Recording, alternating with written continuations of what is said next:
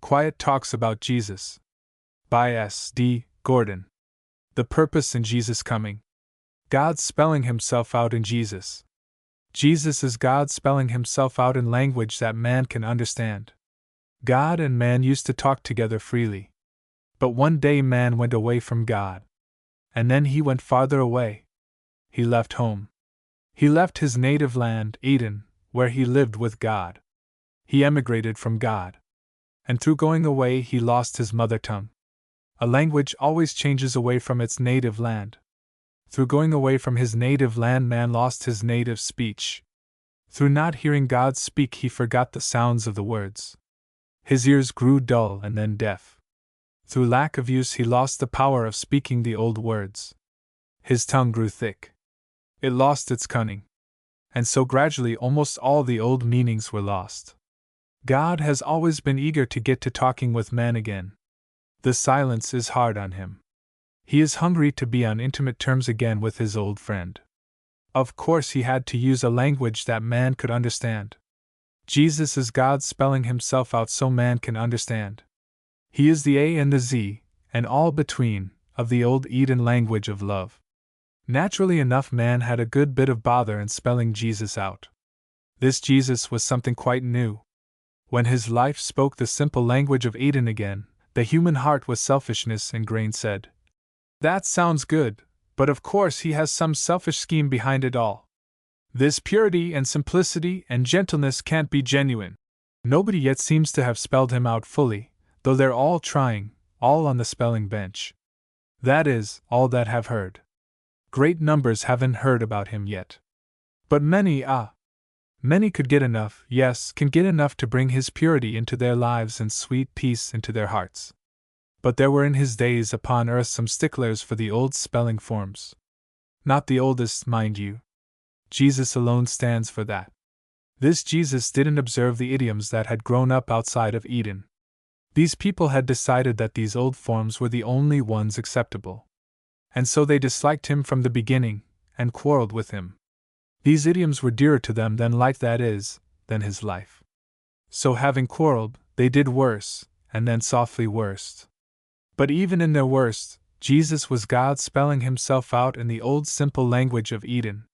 His best came out in their worst. Some of the great nouns of the Eden tongue, the God tongue, He spelled out big. He spelled out purity, the natural life of Eden, and obedience, the rhythmic harmony of Eden, and peace, the sweet music of Eden, and power, the mastery and dominion of Eden, and love, the throbbing heart of Eden. It was in biggest, brightest letters that love was spelled out. He used the biggest capitals ever known, and traced each in a deep dripping red, with a new spelling SACRIFIC. Jesus is God, following us up. You see, the heart of God had been is breaking over the ways things have been going down on this planet. Folk fail to understand Him. Worse yet, they misunderstand Him, and feel free to criticize Him. Nobody has been so much slandered as God. Many are utterly ignorant of Him. Many others who are not ignorant yet ignore Him. They turn their faces and backs. Some give Him the cut direct. The great crowd in every part of the world is yearning after Him, piteously, pathetically, most often speechlessly yearning, blindly groping along, with an intense inner tug after Him. They know the yearning. They feel the inner, upward tug.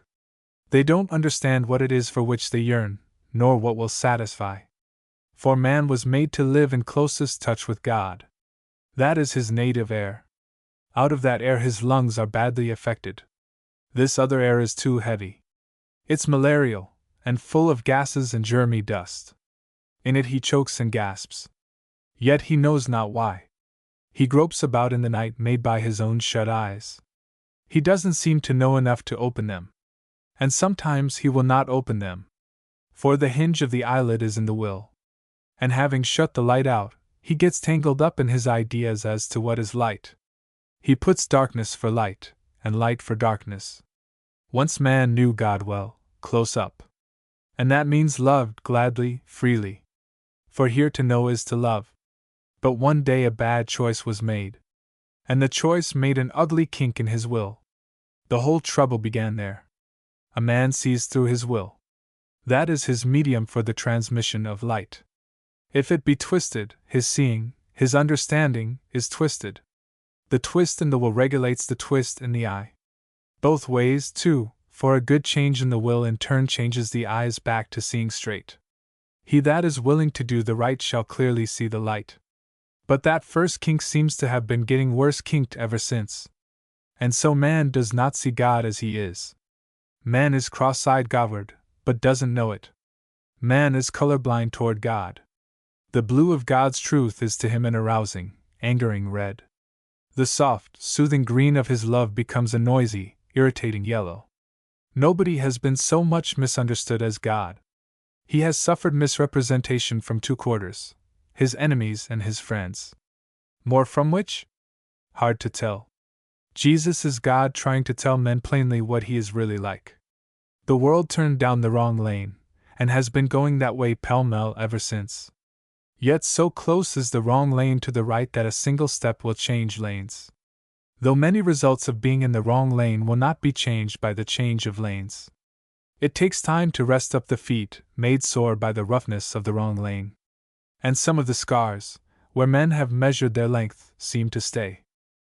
The result of that wrong turning has been pitiable. Separation from God, so far as man could make separation. There is no separation on God's part. He has never changed. He remains in the world, but because of man's turning his face away, he remains as a stranger, unrecognized. He remains just where man left him. And any one going back to that point in the road will find him standing waiting with an eager light glistening in his eyes. No! That's not accurate. He is a bit nearer than ever he was. He is following us up. He is only a step off. Jesus is God eagerly following us up. The early Eden picture. But one will never get to understand this Jesus until he gets a good look at man as he was once, and as he is now. The key to understanding Jesus is man, even as Jesus is the key to God. One must use both keys to get into the inner heart of God. To get hold of that first key, one must go back to the start of things. The old book of God opens with a picture that is fascinating in its simplicity and strength. There is an unfallen man. He is fresh from the hand of God, free of scar and stain and shriveling influence. He is in a garden. He is walking hand in hand with God, and working side by side with God, friendship and partnership. Friends in spirit, partners in service. The distinctive thing about the man is that he is like God. He and God are alike. In this he differs from all creation. He is God's link between himself and his creation. Particular pains is taken by repetition and change of phrase to make clear and emphatic that it was in the very image of God that man was made. Just what does it mean that we men were made in God's likeness? Well, the thing has been discussed back and forth a good bit. Probably we will not know fully till we know as we are known. In the morning when we see him we shall be like him fully again. Then we'll know. That morning's sun will clear up a lot of fog. But a few things can be said about it now with a positiveness that may clear the air a bit, and help us recognize the dignity of our being, and behave accordingly. Man came into being by the breath of God. God breathed himself into man. The breath that God breathed out came into man as life. The very life of man is a bit of God. Man is of the essence of God. Every man is the presence chamber of God. God is a spirit. Man is a spirit. He lives in a body. He thinks through a mind. He is a spirit, using the body as a dwelling place, and the mind as his keenest instrument. All the immeasurable possibilities and capacities of spirit being are in man. God is an infinite spirit.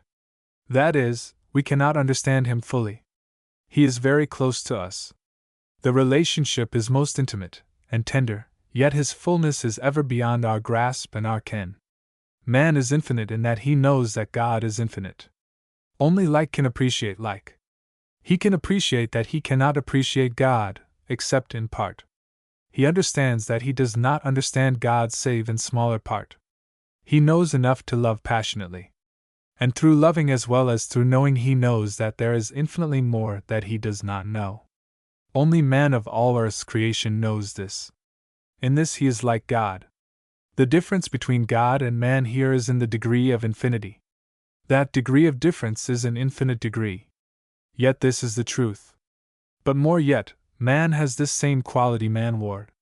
He is infinite in that he cannot be fully understood in his mental processes and motives. He is beyond grasp fully by his fellow. Even one's most intimate friend who knows most and best must leave unknown more than is known. God is an eternal spirit. He has always lived.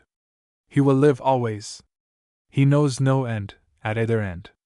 All time before there was time, and after the time book is shut, is to him a passing present. Man is an eternal spirit, because of God. He will know no end. He will live always because the breath of God is his very being. God is love. He yearns for love. He loves.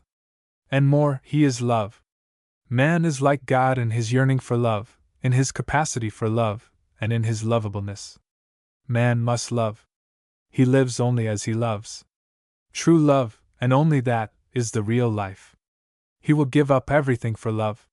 He is satisfied only as he loves and finds love. To love is greater than to be loved. One cannot always have both. God does not. But every one may love. Every one does love. And only as there is love, pure and true, however overlaid with what is not, so only so is there life. God is holy. That word seems to include purity and righteousness. There is utter absence of all that should not be. There is in him all that should be, and that in fullness beyond our thinking. Man was made holy. There is in the Genesis picture of Eden a touch that for simplicity, and yet for revealing the whole swing of moral action, is most vivid. In the presence of conditions where man commonly, universally, the world around, and time through, has been and is most sensitive to suggestion of evil, there is with this first man the utter absence of any thought of evil. In the light of after history there could be no subtler, stronger statement than this of his holiness, his purity, at this stage. And in his capacity for holiness, in that intensest longing for purity, and loathing of all else, that comes as the Spirit of God is allowed sway, is revealed again the capacity for godlikeness. It is the prophetic dawn within of that coming Eden when again we shall see his face, and have the original likeness fully restored. God is wise, all-wise. Among the finest passages of the Christian's classic are those that represent God as personified wisdom. And here wisdom includes all knowledge and justice. That the Spirit of God breathed into man his own mental life is stated most keenly by the man who proverbially embodied in himself this quality of wisdom. The spirit of man is the lamp of the Lord searching out the innermost parts. The allusion is clearly to intellectual powers. There is in man the same quality of mental keenness that searches into things as is in God. It is often dulled, gripped by a sort of stupor, so overlaid you would hardly guess it was there. But too, as we all know, it often shines out with a startling brilliance. It is less in degree than with God, but it is the same thing, a bit of God in man. This explains man's marvelous achievements in literature, in invention, in science, and in organization. Two light masterstrokes of the etching point in the Eden picture reveal the whole mental equipment of the man. The only sayings of Adam's preserved for us are when God brought to him the woman. She is the occasion for sayings that reveal the mental powers of this first man. Fittingly it is so. Woman, when true to herself, has ever been the occasion for bringing out the best in man. And the man said, "This time it is bone of my bones, and flesh of my flesh. This shall be called woman, because out of man was this one taken. Therefore doth a man leave his father and his mother, and cleave unto his wife, and they become one flesh. And the man called his wife's name Eve, because she was the mother of all living." Here is revealed at a glance the keen mental powers at work. Here is the simplicity of statement that marks the speech of strong men. The whole forest is in a single acorn. The whole of a human life is in the primal cell. The chemist knows the whole body by looking into one drop of blood. Here is revealed in one glance the whole man. Mark the keen sense of fitness in the naming of woman, the last and highest creation. Adam was a philologist. His mind was analytical. Inferentially, the same keen sense of fitness guided in all the names he had chosen. Here is recognition of the plan for the whole race, a simple unlabored foresight into its growth. A man's relation to his wife, his God-chosen friend, as being the closest of life, and above all others is recognized, together with the consequent obligation upon him. She comes first of all. She becomes the first of all his relationships. The man and the woman, one man and one woman united, make the true unit of society. Any disturbance of that strikes at the very vitals of society. And God is the sovereign of the vast swing of worlds. Man likewise is a sovereign in the realm of nature, and over all the lower creation. He was given dominion, kingship, over all the earth creation. Man is a king. He is of the blood royal. He was made to command, to administrate, to reign. He is the judge of last appeals on the bench of earth. But there is more here. The chief characteristic of an absolute sovereign is the imperial power to choose, to decide. Man was made an absolute sovereign in his own will. God is the absolute sovereign. He has made man an absolute sovereign in one realm, that of his will, his power of choice. There is one place where man reigns alone, an absolute autocrat, where not even God can come save as the autocrat desires it, that is in his will. And if that can bother you, remember that it was God's sovereign act that made it so. So that God remains sovereign in making man a sovereign in the realm of his will. There every man sits in imperial solitude. Here then is the picture of man fresh from the hand of God. A spirit in a body, with an unending life, partly infinite, like God in his capacity for love, for holiness, and wisdom, with the gift of sovereignty over the lower creation, and in his own will. Like him too in his capacity for fellowship with God. For only like can have fellowship with like. It is only in that in which we are alike that we can have fellowship. These two, God and man, walking side by side, working together, friendship in spirit, partnership in service. This man is in a garden of trees and bushes, with fruit and flowers and singing birds, roses with no pricking thorns, soft green with no weeds, and no poison ivy, for there is no hate. And he is walking with God, talking familiarly as chosen friend with choicest friend. Together they work in the completion of creation.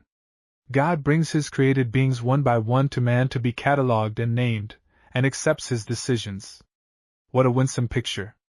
These two, God and a man in his likeness, walking and working side by side, likeness in being, friendship, fellowship in spirit, partnership, comradeship in service. And this is God's thought for man. Man's bad break. Then come the climax and the crisis. A climax is the climbing to the top rung of the ladder. A crisis is the meeting place of possible victory and possible disaster. A single step divides between the two the precipice height, and the cannon's yawning gulf. It was a climax of opportunity, and a crisis of action. God's climax of opportunity to man. Man's crisis of action. God made man sovereign in his power of choice. Now he would go the last step and give him the opportunity of using that power, and so reaching the topmost levels. God led man to the hill of choice. The man must climb the hill if he would reach its top. Only the use of power gives actual possession of the power. What we do not use we lose. The pressure of the foot is always necessary to a clear title. To him that hath possible power shall be given actual power through use. This opportunity was the last love touch of God in opening up the way into the fullness of his image. With his ideal for man, God went to his limit in giving the power. He could give the power of choice. Man must use the power given. Only so could he own what had been given. God could open the door. Man must step over the doorsill. Action realizes power. The tree of knowledge of good and evil was the tree of choice. Obedience to God was the one thing involved. That simply meant, as it always means, keeping in warm touch with God. All good absolutely is bound up in this obeying God, keeping in warm touch. To obey Him is the very heart of good. All evil is included in disobeying Him. To disobey, to fail to obey is the seated core of all evil. Whichever way He chose, He would exercise His godlike power of choice. Whichever way He chose, the knowledge would come. If He chose to obey, He would know good by choosing it, and evil by rejecting it. He knew neither good nor evil, for He had not yet had the contact of choice. Knowledge comes only through experience. In choosing not to obey, choosing to disobey, he would know evil with a bitter intimacy by choosing it. He would become acquainted with the good which he had shoved ruthlessly away. With the opportunity came the temptation, God's opportunity, Satan's temptation. Satan is ever on the heels of God. Two inclined planes lead out of every man's path. Two doors open into them side by side. God's door up, the tempter's door down, and only a door jamb between. Here the split hoof can be seen sticking from under the cloak's edge at the very start. Satan hates the truth. He is afraid of it. Yet he sneaks around the sheltering corner of what he fears and hates. The sugar coating of his gall pills he steals from God. The devil barefaced, standing only on his own feet, would be instantly booted out at first approach. And right well he knows it. A cunning half-lie opens the way to a full-fledged lie, but still coupled with a half-truth.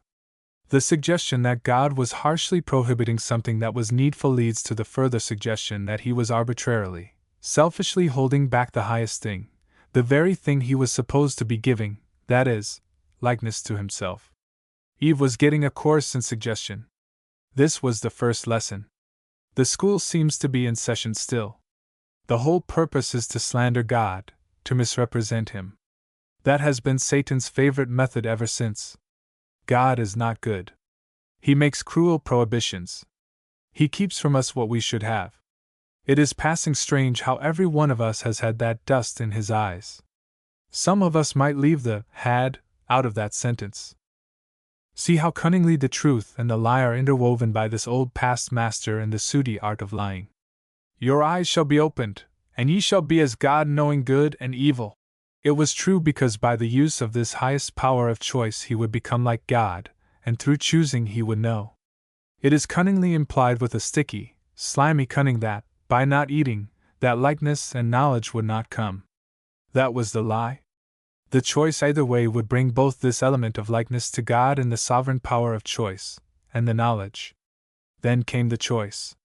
The step up was a step down, up into the use of his highest power, down by the use of that power. In that wherein he was most like God in power, man became most unlike God in character. First the woman chose, then the man. Satan subtly begins his attack upon the woman. Because she was the weaker? Certainly not. Because she was the stronger. Not the leader in action, but the stronger in influence. He is the leader in action, she in influence. The greater includes the less. Satan is a master strategist, bold in his cunning. If the citadel can be gotten, all is won. If he could get the woman, he would get the man. She includes him. She who was included in him now includes him. The last has become first. She was deceived. He was not deceived. The woman chose unwarily for the supposed good. The man chose with open eyes for the woman's sake. Could the word gallantry be used? Was it supposed friendship? He would not abandon her? Yet he proved not her friend that day, in stepping down to this new low level. Man's habit of giving smoothly spoken words to woman, while shying sharp-edged stones at her, should in all honesty be stopped. Man can throw no stones at woman. If the woman failed God that day, the man failed both God and the woman. If it be true that through her came the beginning of the world's sin, through her, too, be it gratefully and reverently remembered, came that which was far greater, the world's Savior. The choice was made. The act was done. Tremendous act. Bring your microscope and peer with awe into that single act. No fathoming line can sound its depth. No measuring rod its height nor breadth. No thought can pierce its intensity.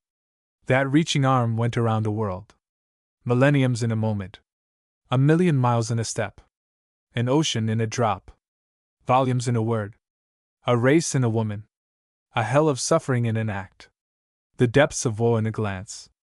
The first chapter of Romans in Genesis 3:6. Sharpest pain and softest touch. God mistrusted, distrusted. Satan embraced. Sin's door open. Eden's gate shut. Mark keenly the immediate result that came with that intense rapidity possible only to mental powers. At once they were both conscious of something that had not entered their thoughts before. To the pure all things are pure.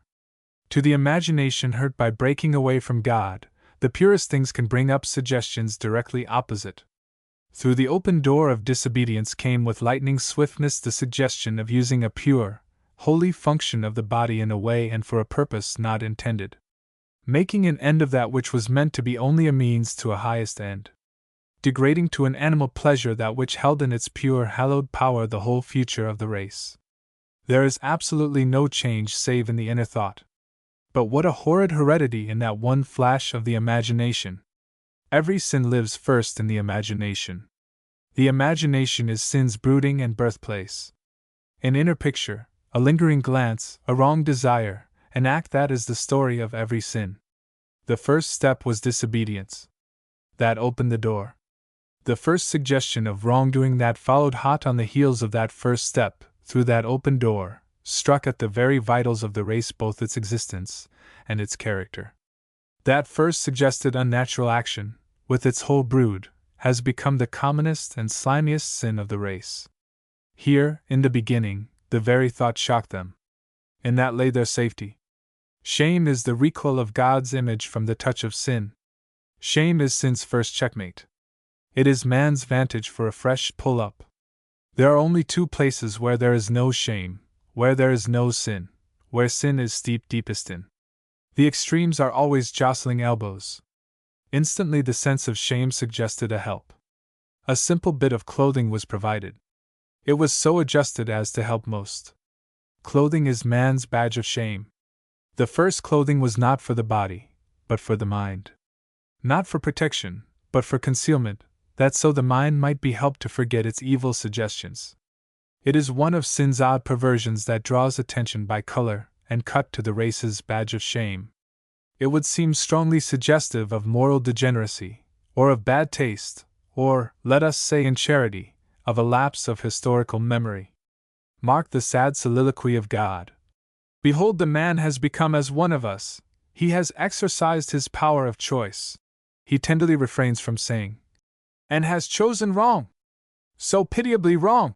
That was plain enough. He would not rub in the acid truth. He would not make the scar more hideous by pointing it out.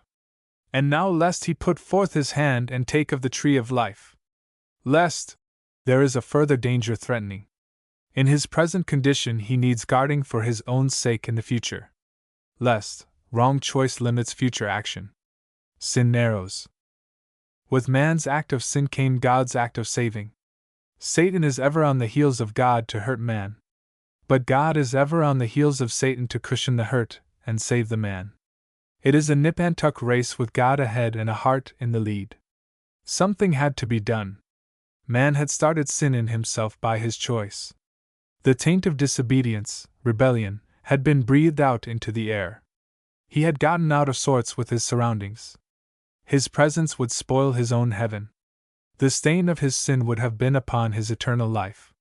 The zero of selfishness would have been the atmosphere of his home. The touch of his unhallowed hand must be taken away for his own sake.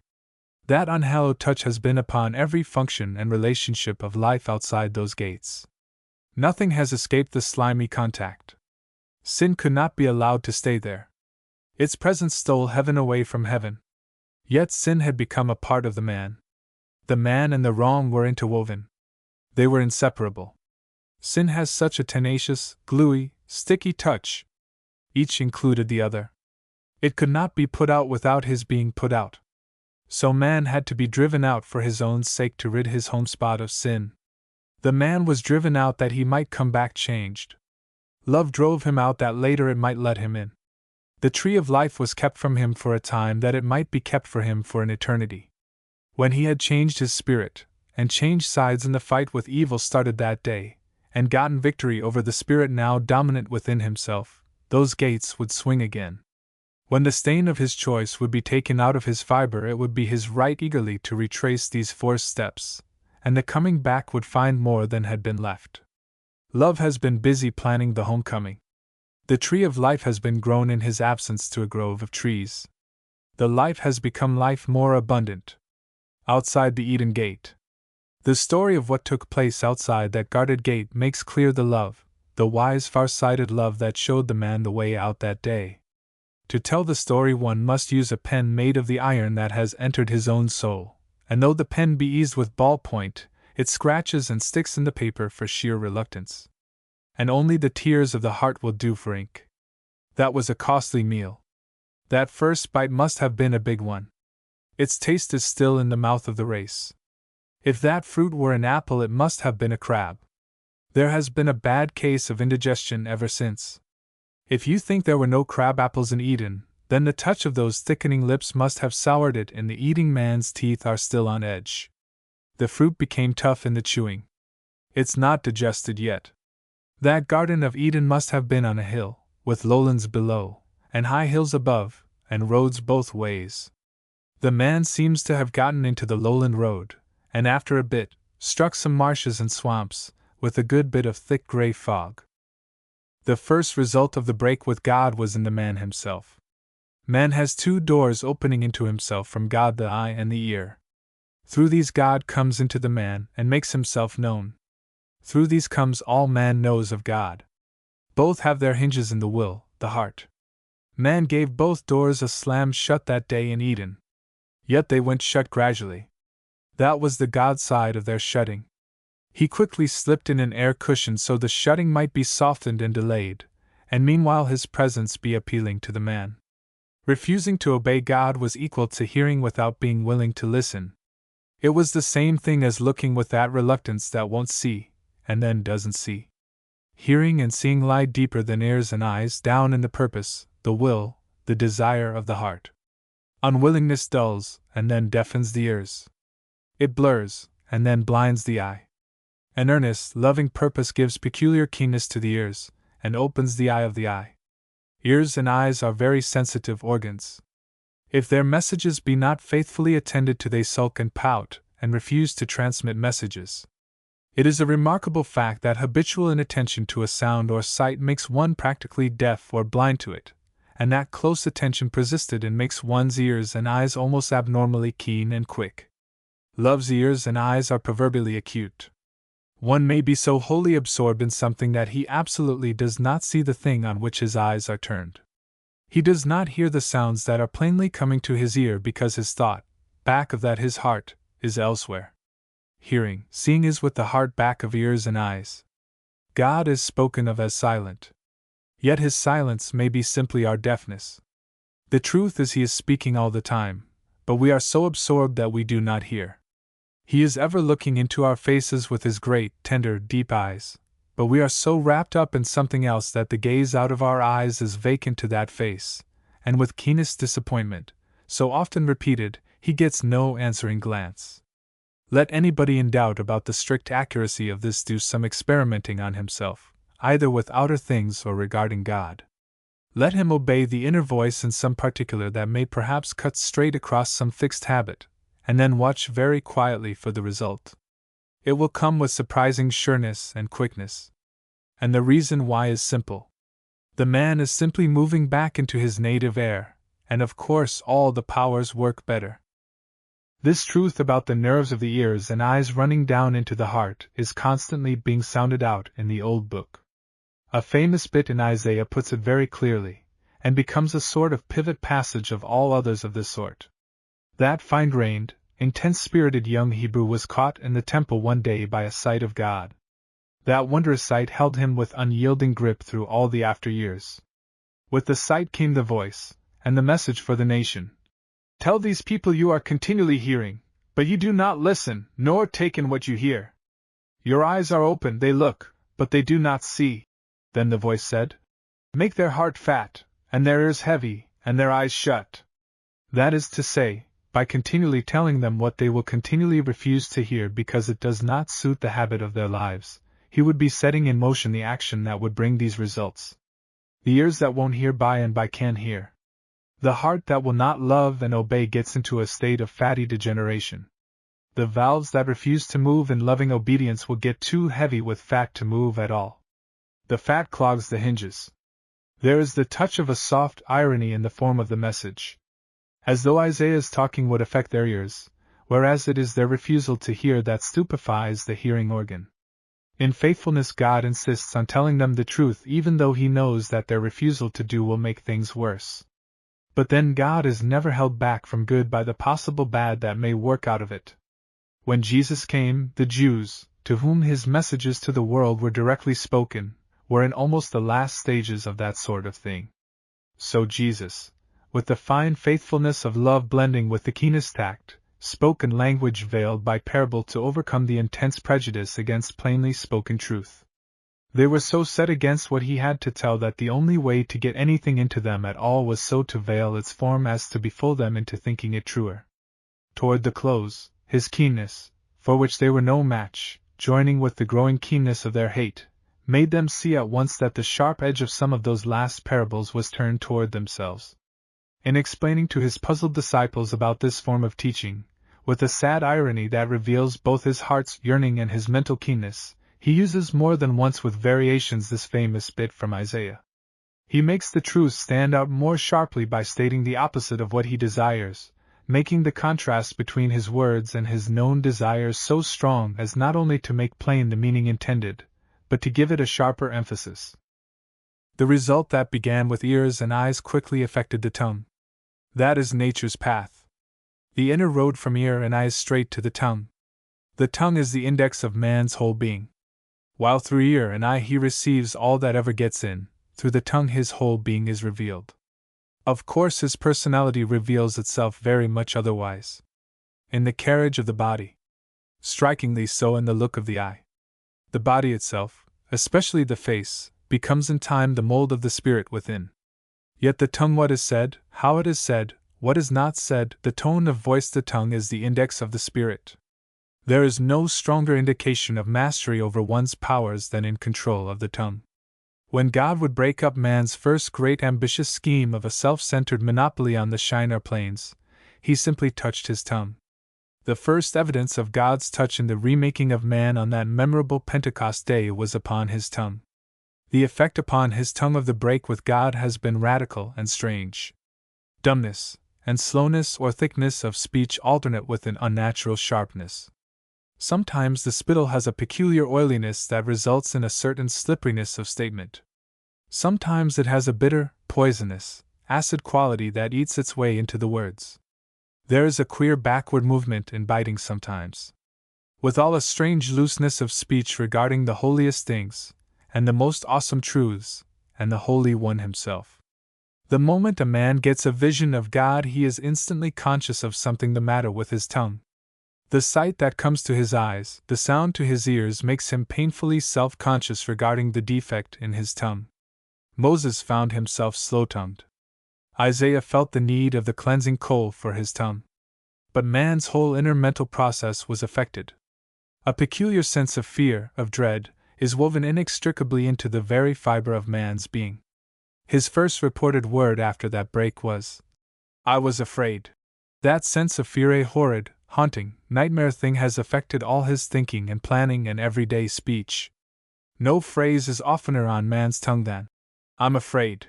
Isaiah's classic utterance about ears and eyes has a counterpart equally classic from Paul's pen, about the effect of sin upon man's mental processes. A few lines in the letter to the Ephesian circle of churches give a sort of bill of details of the mental steps down that slope from the Eden gate.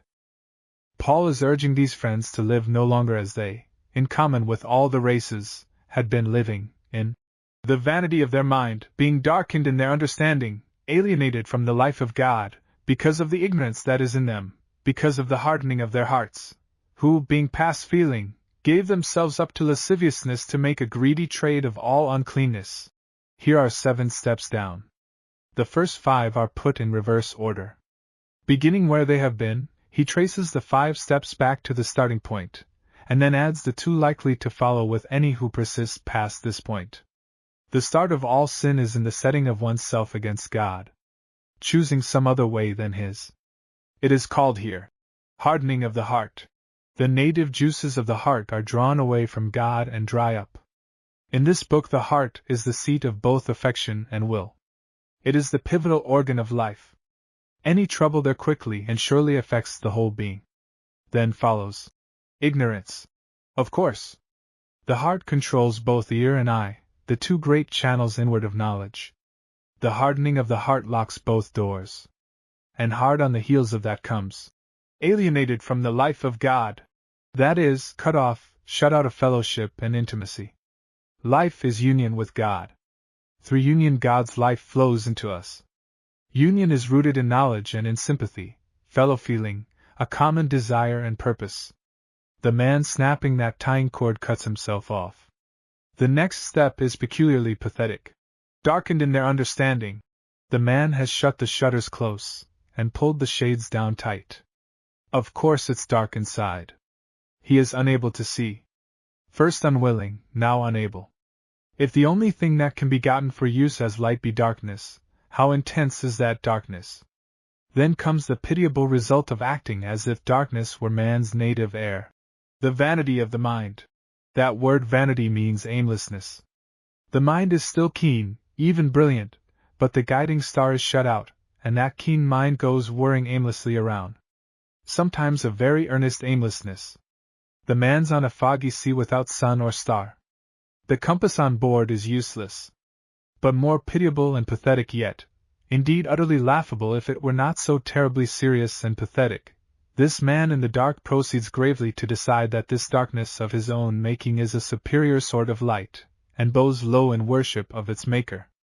He has even been known to write brilliant essays on the light-giving power of blinding darkness, with earnest protests at the evil of this thing commonly called light. Sometimes, having carefully catoned up the shutters that no scrap of sunlight or sun warmth may get in, he strikes a friction match, and sits warming himself, and eloquently sets forth his own greatness as shown by the match, friction match. Most of this sort of light and heat is of the friction sort. Then with reluctant hand, one who knows Paul's tender heart can well believe, the curtain is drawn aside for the last two stages, the grosser, gutter, animal stages, which, not always by any means, but all too commonly follow. Past feeling! The delicate sense of feeling about right and purity dulls and goes. The fine inner judgment blunts and leaves. The shrinking sensitiveness toward the dishonorable and impure loses its edge and departs. Then pell-mell, like a pack of dogs down a steep hill, follows the last. Lasciviousness. The purest, holiest things in the gutter slime, and then, cold-blooded, greedy trading in these things. That's the picture painted in shadows of Rembrandt blackness, newly blackened, of the effect in man himself of turning away from God. Now Jesus is the music of God's heart sounding in man's ears anew, that he may be wooed back the old road to the Eden life. Jesus is the face of God close up, looking tenderly, yearningly into man's face, that his eye may be caught and held, and his heart be enchained. Sin's brood. The second great result of that Eden break has been in the growth of sin. In the 17th century after that it was said that man's heart was a breeding place of thoughts whose pictured forms were bad, only bad, with no spots of good, nor spurts of good.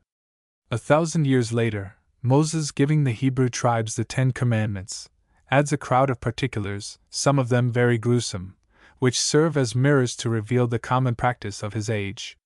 The slant down of those first centuries has evidently been increasing in its downward pitch. More than 1,000 years later yet, there is a summary made by Paul that reveals the stage reached by sin in his day. Probably no one knew the world of his time, which has proved to be the world's crisis time, as did Paul the scholar and philosopher of Tarsus. Himself a city man, well-bred and well-schooled, a world traveler, with acute, disciplined powers of observation, and a calm scholarly judgment, he had studied every phase of life cultured and lowly. He pitched upon the great city centers in his active campaigning, and worked out into the country districts. He was a world-bred man. He knew the three overlapping worlds of his time, the Hebrew, with its ideals of purity and religion, the Greek, with its ideals of culture, and the Roman, with its ideals of organization and conquest. He is writing from Corinth, then the center of Greek life, to Rome, the center of the world's life.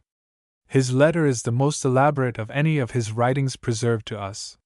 In its beginning he speaks of man, universally, morally, as he had come to know him. His arraignment is simply terrific in its sweep and detail. Let me pause and be measuring the words cautiously and then put this down. The description of the latter half of the first chapter of Romans is a true description of man today.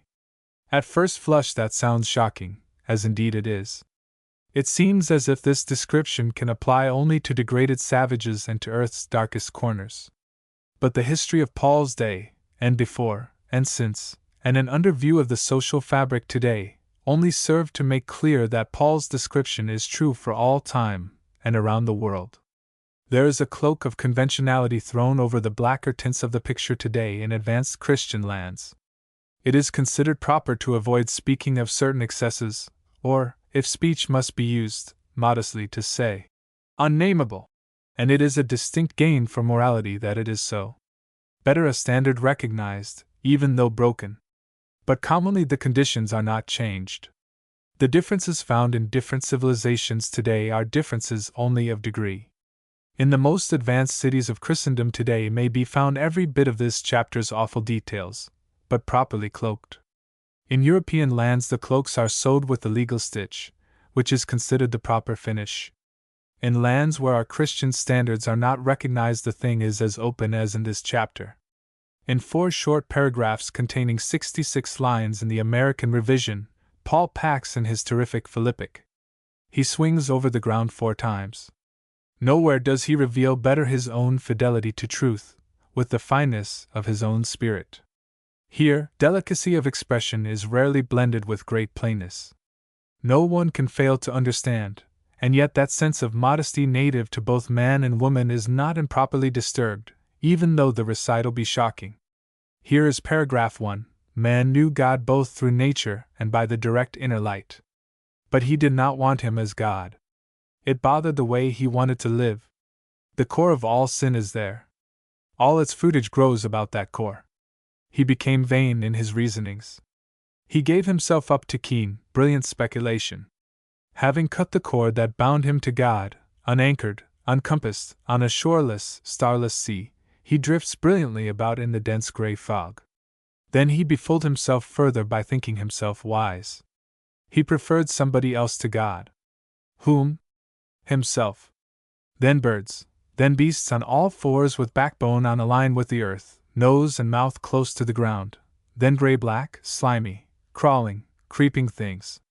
He traded off the truth of God for a lie, the sweet purity of God for rank impurity. He dethroned God, and took the seat himself. He bartered God for beasts and grew like that he preferred. God's gracious restraint is withdrawn when he gets down to the animal stage. Only here man out-animaled the animals. The beasts are given points on beastliness. The life he chose to live held down by the throat the truth he knew so well. That's the first summary. The next 2 paragraphs are devoted to that particular sort of unnatural sin first suggested to man after his disobedience, and which in all time and all lands has been and is the worst, the most unnatural, the most degrading, and the most common. It came first in the imagination. It came early in the history of actual sin. It is put first by Paul in his arraignment here. He gives it chief place by position and by particularity of description. First was the using of a pure, natural function to gratify unnatural desires. Then with strange cunning and lustful ingenuity changing the natural functions to uses not in the plan of nature. Let it all be said in lowest, softest voice, so sadly awful is the recital. Yet let that soft voice be very distinct, that the truth may be known. Then lower down yet the commercializing of such things. Unconcerned barter and trade in man's holy, most potent function. Putting highest price on most ingenious impurity. Then follows the longest of these paragraphs running up and down the grimy gamut of sin. Beginning with all unrighteousness, he goes on to specify depravity, greedy covetousness, maliciousness. Oozing out of every pore there are envy, murder, strife, deceit, malignity. Men are whisperers, backbiters, God-haters, and self-lovers, in that they are insolent, haughty, boastful. They are inventors of evil things, without understanding, breakers of faith, without natural affection, ruthlessly merciless. The climax is reached in this, that though they know God, and what He has set as the right rule of life, they not only do these things named, but they delight in the fellowship of those who habitually practice them. The stage of impulsiveness is wholly gone. They have settled down to this as the deliberate choice and habit of life. Man is still a king, but all bemired. He is the image and glory of God, but how shriveled and withered, obscured, all overgrown with ugly poison vines. Let it be remembered at once that this is a composite picture of the race. Many different sorts of men must be put together to get such a view. Sin works out differently in different persons. A man's activities take on the tinge of his personality. So sin in a man takes on the color and tone of his individuality. One man has the inner disposition against God, accompanied by no excesses at all. These things disgust him. He is refined in his tastes, perhaps scholarly and intellectual in his thinking. That inner disposition may be a sort of refined ignoring of God, either defiant or indifferent. In another, the animal nature swings to the front, stronger perhaps by heredity, and yielded to, it runs to the excess of riot. Then there is the man with the strange yellow fever, whose love for the bright-colored precious metal burns in his blood and controls every impulse and purpose. And the man with intense love of power, of controlling men and things for the sake of the immense power involved, with himself as the center of all. There is every imaginable degree of each of these, and every sort of combination among them. The lines cross and recross at every possible angle in various persons. A man is apt to get money drunk, then society drunk, with a special definition for the word society in this connection, then lust drunk. Or he may swing direct from money intoxication into power intoxication. Please notice keenly that each of these four grows up out of a perfectly normal, natural desire. Sin always follows nature's grooves. There is nothing wrong in itself. The sin is in the wrong motive underneath, or the wrong relationship round about an act. Or it is in excess, exaggeration, pushing an act out of its true proportion. Exaggeration floods the stream out of its channel. Wrong motive or wrong relationship sends a bad stream into a good channel. But sift down under the surface, and always is found the same thing. The upper growth is varied by what it finds on the surface to mingle with, but the substuff is ever the same. The root always is self. The whole seed of sin is in preferring one's own way to God's way, one's self to God. The stream of life is turned the wrong way. It is turned in. Its true direction is up. The true center of gravity for man is not downward, nor inward, but upward and outward. God's treatment of sin. God's treatment of sin lets in a flood of light on the sort of thing it is. 3 times over in this summary Paul says that God gave them up. As they cast out all acknowledgement of God, he gave them up to an outcast mind. When they turned God out of doors, God left them indoors to themselves. It was the worst thing he could do, and the best. Worst to be left alone with sin. Best because the sin would get so vile that the man in God's image would want to turn it out, and get God back. Man never turns from sin until he feels its vileness to the sickening point. When things get to the acute stage, and a sharp crisis is on, then as a rule there will be an eager turning to the one who can cleanse and make over new, but usually not until then. Sin has a terrific gait. Give it a loose rein and man will get winded and ready to drop. Only then is he ready to drop it. Sin can't be patched up or mended.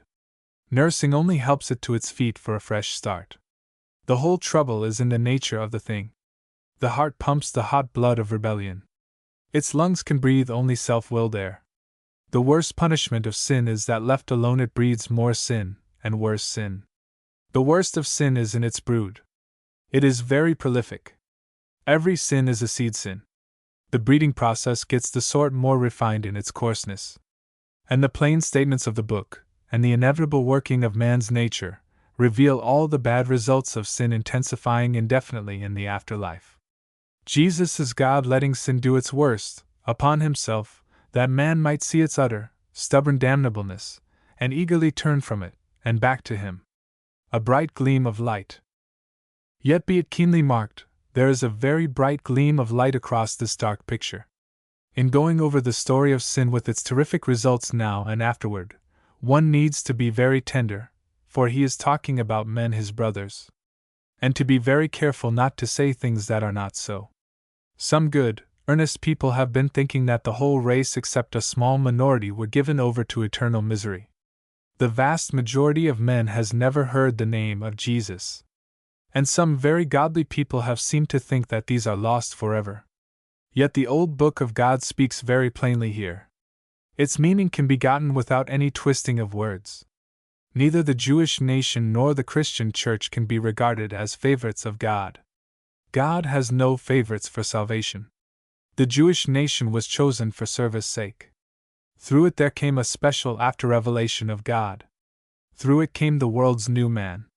The church is the repository of God's truth today, with its window panes not always quite clear. Its great mission is to tell the whole race of Jesus. Both were chosen for service. Every nation knew God directly at the first. And be it said thoughtfully, every man has enough of revelation and of inner light to lead him back to God. A man's choice in this life is his choice always. Any student of the ordinary working of man's mind can certify that. Whatever sort of being a man deliberately, persistently chooses to be here and now, he will be always. The only change possible in the afterlife will be in the degree, never in the sort. The Gospels speak of believing on Jesus, and of the bad results for those who decline or refuse to have anything to do with him. Of course, it is speaking of those who have heard of him. There can be no believing on Jesus without hearing, and of course, in simple fairness, no condemning on any such grounds. The gospel message is wholly concerned with those who hear. But there is clear and plain teaching about the great outside majority of past generations and of our own who have never heard. It was a member of both Jewish nation and Christian church, whose tongue, touched by the Spirit of God, said, God is no respecter of persons, but in every nation he that feareth him and worketh righteousness is acceptable to him. That is a simple standard, yet a searching one. Anybody, anywhere, with a truly reverential thought upward, and a controlling purpose to be right in his life, will find the door swinging wide. No other badges or tickets required. This would include that remarkable woman of India, Chandra Leela, all those weary years before the simple story of Jesus brought its flood of light and peace, and all of her innumerable class. Paul puts it as simply and a little more fully in the letter to the Romans, that careful treatise which sums up with marvelous fullness and brevity the gospel he preached to the world. In chapter 2 he says, To them who by patience and well-doing seek for glory and honor and incorruption, he will give eternal life. Note that in his review thus far he has not yet gotten to Jesus the Savior. These people of whom he is now speaking have never heard of Jesus. They are the great majority. Mark keenly the simple description of them. It is a description, not of an achievement, but of a purpose. The absorbing aim in their lives is seeking upward. The seeking controls the life. The mastering spirit of these seekers is patience, steadfastness. They are seeking for the highest thing. They are doing what seems to them to be right, while seeking. They are doing right patiently. Patience. What a world of conflicting experiences in a word. Misunderstandings, breaks, slips, stumblings, failures, falls, but in all, through all, patience, steadfastness. Taking a fresh hold at every turn. And the gripping fingers ever learning a new tenacity. Pulling steadily up a steep mountainside, in a blazing hot sun, blinded by dust, struck by loosened rocks above rolling down, but patiently, steadily, with dust-blinded eyes, tugging up. To such is given the heart's desire eternal life. Ah! God judges a man by his direction, by the set of his face. He may not be far up, but his face is turned up. His heels show their backs. His toes point toward the top. That reveals the purpose, the desire of the man inside. His choice is to be up. And it is choice that makes character as well as revealing it. And the one thing that concerns God is the character as revealed in the purpose.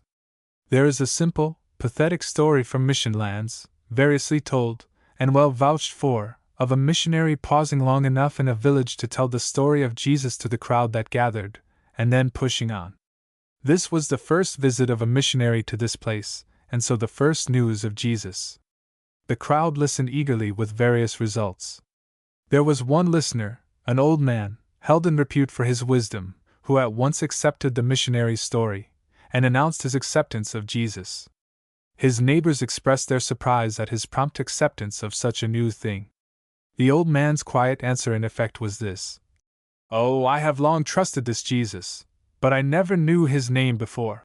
There was no change of purpose with this man, but, in the story of Jesus, the burst of light that brought unspeakable peace as he kept on in his upward tug. Yet all this will not hold back from glad sacrifice, from free giving, from eager going to foreign mission lands a single man or woman who has been caught by Jesus' Spirit. The Master said, "Go ye. That's enough. For the largest wealth that may be given, for the keenest sacrifice that may be endured, for the strongest life that may be devoted, that is quite enough. And if more were needed, then to go, to give, to sacrifice for the sake of helping our struggling brothers yonder know Jesus, and His wondrous sacrifice and His great peace. To make them conscious of the disgustingness of sin, to bring to them a vision of Jesus' face to allure, and enchain, to give a man's will an earnest boost, when he would choose, but cannot seem to for the suction of sin, inherited and ever growing upon his choosing powers. God sent His best. Jesus sacrificed His all in going. We'll gladly follow in such a train. Jesus is God sending His best, sacrificing His dearest, giving His most, going Himself to get men started up the hill out of the bog. The broken tryst. Man's break back in Eden was very hard on God. That evening early, in the twilight, God came walking in the garden to have the usual talk with His friend. He came to keep tryst. It was the usual trysting place and trysting hour, and God had the trysting spirit. We may think He came early for this bit of fellowship. He was prompt. Nothing would be allowed to disturb this appointment. But God was disappointed. It was His first disappointment. The first one to be disappointed on this earth was God. Adam had always met Him before. We may easily think met Him eagerly, jubilantly, with glad, free, open face and clinging hands. But the man was not there this time. He failed God. He broke tryst. He stayed away. Indeed, he had gone away. God didn't fail. He was there. The man failed. They had a long-distance talk. God called Adam. He was not content to come to the trysting place. He must find the missing tryster. Some folk would make God a sort of hard and dry keeper of His word, a sort of trim syllogism, dry as punk. Some seem to think Him to be as they seem to be. How our poor God has been slandered by His supposed defenders! God was not satisfied to keep the appointment. He wanted the man. He hungered for His friend, upon whom He had imprinted His own image. His heart was hungry for fellowship. He wanted the comfort of a bit of talk. So He starts at once eagerly, insistently to find the man. That voice of God spoke out, tender, gentle, plaintive, pleading. You can just hear the soft, very soft woodsman's cry.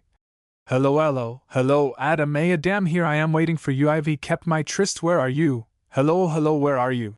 The voice that spoke worlds into being, that brought life and beauty to all creation, that brought instant reverence and adoration from myriads of the upper world, that voice now speaks to one, two who were one. All the heart of God, all the power of God, in the soft voice talking to one man. God has always been after the one man, and still is. And the breezes hushed to hear that voice with its new pleading tone. The birds stilled their song for this new music in minor mellowing tone. Silence for a moment, the breezes hushed, the birds stilled, the creation nearby held its breath, God held His heart still, that He might catch the first response to its cry. The twilight of that day had a pathetic sight. It saw a broken tryst, a lonely God, words of fellowship unspoken.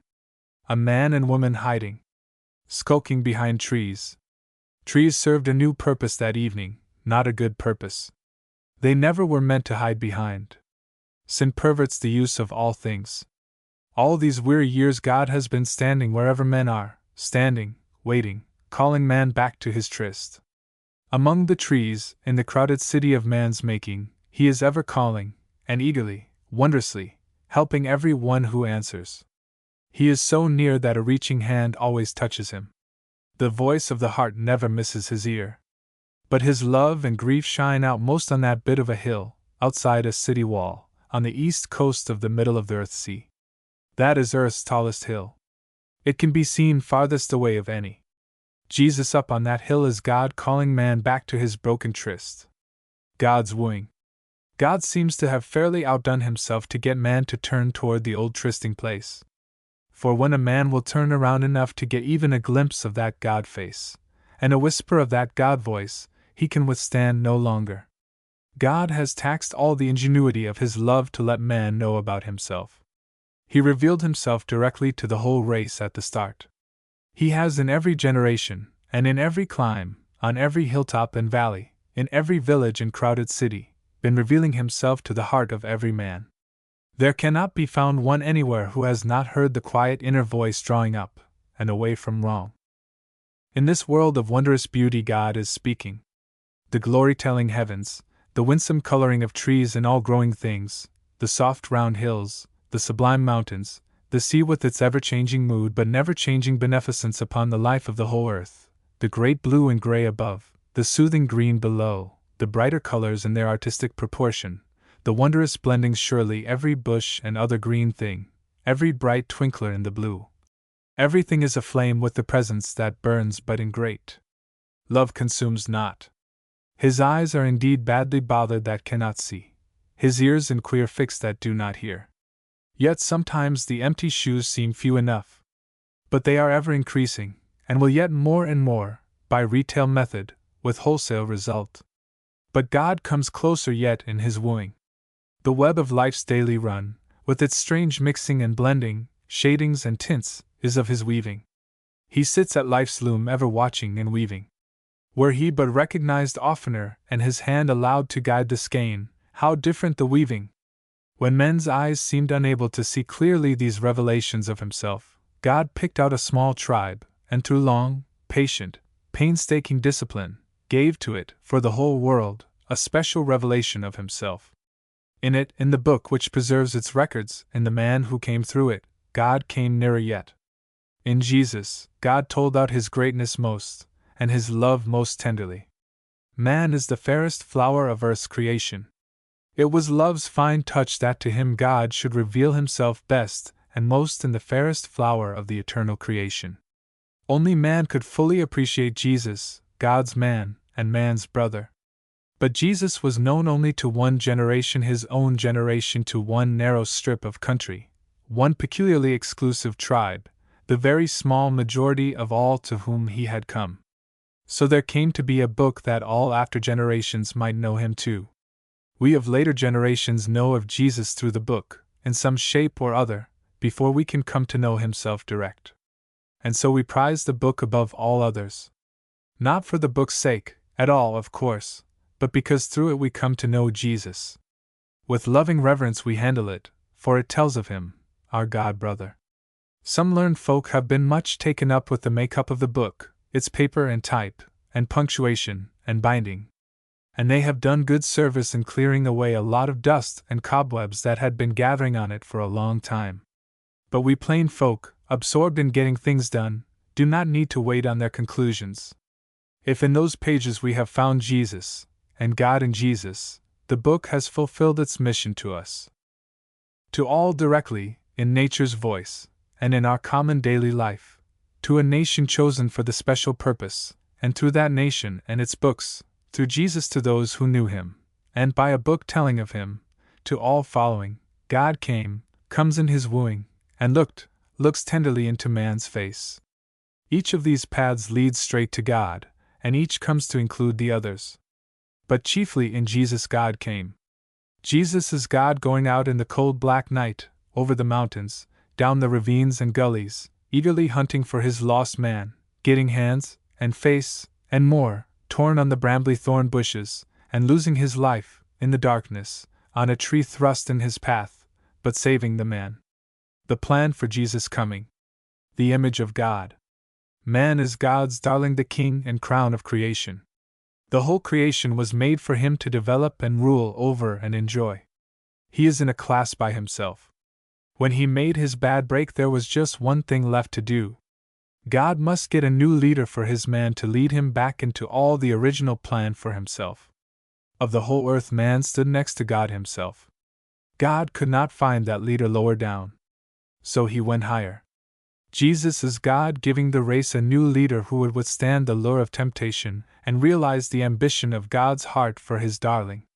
The man was made in the image of God, for self-mastery, and through self-mastery for dominion over all of God's creation. That was the plan for the man. That, too, is the plan for the new man. There is only one place to go to find God's plan for the coming one. That is in the Hebrew half of the Bible. One can hardly believe, unless he has been through the thing, how hard it is to get out of the Old Testament its vision of the coming one without any coloring from the New getting into his eyes.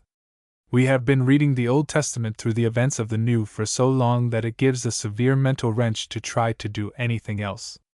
Yet only so, be it sharply marked, can the plan for the coming of Jesus be gotten, and further, only so can Jesus be understood. One must attempt to do just that to understand at all fairly what a reverent Hebrew in prophetic times expected, what such earnest Hebrews as Simeon and Anna were looking for. I have tried to make a faithful effort to shut severely out of view the familiar facts of the gospel story for my own sake, to try to understand God's plan as it stood before there was a gospel story. This old Hebrew picture is so full of details that are found in the reality that one who has not actually gone studiously over the Old separately will be very likely to think that the New Testament details are being read into the Old. If that be so, it is urgently requested that such an opinion be held off until the old Hebrew pages have been carefully examined as outlined in the study notes, that you may get the refreshment of a great surprise. It must be kept keenly in mind that there is a difference between God's plan and that which He knows ahead will occur. Sovereignty does not mean that everything God plans comes to pass, nor that everything that comes to pass is God's plan. Clearly it has not been so. It does mean that through very much that is utterly contrary to His plan He works out, in the long run, His great purpose. He works His own purpose out of a tough tangled network of contrary purposes, but in doing it never infringes upon man's liberty of action. He yields and bends, and with a patience beyond our comprehension waits, that in the end He may win through our consent. And so not only is His purpose saved, but man is saved and character is made in the process. The plan is a detail of the purpose. There is one unfailing purpose through continual breakings of the plan. God's purpose remains unchanging through all changes. Yet here not only is His purpose unbroken, but His plan is to work out in the end unbroken too, though suffering a very serious break midway. The plan goes back to the first broken plan. There was dominion or kingship of the earth by a masterful man bearing the image and imprint of God. All this was lost. Through loss of contact with God came the blurring of the image and the loss of self-mastery. Through loss of these came loss of dominion. These are to be restored all three. This is the key to the plan for the coming of Jesus. A universal dominion, under the lead of a master man, in God's image, and through these a restoration of blessing to all the earth of men. This is the one continuous theme of the old Hebrew writings. The emphasis swings now to one aspect, now to another, but through all the one thought is a king, a worldwide kingdom bringing blessing to all creation. But if Jesus was to lead man back, He must first get alongside, close up, on the same level. This was the toughest part of the whole thing. The hardest part in saving a man is getting the man's consent to be saved. There is no task tougher than trying to help a man who thinks he doesn't need help, even though his need may be extreme. You may throw a blanket over a horse's head and get it out of a burning stable or barn, or a lasso over a bull's head to get it where you want, but man cannot be handled that way. He must be led.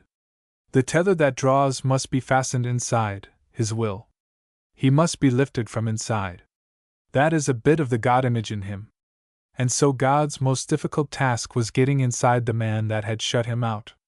Fastening a tether inside. And a long time it took. That it took so long, measured by the calendar, suggests how great was the resistance to be overcome. A long roundabout road it does seem that God took. Yet it was the shortest. The circle route is always the shortest. It is nature's way. Nature always follows the line of least resistance. The eagle, descending, comes in circles, the line of least resistance. Water running out of a bowl through the hole in the bottom follows the circuitous route the easiest. God's longest way around was the shortest way into man's heart. Standards had to be changed. New standards made. Yet in making a standard there must be a starting point. God's bother was to get a starting point. When man was too impure in his ingrained ideas to receive any idea of what purity meant, things were in bad shape.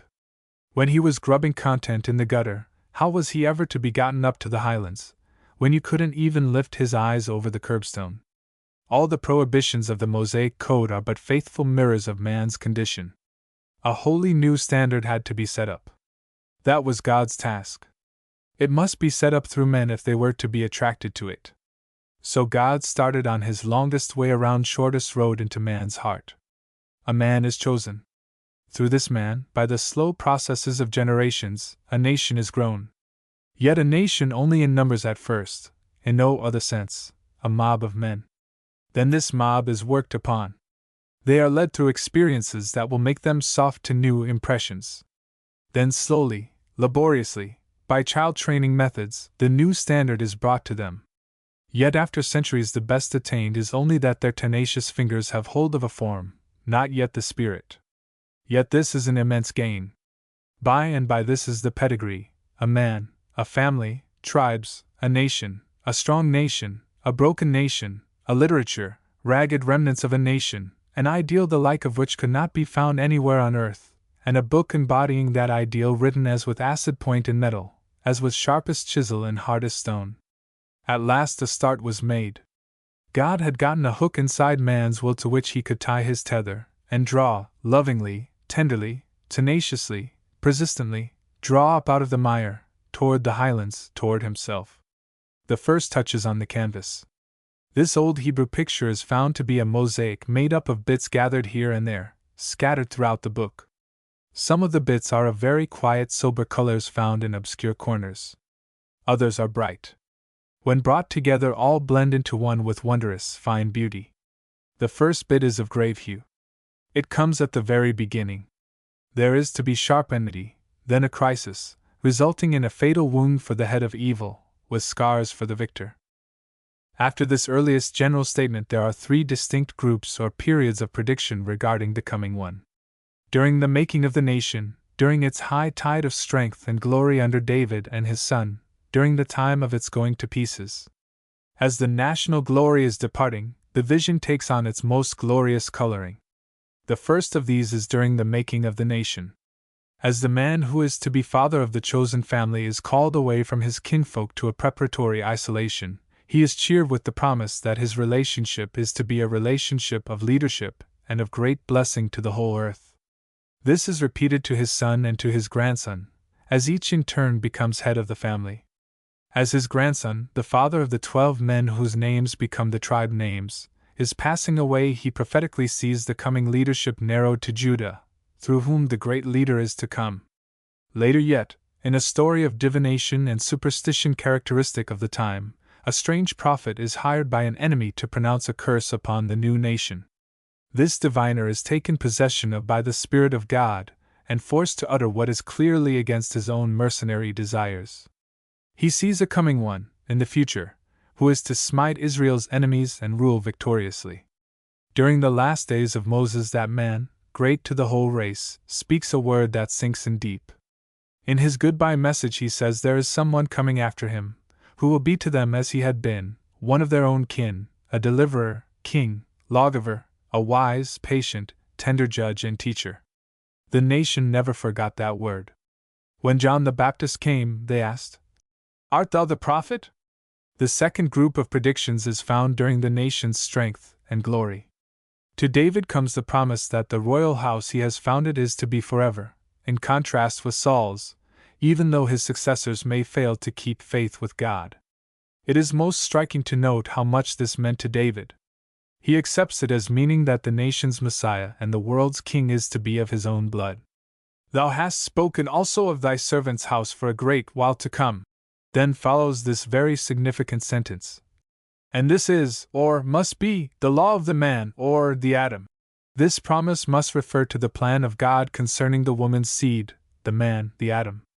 At the close, when the tether of life is slipping its hold, this vision of the coming greater heir promised by God evidently fills his eye. He says, this seems to be the setting of those psalms of his referring to the coming one. It was to be expected that his poetical fire would burn with such a promise and conception. In the second psalm, he sees this coming heir enthroned as God's own Son, and reigning supremely over the whole earth despite the united opposition of enemies. In the 110th psalm, this heir is sharing rule at God's right hand while waiting the subduing of all enemies. He is to be divine, a king, and more, a priest-king. Surrounded by a nation of volunteers full of youthful vigor, he will gain a decisive victory over the head of the allied enemies, and yet be himself undisturbed in the continual freshness of his vigor. And all this rests upon the unchanging oath of Jehovah. David's immediate heir found his father's pen, and in the 72nd psalm repeats, with his own variations, his father's vision of the coming greater heir. While there is repetition of the kingdom being worldwide and unending, with all nations in subjection, the chief emphasis is put upon the blessing to that great majority, the poor.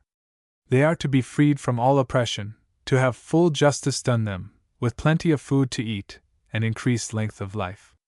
That David's expectation had thoroughly permeated his circle is shown in the joyous 45th psalm, written by one of the court musicians. It addresses the coming one as more than human, having great beauty and graciousness, reigning in righteousness, victoriously, with a queen of great beauty, and a princely posterity for unending generations. A full-length picture in colors. These are but the beginnings. It is in the prophetic books, the third of the groups, that the full picture with its brightest coloring is found. The picture is not only winsome beyond all comparison and glorious, but stupendous in its conception and its sweep. It is most notable that, as the flood tide of the nation's prosperity ebbs from its highest mark, the vision to the prophetic eye of a coming glory grows steadily in brightness and in distinctness. As the great kings go, the great prophets come. It is to them we must turn for the full-length picture. The one continuous subject of the prophets is the coming king and kingdom and attendant events. Immediate historical events furnish the setting, but with a continual swinging to the coming future greatness. The yellow glory light of the coming day is never out of the prophetic sky. Its reflection is never out of the prophetic eye. Jeremiah is the one most absorbed in the boiling of the political pot of his own strenuous time, but even he at times lifts his head and gets such glimpses of the coming glory as make him mix some rose tincture with the jet black ink he uses. The common thread running through the fabric of the prophetic books clear from Isaiah to Malachi is the phrase, "In that day." Sometimes it thickens into, "The day of the Lord, the great day of the Lord, Jehovah hath a great day, at that time." About this thread is woven in turn the whole series of stirring scenes and events that are to mark the coming time. Sometimes it is of local application, most times of the future time, and a few times the meaning slides from one to the other, touching both. Over all of these pages is the shadow of somebody coming down the aisle of the ages, who is to be the world's master. The figure of a man, large to gigantic size, majestic, yet kindly as well as kingly, looms out through these lines before the reader's face. The old idea of God Himself dwelling in the midst of the people, sharing their life, made familiar by Eden, by the flame-tipped mount and the glory-filled tent, comes out again. For this coming one is said to be God Himself. But more than that, He is to be a man, and a son of man, man bred of man. The blending of the two, God and man, is pointed to in the unprecedented thing of a pure virgin birth for this one. God and a pure maiden join themselves in His coming. He is to be of native Hebrew stock, in direct descent from the great David, and born in David's native village. Of course he is to be a king as was David, but unlike that ancestor, to be not only a king, but a priest, and a preacher and teacher. The kingdom he will set up will be like himself in its blending of the human and divine. Its origin is not human, but divine. The capital is to be Zion or Jerusalem. It will be marked by the glorious presence of God Himself visibly present to all eyes. The characteristics of the kingdom are of peculiar attractiveness, at any time, to any people of this poor old blood-stained, gun-plowed battlefield of an earth. The stronger traits that men commonly think of as desirable are combined with traits that have been reckoned by men of all generations as absurdly, unpractically idealistic. There will be vengeance upon all enemies, who have been using Israel as a common football, and great victory. Yet, strangely, these will be gotten without the use of violent force, and will be followed by great peace. The kingdom is to be established in loving kindness, and marked to an unparalleled degree by a sense of right and justice to all. This feature is emphasized over and over again, with refreshing frequency to those so eager for such a revolutionary change in their affairs. Absolute gentle fairness and impartiality will decide all difficulties arising. Even the most friendless and the most obnoxious thing will be fairly judged. That great universal majority, the poor, will be especially guarded and cared for.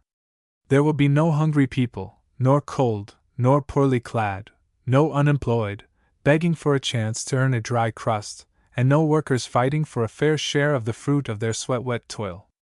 But there are tenderer touches yet upon this canvas. Broken hearts will be healed up, prison doors unhung, broken family circles complete again. It is to be a time of great rejoicing by the common people. Yet all this will be brought about, not immediately, but gradually, following the natural law of growth, though the beginning will be marked by a great crisis, coming suddenly.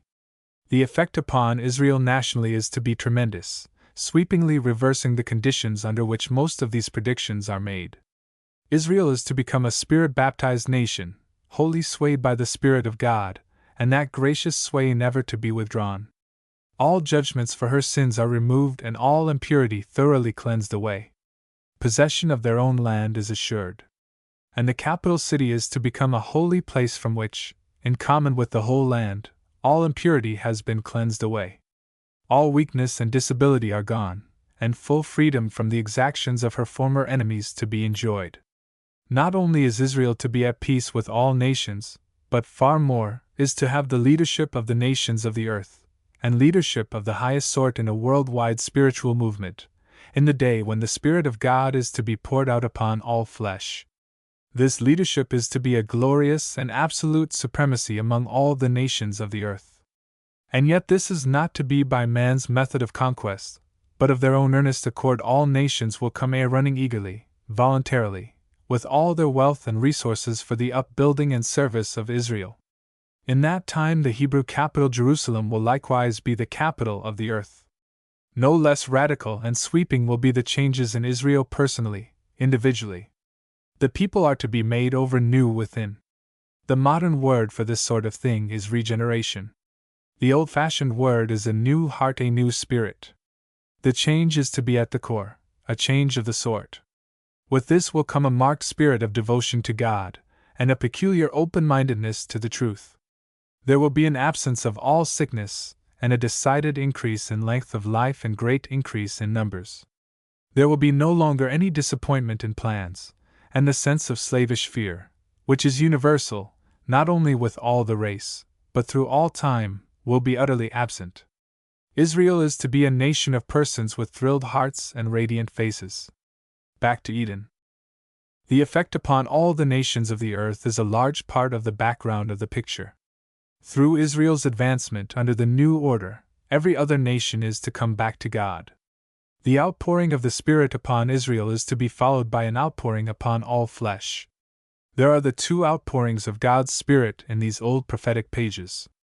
This will be followed by a universal, voluntary coming to Israel for religious instruction. She becomes the teacher of the nations regarding God, until by and by the whole earth shall be filled with the knowledge of the only God. Her influence upon them for good will be as the heavy fertilizing eastern dews and the life-giving showers are to vegetation. But further yet, Israel is to be the only medium of God's blessing upon the nations, the only channel. Those refusing her leadership will, for lack of vital sap, die of dry rot. The wondrous blessing enjoyed by this central nation, the unhinging of dungeon doors, the opening of blind eyes, the mellowing of all the hard conditions of life, the reign of simple, full justice to all, is to be shared with all the nations. Israel's peace with all nations is to become a universal peace between and among all nations. But there is still more.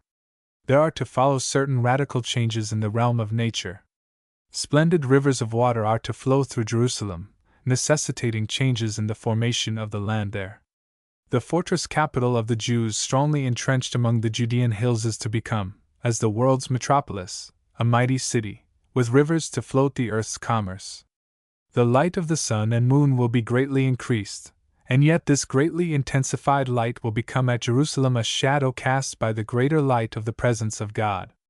A devout Hebrew would associate this back with the light of the presence cloud in the Arabian barrens, while the devout Christian will quickly think forward from that to the light that was one time as the sun, and again, above the sun's brightness.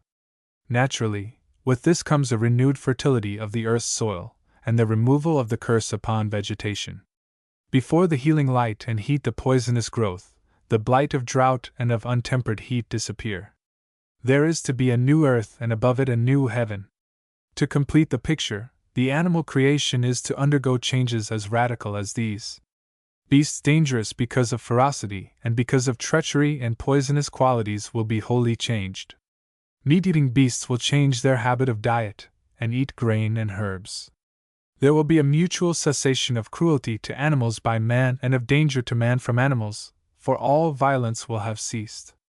And then the climax is capped by repeated assurances that this marvelous kingdom will be as extensive as the earth and absolutely unending. The whole thing, be it keenly noticed, is simply a return to the original condition. In the Eden garden was the presence of God, a masterful man in the likeness of God, with full dominion over all creation. There was full accord in all nature, and perfect fellowship between man and nature. All this is to come to pass through the coming one. He is the key that unlocks this wondrous future. Through all, above all, growing ever bigger, is the shadowy majestic figure of a man coming. His personal characteristics make him very attractive and winsome. He will be of unusual mental keenness both in understanding and in wisdom, combined with courage of a high order, and above all, dominated by a deep reverential, a keenly alert, love for God. He will be beautiful in person and in sharp contrast with earth's kings, while marked personally with that fine dignity and majesty unconscious of itself, will be gentle and unpretentious in his bearing. His relations with God are direct and very intimate, being personally trained and taught by him. Backed by all of his omnipotence, he will be charged with the carrying out of his great plans for the chosen people and through them for the world. In a fine touch it is specially said that he will judge the poor folk, who haven't money to employ lawyers to guard their interests, and haven't time for much education to know better how to protect themselves against those who would take advantage of them. The poor, that's the overwhelming majority of the whole world. He will be their judge. They will have a friend on the bench. But he will have this enormous advantage in judging all men, poor and otherwise, that he will not need to decide by what folk tell him, nor by outside things. He will be able to read down into the motives and back into the life. Such is the plan for the coming one outlined in these old pages. To many a modern all this must seem like the wildest dream of an utterly unpractical enthusiast. Yet, mark it keenly, this is the conception of this old Hebrew book that has been, and is, the world's standard of morals and of wisdom.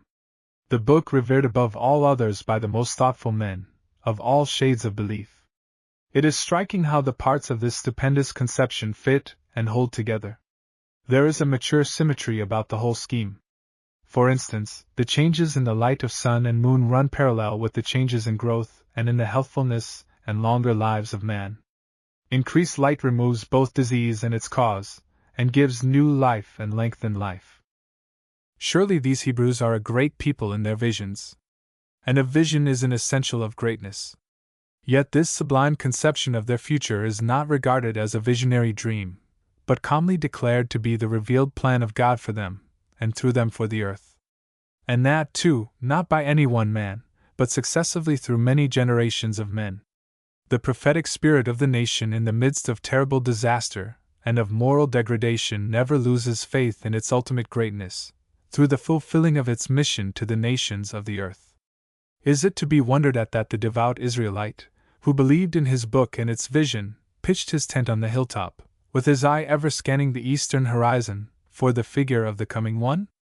And when eyes grown dim for the long-looking believed that at last that figure was seen, the heart breathed out its grateful relief in, "Now lettest thou thy servant depart in peace, for my eyes have seen." Strange dark shadowings.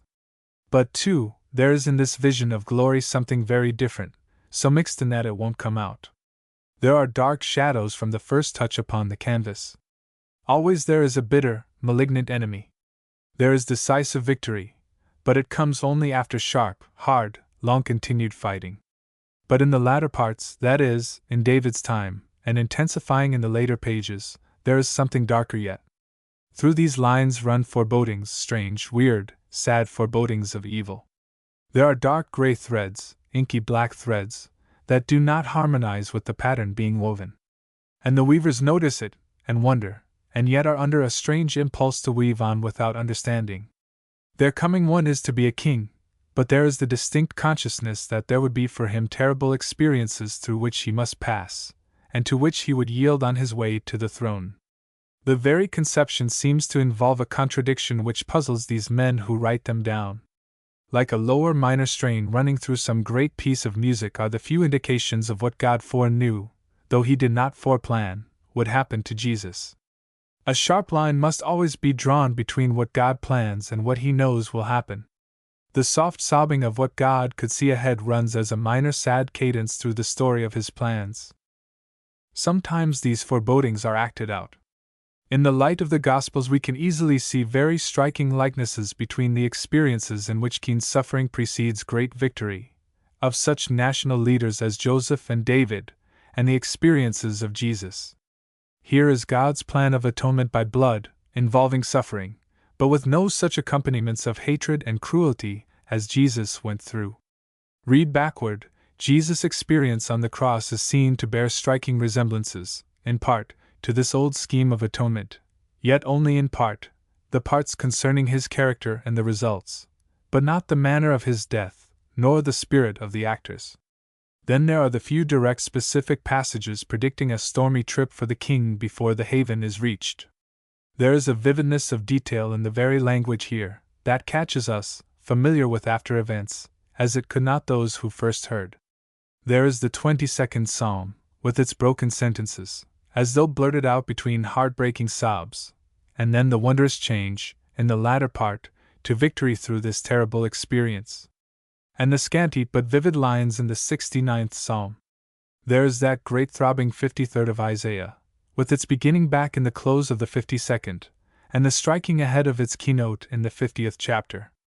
Daniel listens with awe deepening evermore as Gabriel tells him that the coming prince is to be cut off. To the returned exiles rebuilding the temple, Zechariah acts out a parable in which Jehovah is priced at 30 pieces of silver, the cost of a common slave. And a bit later God speaks of a time when they shall look upon me, or him, whom they have pierced. And later yet, a still more significant phrase is used, as identifying the divine character of the sufferer, where God speaks of a sword being used against a man that is my fellow, adding, strike the shepherd, and the sheep shall be scattered. It is God's fellow one on a par with himself against whom the opposition is directed. Such is the great vision in these Hebrew pages of the plan for the coming one. There is a throne on a high mountain peak bathed in wondrous sublime glory, but the writers are puzzled at a dark valley of the shadow of death through which the king seems to be obliged to pick his way up to the throne. Jesus is to be God's new man, leading man back on the road into the divine image again, with full mastery of his masterly powers, and through mastery into full dominion again. But the road back seems to be contested, and the new man gets badly scarred as he fights through and up to victory. The tragic break in the plan. The Jerusalem climate. Then Jesus came. His coming was greeted with great gladness above, and great silence below. Above, the stars sent a special messenger to bid him welcome to the earth. They lightened and brightened. Below, the rusty hinges of earth and refused to swing for him. So man failing, the lower creation shared room with him. Above was the sweetest music, the music of heaven. 3 times the music of heaven is mentioned, at the creation, at this coming of Jesus, at the coming crowning of Jesus in John's Revelation. Below, the only music was that of the babe's holy young mother, God's chosen one to mother his son, crooning to her babe, and the gentle lowing in minor key of the oxen whose stall he shared. Above, the great glory shining, the messenger of God speaking a message of peace and love. Below, only darkness and silence. Among the cultured leaders of the city of David, and of Solomon, and of God's once glorified temple, there were no ears for the message, nor eyes for the glory.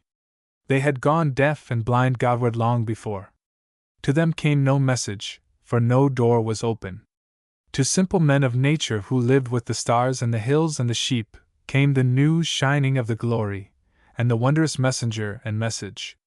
Their doors were open. They practiced looking up. Of course, neither city nor country mattered, nor matters. God always speaks into the upturned ear and looks into the upturned face. And so Jesus came. With all of its contrasts, it was a winsome coming. A pure young mother nursing her babe, the babe with its sweet, wondrous face, a fresh act of God indeed, the simple, unselfish cattle, the bright stars, the glory shining, the sudden flood of music, the Lord's messenger, the message, a very winsome coming. He came into the peculiar climate of Jerusalem. Jerusalem is Judea. Out of the Babylonian remnant of Israel had come great men, true leaders, with great zeal for the city, and the temple service, and for the law. They made the mold in which this later Jerusalem was cast. But that mold, retaining its old form, had now become filled with the baser metals. The high ideals of the new makers of the city had shrunk into mere ideas. The small, strongly entrenched ruling circle were tenacious sticklers for traditions as interpreted by themselves. That fine old word conservative, with an underneath meaning of what we prefer, was one of their sweetest morsels. Underneath their great pride as Moses' successors, the favored custodians of the nation's most sacred treasures, was a passionate love for gold. The temple service was secretly organized on the profit-sharing plan, with the larger share, as usual, for the organizers. That hardest thing in the whole range of human action to overcome, either by God or man or the devil prejudice they had, in the Synod pure form, superlatively refined. The original treasure of God's Word was about as much overlaid and hidden away by writings about it as it has been in some other times. Of course, they were looking for a Messiah, the one hope of their sacredly guarded literature. But he must be the sort that they wanted and could use. Herod the king was a man of great ability, great ambition, great passion, and great absence of anything akin to conscience. But the virtual ruler was the high priest. His office was bargained for, bought, and sold for the money and power it controlled in the way all too familiar to corrupt political life in all times, and not wholly unknown in our own. The old spiritual ideals of Moses and Samuel, preached amid degeneracy by Elijah and Isaiah, were buried away clear out of sight by mere formalism, though still burning warm and tender in the hearts of a few. This was the atmosphere of the old national capital into which Jesus came. The Bethlehem fog. Then it was that Jesus came. Strange to say, there is a shadow over his coming from the beginning. A gray, chilling shadow of the sort of gray that a stormy sky sometimes shows, gray tinging into slaty black. Yet it was the coming that made the shadow. It takes light, and some thick thing like a block, and some distance for perspective, to make a shadow. The nearer the light to the block thing, the blacker the shadow. Here the light came close to some thick blocks, of stupid thickness, human blocks grown more toughly thick by the persistent resisting of any such transparent thing as light. This was a foggy shadow. A fog is always made by influences from below. A lowering temperature chills the air, and brings down its moisture in the shape of a gray, subtle, pervasive mist that blurs the outlook, and often gathers and holds black smoke, and mean poisonous odors and gases from bog and swamp. Such a fog endangers both health and life. This was just such a shadowing fog. There was a decided drop in the temperature, a sudden chill, a fog formed that sucked up the poison of the marshes, and threatened to stifle the baby breath of the newborn king. A subtle, intangible, but terribly sure something haunts and hunts the king from the first. His virgin mother is suspected by the one nearest her of the most serious offense that can be charged against a woman. The shadow that later grew to inky blackness came ahead of the man, and under the stable eaves, waited grimly his arrival. The feverish green of Herod's eyes will be content with nothing but a new, bright, running red, and plenty of it. Satan's plan of killing was started early. He was not particular about the way it was done. The first attempt was at Bethlehem. The venomous spittle oozed out there first. But he must move along natural channels, just now, a murderous king's jealous dread of a possible rival. The first hint of the actual coming of the long-expected one is from the star students of the East. Their long journey and eager questioning bring the birth of Jesus before the official circle of the nation. It is most significant that his birth causes at once a special meeting of the nation's ruling body. Herod was troubled, of course, but all Jerusalem was troubled with him. Here is a surprising sympathy. It reflects at once vividly the situation. It was strangely suggestive that news of their king Koning should trouble these national leaders. These devout star watchers are wise in the source of information they came to. These leaders knew. They quickly pointed out the spot where the coming one should be born. A pure virgin under cruel suspicion, a roomless inn, a village filled with heartbroken mothers, a quick flight on a dark night to a foreign land by a young mother and her babe, the stealthy retirement into a secluded spot away from his native province, a fellow feeling between a red-handed king and the nation's leaders. An ugly, deadly fog. The man sent ahead. A high fence of silence shuts out from view the after years.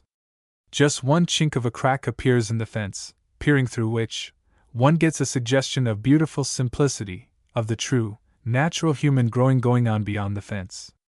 When mature years are reached, the royal procession is formed. A man is sent ahead to tell of the king's coming. John was Jesus' diplomatic representative, his plenipotentiary extraordinary, that is, the one man specifically sent to represent him to the nation whose king he was. Treatment of John was treatment of Jesus. A slight done him was slighting his sovereign master. If Sir Henry Mortimer Durand were to be slighted or treated discourteously by the American authorities, it would be felt at London as a slight upon the king, the government, and the nation they represent. Any indignity permitted to be done on American soil to von Stuckenberg would be instantly resented by Kaiser William as personal to himself. John was Jesus Durand, his von Stuckenberg, his Whitelaw Reid.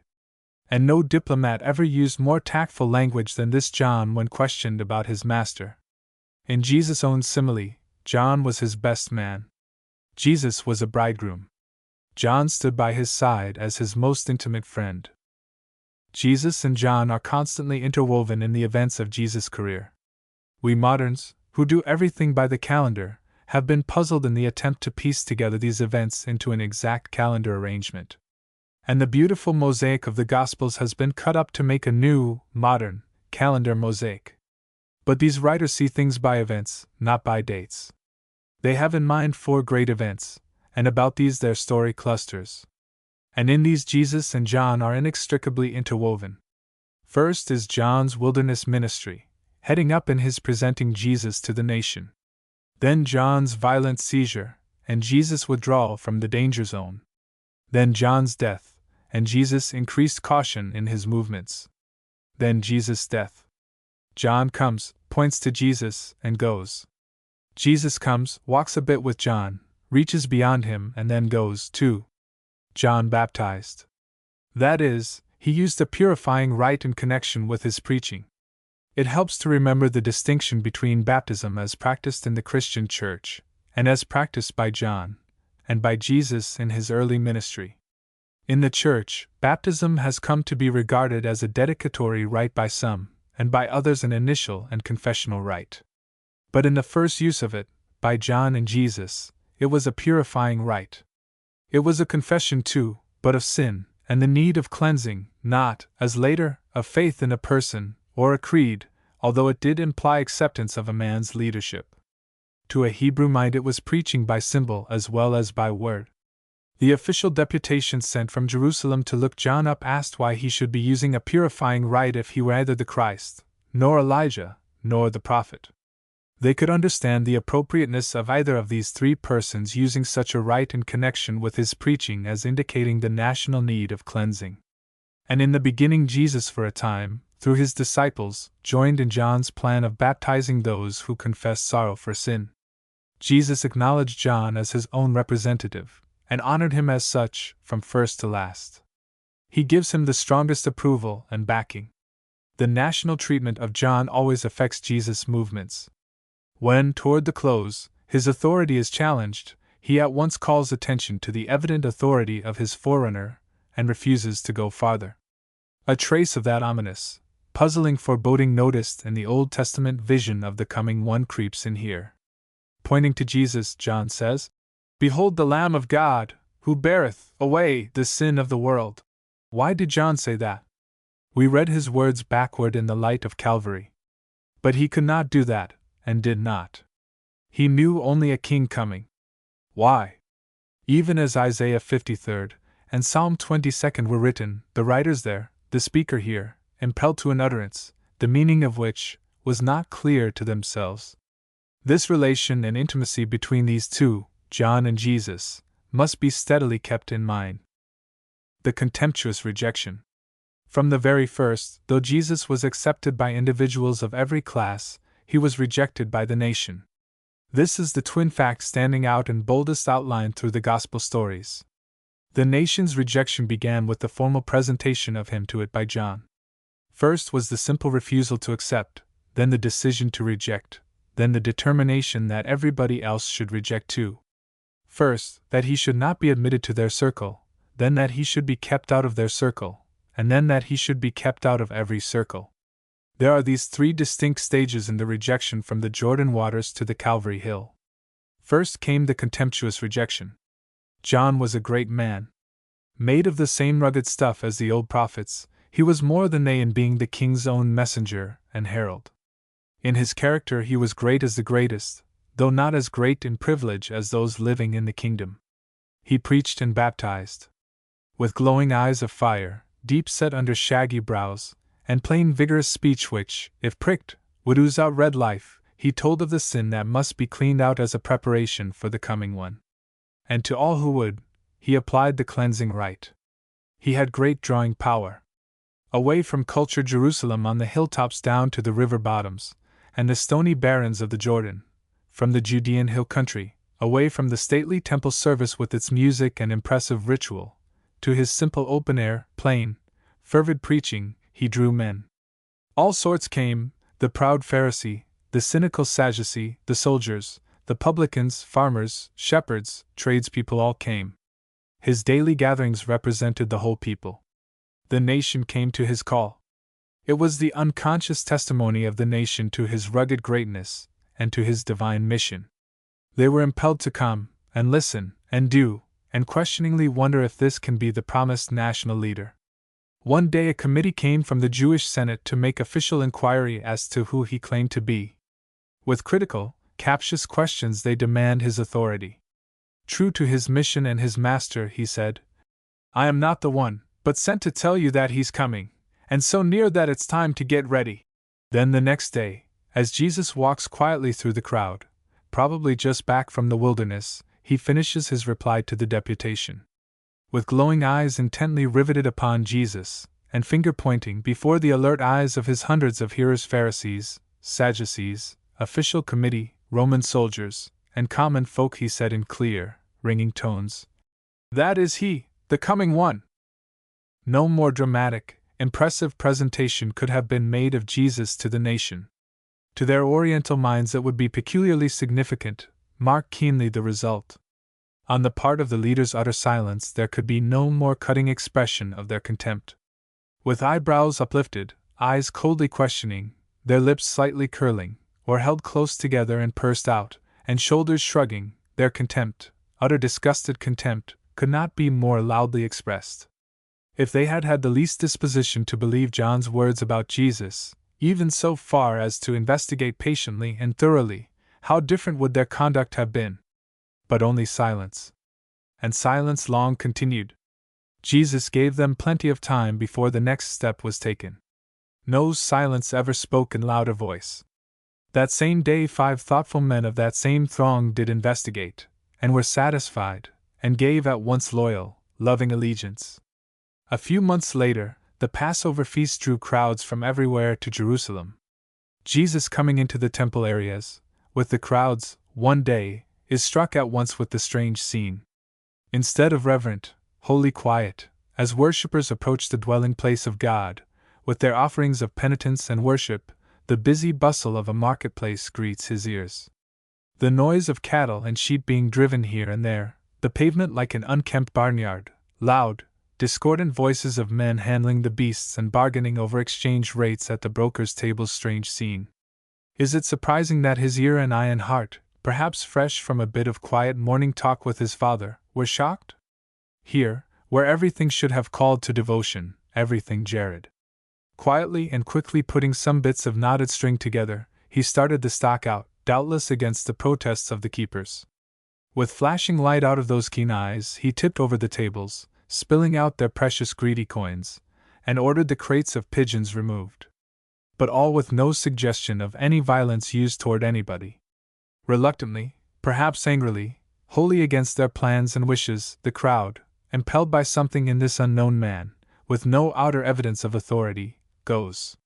It is a remarkable tribute, both to the power of his personal presence and to his executive faculty.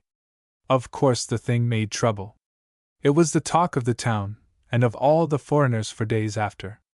The leaders were aroused and angered, deeply angered. This stranger had kicked up a pretty muss with his inconvenient earnestness and inconsiderate quoting of Scripture. It was a practical assumption of superior authority over them. It was an assumption of the truth of John's ignored claim that he was the promised king. Was not this arrangement in the temple area a great convenience for the many strangers, who were their brothers and guests, a real kindly act of hospitality? Yes, and was it not, too, a finely organized bit of business for profiting by these strangers, a using of their proper authority over the temple territory to transfer their brothers' foreign coins safely over to their own purses? Aye, it was a transmuting of their holy offices into gold by the alchemy of their coarse, greedy touch. Jesus' conduct was the keenest sort of criticism of these rulers, before the eyes of the nation and of the thousands of pilgrims present. These leaders never forgave this humiliating rebuke of themselves. It made their nerves raw to his touch ever after. Here is the real reason of all their after bitter dislike. They had a sensitive pocket nerve. It was a sort of pneumogastric nerve, so close did it come to their lives. Jesus touched it roughly. It never quit aching. Scratch all their later charges against him, and under all is this sore spot. The tree of the cross began growing its wood that day. Their hot, captious demand for authority meant as much for the ears of the crowd as for his, brought from Jesus, who read his future in their hearts, a reply which they could not understand. They asked their question for the crowd to hear, he replied for his disciples to remember in the after years. There could be no evidence of authority more significant than this temple incident. His first public work was done at this time. The great throng of pilgrims from around the world, attracted to him by this simple daring act of leadership, witnessed a group of mighty acts during these Passover days. The angry leaders had critically asked for signs of his authority. He gave them in abundance, not in response to their captious demand, but doubtless, as always, in response to pressing human needs. The result was that many persons accepted him, but the nation and its rulers maintained their attitude of angered, contemptuous silence. But underneath that surface the pot is beginning to boil. Of all the members of the National Senate, one, just one, comes to make personal inquiry, and sift this man's claim sincerely and candidly. And he, be it marked, chooses a darkened hour for that visit. That night hour speaks volumes of the smoldering passion under their contempt. That Jesus recognized fully their attitude and just what it meant comes out in that quiet evening talk. To that sincere inquirer, he frankly jays, "You people won't receive the witness that John and I have brought you." He was pleading before a court that stubbornly refuses testimony of fact. And to this honest seeker, whom we must all love for his sincerity, he reveals his inner consciousness of a tragic break coming, with a pleading word for personal trust and a saddened, "Men love darkness." With the going away of the Passover crowds, Jesus leaves the national capital and assists in the sort of work John was doing. His power to draw men, and men's eagerness for him, stand out sharply at once. John had drawn great crowds of all classes. Jesus drew greater crowds. Multitudes eagerly accepted John's teaching and accepted baptism from him. As it turned out, greater multitudes of people, under the very eyes of these ignoring, contemptuous leaders, accepted Jesus' leadership. John baptized. Jesus baptized through his disciples. These leaders in their questioning of John had tacitly acknowledged the propriety of the Christ using such a rite. Jesus follows the line of least resistance, and fitted into the one phase of his work which they had recognized as proper. The pitiable fact stands out that the only result with them is a wordy strife about the relative success of these two, Jesus and John. The most that their minds, steeped in jealousies and rivalries, ever watching with badger eyes to undercut someone else, could see, was a rivalry between these two men. John's instant open-hearted disclaimer made no impression upon them. They seemed not impressionable to such disinterested loyalty. A little later, probably not much, John's ruggedly honest preaching against sin came too close home to suit Herod. He promptly shuts up the preacher in prison, with no protest from the nation's leaders. These leaders had developed peculiar power in influencing their civil rulers by the strenuousness of their protests. That they permitted the imprisonment of John with no word of protest was a tacit throwing overboard of John's own claims, of John's claims for Jesus, and of Jesus' own claim. Here is the first sharp crisis. From the first, the circle of national leaders characterized by John, the writer of the Gospel, as the Jews, including the inner clique of chief priests and the Pharisees, ignored Jesus, with silent contempt, coldly, severely ignored. This was before the temple cleansing affair. That intensified their attitude toward the next stage. They had to proceed cautiously, because the crowd was with Jesus. And full well these keen leaders knew the ticklishness of handling a fanatical Oriental mob, as subsequent events showed. Now John is imprisoned, with the consent of these leaders, possibly through their connivance. Jesus keenly and quickly grasps the situation. First ignored, then made the subject of evil gossip, the temple clash, and now his closest friend subjected to violence, his own rejection is painfully evident. He makes a number of radical changes.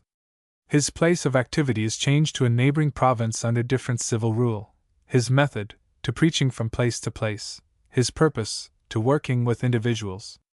There's a peculiar word used here by Matthew to tell of Jesus' departure from Judea to a province under a different civil ruler. He withdrew. The word used implies going away because of danger threatening. We will run across it again, and each time at a crisis point. The leaders refused Jesus because he was not duly labeled. It seems to be a prevailing characteristic to want men labeled, especially a characteristic of those who make the labels. There is always an eager desire regarding a stranger to learn whom he represents, who have put their stamp upon him and accepted him. And if the label is satisfactory, he is accepted in the degree in which the label is accepted. Others are marked with a large interrogation point. Inherent worth has a slow time. But sure? Yes, but slow. Jesus bore no label whose words they could spell out, or wanted to. They were a bit rusty in the language of worth. How knoweth this man letters, having never learned? He seems to know surprisingly well. He seems keenly versed in the law, able quickly to turn the tables upon their catch questions. But then it can't be the real article of learning, because he hasn't been in our established schools. He has no sheepskin in a dead language with our learned doctors' names learnedly inscribed. How indeed? An upstart. Yet always to the earnest, sincere inquirer there was authority enough. In his acts, an open-minded doctor of the law could read the stamp of God's approval. The ear open to learn, not waxed up by self-seeking plans, or filled with gold dust, heard the voice of divine approval out of the clouds, or in his presence and acts. The aggressive rejection. Then came the second stage, the aggressive rejection. This is the plotting stage. Their hot passion is cooling now into a hardening purpose. This has been shaping itself under the surface for months. Now it is open. This was a crowded year for Jesus, and a year of crowds. The Galileans had been in his southern audiences many a time, and seen his miracles. The news of his coming up north to their country swiftly spread everywhere. The throngs are so great that the towns and villages are blockaded, and Jesus has recourse to the fields, where the people gather in untold thousands. An ominous incident occurs at the very beginning of this Galilean work. It is a fine touch of character that Jesus at once pays a visit to his home village. One always thinks more of him for that. He never forgot the home folk. The synagogue service on the Sabbath day gathers the villagers together. Jesus takes the teacher's place, and reads, from Isaiah, a bit of the prophecy of the coming one. Then with a rare graciousness and winsomeness that wins all hearts, and fastens every eye upon himself, he begins talking of the fulfillment of that word in himself. Then there comes a strange, quick revulsion of feeling. Had some Jerusalem spy gotten in and begun his poisoning work already? Eyes begin to harden and jaws become set. Why, that is the man that made our cattle yoke. Yes, and fixed our kitchen table. He the Messiah! Then words of rebuke gently spoken, but with truth's razor edge. Then a hot burst of passion, and he is hustled out to the jagged edge of the hill to be thrown over. Then that wondrous presence awing them back, as their hooked hands lose hold, and their eyes again fasten with wonder, and he passed quietly on his way undisturbed. Surely that was the best evidence of the truth of his despised word. 7 outstanding incidents here reveal the ever-hardening purpose of the leaders against Jesus. First comes another clash in the temple. Their ideas of what was proper on the Sabbath day receive a shock because a man enslaved by disease for years was healed with a word from Jesus' lips. Could there be a finer use of a Sabbath day? We can either think them really shocked, or hunting for a religious chance to fight him. Jesus' reply seems so to enrage that a passion to kill him grips them. It is notable that they had no doubt of the extent of Jesus' claim. He called God his own Father, making himself equal with God. On these two things, his use of the Sabbath, and his claim of divinity, is based the aggressive campaign begun that day. The incident draws from him the marvelous words preserved by John in his 5th chapter. In support of his claim, he quietly brings forward 5 witnesses: John his herald, his own miraculous acts, his father, the scriptures entrusted to their care, and Moses, the founder of the nation. That was a great line of testimony. This first thought of killing him seems to have been a burst of hot, passionate rage, but gradually we shall find it cooled into a hardened, deliberate purpose. At once Jesus returns to the northern province. And now they begin to follow him up, and spy upon his movements and words. In Capernaum, his northern headquarters, a man apparently at unrest in soul about his sins, and palsied in body, is first assured of forgiveness, and then made bodily whole. Their criticism of his forgiving sins is silenced by the power evidenced in the bodily healing. But their plan of campaign is now begun in earnest, and is evident at once. Later criticism of his personal conduct and habits with the despised classes is mingled with an attempt to work upon his disciples and undermine their loyalty. The Sabbath question comes up again through the disciples satisfying their hunger in the grain fields, and brings from Jesus the keen comment that man wasn't made for the Sabbath, but to be helped through that day, and then the statement that must have angered them further that he was Lord of the Sabbath. Another Sabbath day in the synagogue they were on hand to see if he would heal a certain man with a withered hand whom they had gotten track of. That they might accuse him, they were spying out evidence for the use of the Jerusalem leaders. To his grief they hardened their hearts against his plea for saving a man, a life, as against a tradition. And as the man with full heart and full eyes finds his chance of earning a living restored, they rush out, and with the fire spitting from their eyes, and teeth gritting, they plan to get their political enemies, the Herodians, to help them kill Jesus. A number of these incidents give rise to these passionate outbursts to kill, which seem to cool off, but to leave the remnants that hardened into the cool purpose most to be dreaded. A second time occurs that significant word. Withdrew. Jesus withdrew to the sea, followed by a remarkable multitude of Galileans, and others from such distant points as Tyre and Sidon on the north, Idumea on the extreme south, beyond the Jordan on the east, and from Jerusalem. He was safe with this sympathizing crowd. The crowds were so great, and the days so crowded, that Jesus' very eating was interfered with. His friends remonstrate, and even think him unduly swayed by holy enthusiasm. But it is a man come down from Jerusalem who spread freely among the crowds the ugly charge that he was in league with the devil, possessed by an unclean spirit, and that explained his strange power. No uglier charge could be made. It reveals keenly the desperate purpose of the Jerusalem leaders. Clearly it was made to influence the crowds. They were panic-stricken over these crowds. What could he not do with such a backing, if he chose? Such a rumor would spread like wildfire. Jesus shows his leadership. He at once calls the crowds about him, speaks openly of the charge, and refutes it, showing the evident absurdity of it. Then a strange occurrence takes place. While he is teaching a great crowd one day, There is an interruption in the midst of his speaking oddly. It comes from his mother and her other sons. They send in a message asking to see him at once. This seems very strange. It would seem probable from the narrative that they had access to him constantly.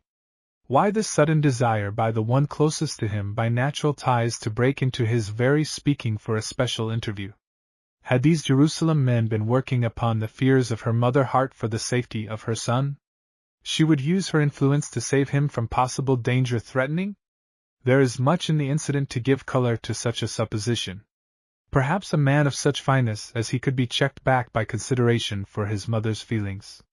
They were quite capable of pulling any wire to shut him up, however ignorant they showed themselves of the simple sturdiness of true character. But the same man who so tenderly provides for his mother in the awful pain of hanging on a cross reminds her now that a divine errand is not to be hindered by nature's ties. That clear vision of duty must ever hold the reins of the heart. Then comes the most terrible and most significant event, up to this time, in the whole gospel narrative, the murder of John. This marks the sharpest crisis yet reached. For a year or so John had been kept shut up in a prison dungeon, evidence of his own faithfulness, and of the low moral tone, or absence of moral tone, of the time. Then one night there is a prolonged, debased debauchery in a magnificent palace, the cunning, cruel scheme of the woman whose wrong relation to Herod John had honestly condemned. The dancing young princess, the drunken oath, the terrible request, the glowing coal eyes closed, the tongue that held crowds with its message of sin, and of the coming one stilled, the king's herald headless, the whole horrible, nightmare story comes with the swiftness of aroused passion, the suddenness of a lightning flash, the cold cruelty of indulged lust. Instantly on getting the news Jesus withdrew, for the third time withdrew to a retired desert place.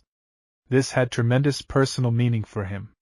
Nothing has occurred thus far that spells out for him the coming tragic close so large, so terribly large, as does this. He stays away from the Passover feast occurring at this time, the only one of the 4 of his public career he failed to attend. The murderous rejection. This crisis leads at once into the final stage, the murderous rejection. Jesus is now a fugitive from the province of Judea, because the death plot has been deliberately settled upon. The southern leaders begin a more vigorous campaign of harrying him up in Galilee. A fresh deputation of Pharisees come up from Jerusalem to press the fighting.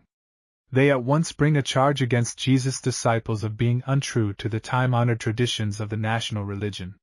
Yet it is found to be regarding such trivial things as washing their hands and arms clear up to the elbows each time before eating, and of washing of cups and pots and the like. Jesus sharply calls attention to their hypocrisy and cant, by speaking of their dishonoring teachings and practices in matters of serious moment. Then he calls the crowd together and talks on the importance of being clean inside, in the heart and thought. Before all the crowds he calls them hypocrites. It's a sharp clash and break. Jesus at once withdrew. It is the 4th time that significant danger word is used. This time his withdrawal is clear out of the Jewish territory, far up north to the vicinity of Tyre and Sidon, on the seacoast, and there he attempts to remain unknown. After a bit he returns again, this time by a roundabout way, to the Sea of Galilee. Quickly the crowds find out his presence and come, and again many a life and many a home are utterly changed by his touch. With the crowd come the Pharisees, this time in partnership with another group, the Sadducees, whom they did not love especially. They hypocritically beg a sign from heaven, as though eager to follow a divinely sent messenger. But he quickly discerns their purpose to tempt him into something that can be used against him. The sign is refused. Jesus never used his power to show that he could, but only to help somebody. The fall of that year found him boldly returning to the danger zone of Jerusalem for attendance on the harvest home festival called by them the Feast of Tabernacles. It was the most largely attended of the 3 annual gatherings, attracting thousands of faithful Jews from all parts of the world. The one topic of talk among the crowds was Jesus, with varying opinions expressed, but those favorable to him were awed by the keen purpose of the leaders to kill him. When the festival was in full swing, one morning, Jesus quietly appears among the temple crowds and begins teaching. The leaders tried to arrest him, but are held back by some hidden influence, nobody seeming willing to take the lead. Then the clique of chief priests send officers to arrest him. But they are so impressed by his presence and his words that they come back empty-handed, to the disgust of their superiors. Great numbers listening believe on him, but some of the leaders, mingling in the crowd, stir up discussions so sharp that with hot passion, and eyes splashing green light, they stoop down and pick up stones to hurl at him, and end his life at once. It is the first attempt at personal violence in Jerusalem. But again that strange restraining power, and Jesus passes out untouched. As he quietly passes through and out, he stops to give sight to a blind man. Interestingly enough, it occurs on a Sabbath day. Instantly the leaders seize on this, and have a time of it with the man and his parents in turn, with this upshot, that the man for his bold confession of faith in Jesus is shut out from all synagogue privileges, in accordance with the decision already given out. He becomes an outcast, with all that that means. It's a fine touch that Jesus hunts up this outcast, and gives him a free entrance into his own circle. After this feast visit to Jerusalem, Jesus probably returns to Galilee, as after previous visits there, and then one day leads his band of disciples up to the neighborhood of snow-capped Hermon. Here probably occurs the Transfiguration, the purpose of which was to tie up these future leaders of his, against the events now hurrying on with such swift pace. From this time begins the preparation of this inner circle for the coming tragedy so plain to his eyes. Then begins that memorable last journey from Galilee toward Jerusalem through the country on the east of the Jordan. With marvelous boldness and courage he steadfastly set his face toward Jerusalem. The ever-tightening grip of his purpose is in the set of his face. The fire burning so intensely within is in his eye as he tramps along the road alone, with the disciples following, awestruck and filled with wondering fear. 35 deputations of 2 each are sent ahead into all the villages to be visited by him. What an intense campaigner was Jesus! He was thoroughly, systematically stumping the whole country for God. As he approaches nearer to the Jerusalem section, the air gets tenser and hotter. The leaders are constantly harrying his steps, tempting with catch questions, seeking signs, poisoning the crowd's mosquito warfare. He moves steadily, calmly on. Some of the keenest things he said flashed out through the friction of contact with them. A tempting lawyer's question brings out the beautiful Samaritan parable. The old Sabbath question provokes a fresh tilt with a synagogue ruler. There is a cunning attempt by the Pharisees to get him out of Herod's territory into their own. How intense the situation grew is graphically told in Luke's words. They began to set themselves vehemently against him, and to provoke him to speak many things, laying wait for him to catch something out of his mouth. Though unmoved by the cunning effort of the Pharisees to get him over from Herod's jurisdiction into Judea, despite their threatening attitude, the winter feast of dedication finds him again in Jerusalem walking in one of the temple areas. Instantly he is surrounded by a group of these Jerusalem Jews who, with an air of apparent earnest inquiry, keep prodding him with the request to be told plainly if he is really the Christ. His patient reply brings a storm of stones almost. Held in check for a while by an invisible power, or by the power of his presence shown under such circumstances so often, again they attempt to seize his person, and again he seems invisibly to hold their hands back, as he quietly passes on his way out of their midst. Then comes the stupendous raising of Lazarus, which brings faith in him to great numbers, and results in the formal official decision of the National Council to secure his death. He is declared a fugitive with a price set upon his head. Anybody knowing of his whereabouts must report the fact to the authorities. This decides him not to show himself openly among them. In a few weeks the pilgrims are crowding Jerusalem for the Passover. Jesus' name is on every tongue. The rumor that he was over the hills in Bethany takes a crowd over there, not simply to see him, but to see the resurrected Lazarus. Then it was determined to kill Lazarus off, too. That tremendous last week now begins. Jesus is seen to be the one masterly figure in the week's events. In comparison with his calm, steady movements, these leaders run scurrying around, here and there, like headless hens. The week begins with the most public, formal presentation of himself in a kingly fashion to the nation. It is their last chance. How wondrously patient and considerate is this Jesus! And how sublimely heroic! Into the midst of those men ravenous for his blood he comes. Seated with fine, unconscious majesty on a kingly beast, surrounded by ever-increasing multitudes loudly singing and speaking praises to God, over paths bestrewed with garments and branches of living green, slowly he mounts the hill road toward the city. At a turn in the road all of a sudden the city lies spread out before him. He saw the city and wept over it. And so the king entered his capital. It was a royal procession. Mark keenly the result. Again that utter, ominous, loud silence that greeted his ears first, more than 3 years before. He had come to his own home. His own kinsfolk received him not. Then each day he came to the city, and each night, homeless, slept out in the open, under the trees of Olivet and the blue. Now, he rudely shocks them by clearing the temple areas of the marketplace rabble and babble, and now he is healing the lame and maimed in the temple itself, amid the reverent praise of the multitude, the songs of the children, and the scowling, muttered protests of the chief priests. Calmly, day by day, he moves among them, while their itching fingers vainly clutch for a hold upon him, and as surely are held back by some invisible force. By every subtle device known to cunning, crafty men, they lay question traps, and lie in wait to catch his word.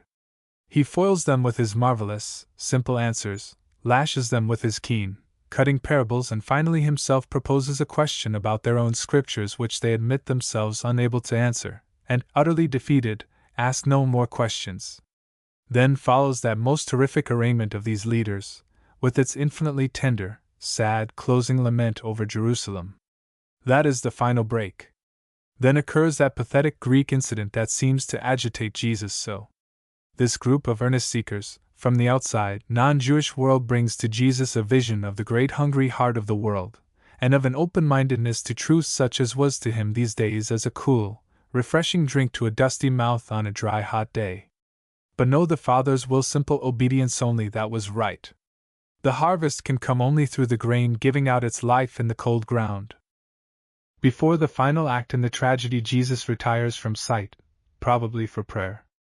Some dear friends of Bethany, in whose home he had rested many a time, where he ever found sweet sympathy, arranged a little home feast for him where a few congenial friends might gather.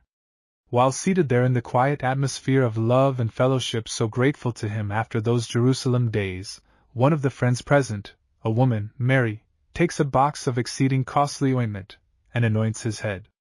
To the strange protests made, Jesus quietly explains her thought in the act. She alone understood what was coming. Alone of all others it was a woman, the simple-hearted Bethany Mary, who understood Jesus. As none other did she perceive with her keen love eyes the coming death, and more its meaning. It is one of the disciples, Judas, who protests indignantly against such waste. This ointment would have brought at least $75, and how much such a sum would have done for the poor. Thoughtless, improvident woman! Strange the word didn't blister on his canting lips. John keenly sees that his fingers are clutching the treasure bag as he speaks the word, and that his thoughts are far from the poor. Jesus gently rebukes Judas.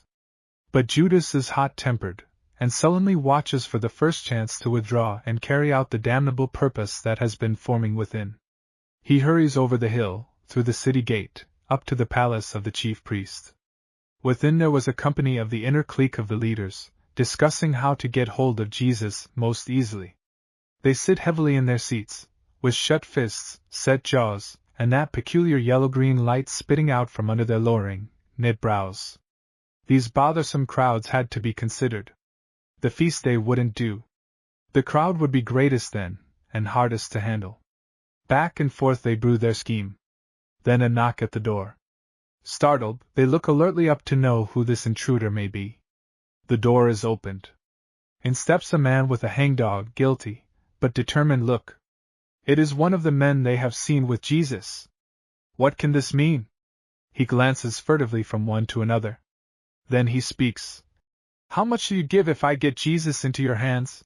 Of all things this was probably the last they had thought might happen. Their eyes gleam. How much indeed a good snug sum to get their fingers securely on his person. But they're shrewd bargainers. That's one of their specialties. How much did he want? Poor Judas! He made a bad bargain that day. 30 pieces of silver.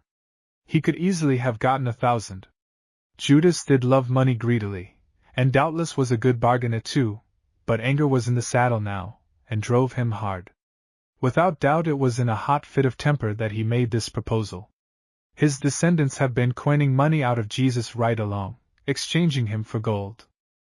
Only a little later, and the Master is closeted with his inner circle in the upper room of a faithful friend's house in one of the Jerusalem streets, for the Passover supper. A word from him and Judas withdraws for his dark errand. Then those great heart talks of Jesus, in the upper room, along the roadway, under the full moon, maybe passing by the massive temple structure, then under the olive trees.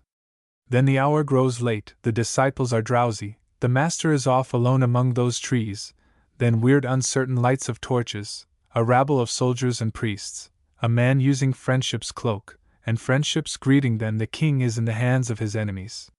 An awful night, followed by a yet more awful day, and the plan of the kingdom is broken by the tragic killing of the king, suffering the birth pains of a new life. Why did Jesus die? It's a pretty old question. It's been threshed out no end of times. Yet every time one thinks of the gospel, or opens the book, it looks out earnestly into his face. And nothing is better worthwhile than to have another serious prayerful go at it. The whole nub of the gospel is here.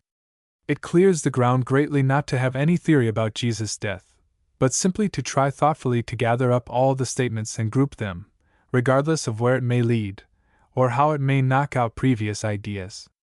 It can be said at once that his dying was not God's own plan.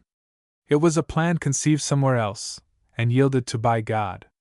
God had a plan of atonement by which men who were willing could be saved from sin and its effects. That plan is given in the old Hebrew code. To the tabernacle, or temple, under prescribed regulations, a man could bring some live animal which he owned. The man brought that which was his own. It represented him. Through his labor the beast or bird was his. He had transferred some of his life and strength into it. He identified himself with it further by close touch at the time of its being offered. He offered up its life. In his act he acknowledged that his own life was forfeited. In continuing to live he acknowledged the continued life as belonging to God. He was to live as belonging to another. He made, in effect, the statement made long after by Paul, "I am offering up my life on this altar for my sin, nevertheless I am living, yet the life I live is no longer mine, but another's. Mine has been taken away by sin." There was no malice or evil feeling in the man's act, but only penitence, and an earnest, noble purpose. The act revealed the man's inner spirit. It acknowledged his sin, that life is forfeited by sin, his desire to have the sin difficulty straightened out, and to be at one again with God. He expressed his hatred of sin and his earnest desire to be free of it. I am not saying at all that this was true of every Hebrew coming with his sacrifice. I may not say it of all who approach God today through Jesus. But clearly enough, all of this is in the old Hebrew plan devised by God. It was the new choice that brought the man back to God, even as the first choice had separated him from God. And the explicit statement made over and over is this: "And it shall make atonement." Clearly Jesus' dying does not in any way fit into the old Hebrew form of sacrifice, nor into the spirit of the man who caused the death of the sacrifice, though in spirit, in requirement it far more than fills it out. The Old Testament scheme is Jewish. The manner of Jesus' death is not Jewish, but Roman. As a priest he was not of the Jewish order, but of an order non-Jewish and antedating the other by hundreds of years. In no feature does he fit into the old custom.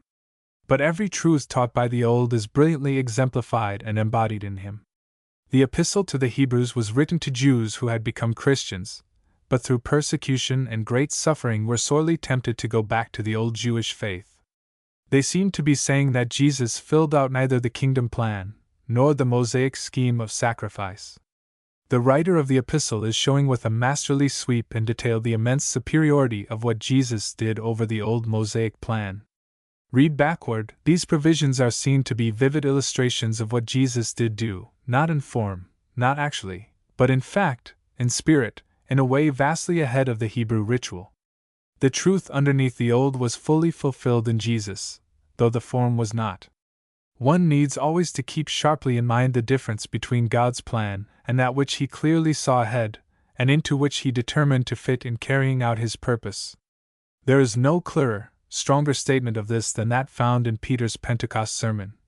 Him being delivered up by the determinate counsel and foreknowledge of God, ye by the hands of men without law did crucify and slay. God knew ahead what would come. There was a conference held. The whole matter talked over. With full knowledge of the situation, the obstinate hatred of men, the terrific suffering involved, it was calmly, resolutely advised and decided upon that when the time came Jesus should yield himself up pliantly into their hands. That is Peter's statement. This in no way affects the fact that Jesus dying as he did is the one means of salvation. It does not at all disturb any of Paul's statements, in their plainest, first flesh meaning. It does explain the kingdom plan, and the necessity for Jesus finishing up the kingdom plan some day. For though God's plan may be broken and retarded, it always is carried through in the end. It explains too that evil is never necessary to good. Hatred, evil never helps God's plans.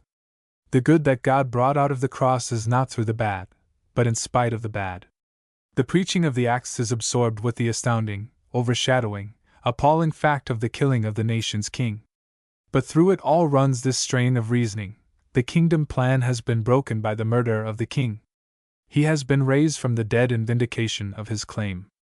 This marvelous power that is so evident to all eyes and ears is the Holy Spirit whom the killed king has sent down. It proves that he is now enthroned in glory at God's right hand. He is coming back to carry out the kingdom plan. Now the thing to do is to repent, and so there will come blessing now, and by the king again. When the first church council is held to discuss the matter of letting non-Jewish outsiders into their circle, the clear-headed, judicial-tempered James, in the presiding chair, puts the thing straight. He says, Peter has fully told us how God first visited the outside nations to take out of them a people for himself. And this fits into the prophetic plan as outlined by Amos, that after that the kingdom will be set up and then all men will come.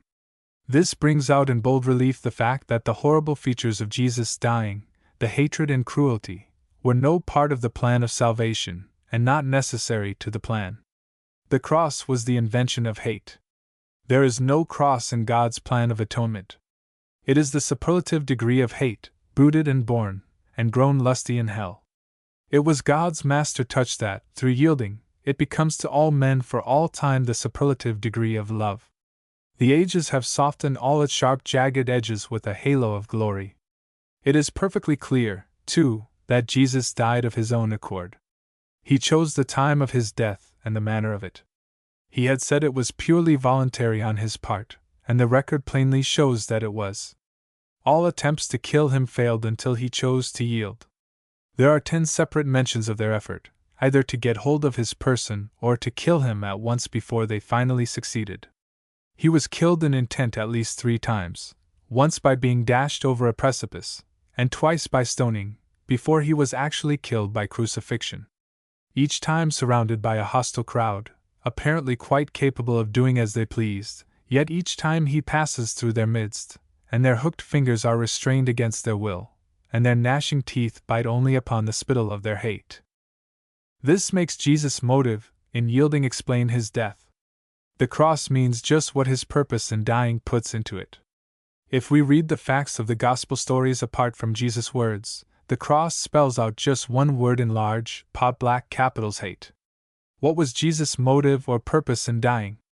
His own words give the best answer. The earlier remarks are obscure to those who heard, not understood. And we can understand that they could not. At the first Passover he speaks of their destroying this temple, and his raising it in 3 days. Naturally they think of the building of stone, but he is thinking of his body. To Nicodemus he says that the Son of Man must be lifted up, and to some critics that when the bridegroom is taken away, there will be fasting among his followers.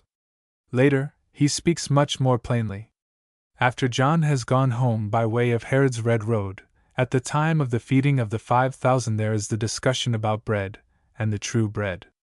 Jesus speaks a word that perplexes the crowd much, and yet he goes on to explain just what he means. It is in John, 6th chapter, verses 53 to 57 inclusive, he says that if a man eat his flesh and drink his blood, he shall have eternal life. The listening crowd takes the words literally and, of course, is perplexed. Clearly enough, it is not meant to be taken literally. Read in the light of the after events, it is seen to be an allusion to his coming death.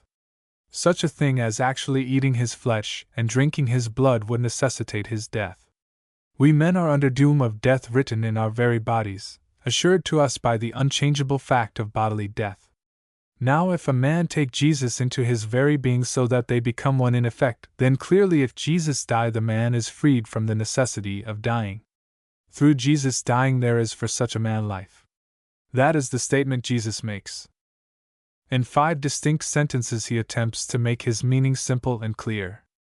The first sentence puts the negative side: there is no life without Jesus being taken into one's being. Then the positive side: through this sort of eating there is life. And with this is coupled the inferential statement that they are not to be spared bodily death, because they are to be raised up. The third sentence, that Jesus is the one true food of real life.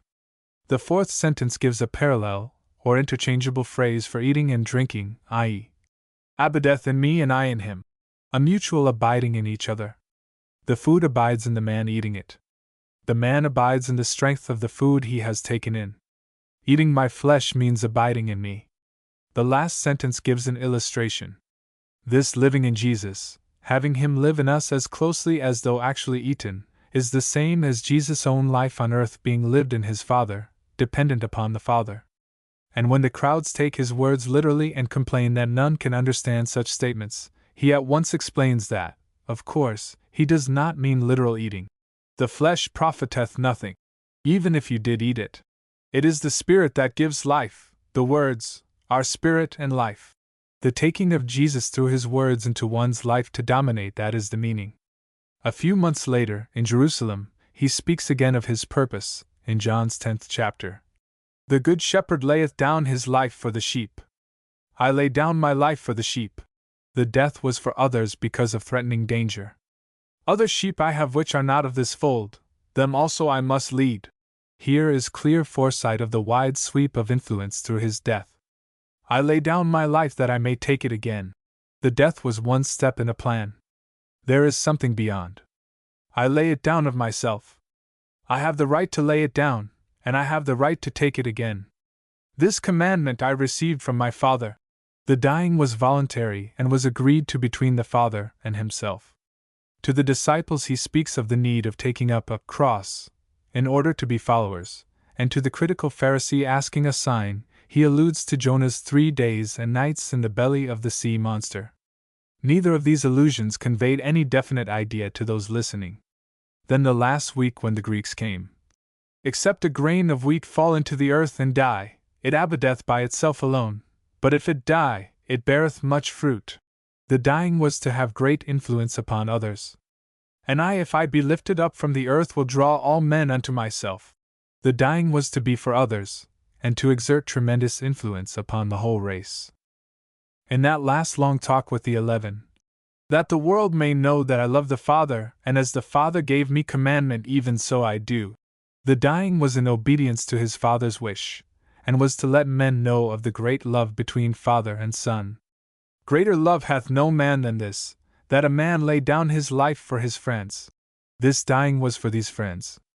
And in that great prayer that lays his heart bare. For their sakes I sanctify myself, that they also may be sanctified in truth.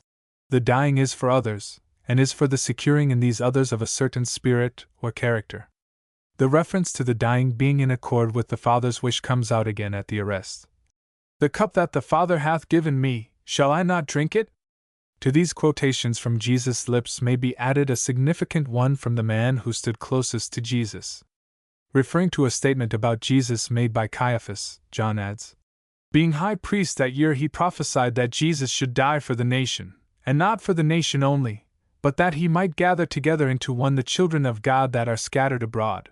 As John understood the matter, the death was not simply for others, but for the Jewish nation as a nation, and beyond that for a gathering into one of all of God's children. Jesus was to be God's magnet for attracting together all that belonged to him. The death was to be a roadway through to something beyond. From his own words, then, Jesus saw a necessity for his dying. He must be lifted up. That must spells out the desperateness of the need and the strength of his love. Sin contains in itself death for man as a logical result.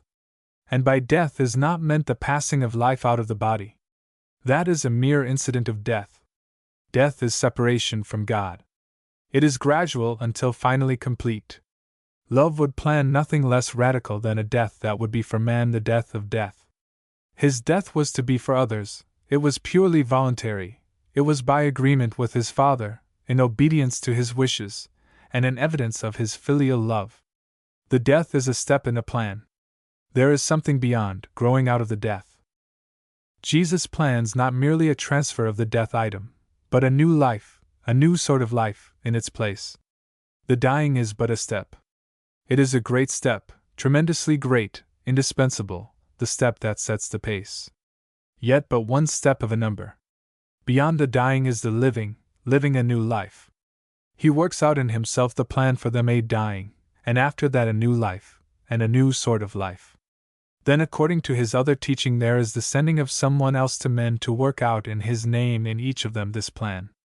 That plan is to be worked out in each man choosing to receive him into his life. He will send down his other self, the Holy Spirit, to work this out in each one. Jesus' death released his life to be relived in us. Jesus plans to get rid of the sin in a man, and put in something else in its place. The sin must be gotten out, first washed out, then burned out. Then a new seed put in that will bear life. What a chemist and artist in one is this Jesus! He uses bright red to get a pure white out of a dead black. In addition to the plan for man individually, the dying is to produce the same result in the Jewish nation. There is to be a national new birth, a new Jewish people. And then the dying is to have a tremendous influence upon all men. On the cross Jesus would suffer the birth pains of a new life for man and for the world. Such, in brief, seems to be the grouping of Jesus' own thought about his dying. Its whole influence is manward. The value of Jesus' dying lies wholly in its being voluntary.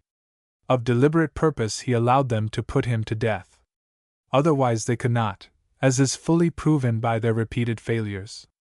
And the purpose as well as the value of the death lies entirely in his motive in yielding. If they could have taken his life without his consent, then that death would have been an expression of their hate, and only that. But as it is, it forever stands an expression of two things. On their part of the intensest, hottest hate, on his part of the finest, strongest love. It makes new records for both hate and love. Sin put Jesus to death. In yielding to these men Jesus was yielding to sin, for they personified sin. And sin yielded to quickly brought death, its logical outcome. Jesus dying being his own act, controlled entirely by his own intention, makes it sacrificial. There are certain necessary elements in such a sacrifice. It must be voluntary. It must involve pain or suffering of some sort. The suffering must be undeserved, that is, in no way or degree a result of one's own act, else it is not sacrifice, but logical result.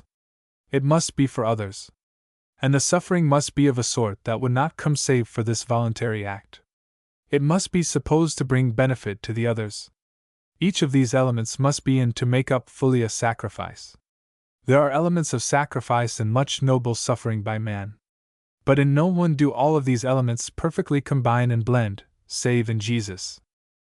To this agreed the words of the philosopher of the New Testament writers. It would be so, of course, for the Spirit of Jesus swayed Paul. The Epistle to the Romans contains a brief packed summary of his understanding of the gospel plan. There is in it one remarkable statement of the Father's purpose in Jesus' death. In the 3rd chapter, verse 26, freely translated, that he might be reckoned righteous, and reckoning righteous the man who has faith. That he might be reckoned righteous. That is, in his attitude toward sin. That in allowing things to go on as they were, in holding back sin's logical judgment, he was not careless or indifferent about sin or making light of it. He was controlled by a great purpose. God's great difficulty was to make clear at once both his love and his hate, his love for man, his hate for the sin that man had grained in so deep that they were as one. For the man's sake he must show his love to win and change him. For man's sake he must show his hate of sin that man, too, might know its hatefulness and learn to hate it with intensest hate. His love for man is to be the measure of man's hate for sin. The death of Jesus was God's master stroke. At one stroke he told man his estimate of man and his estimate of man's sin, his love and his hate. It was the measureless measure of his hate for sin, and his love for man. It was a master stroke too, in that he took sin's worst the cross and in it revealed his own best. Out of what was meant for God's defeat, came sin's defeat, and God's greatest victory.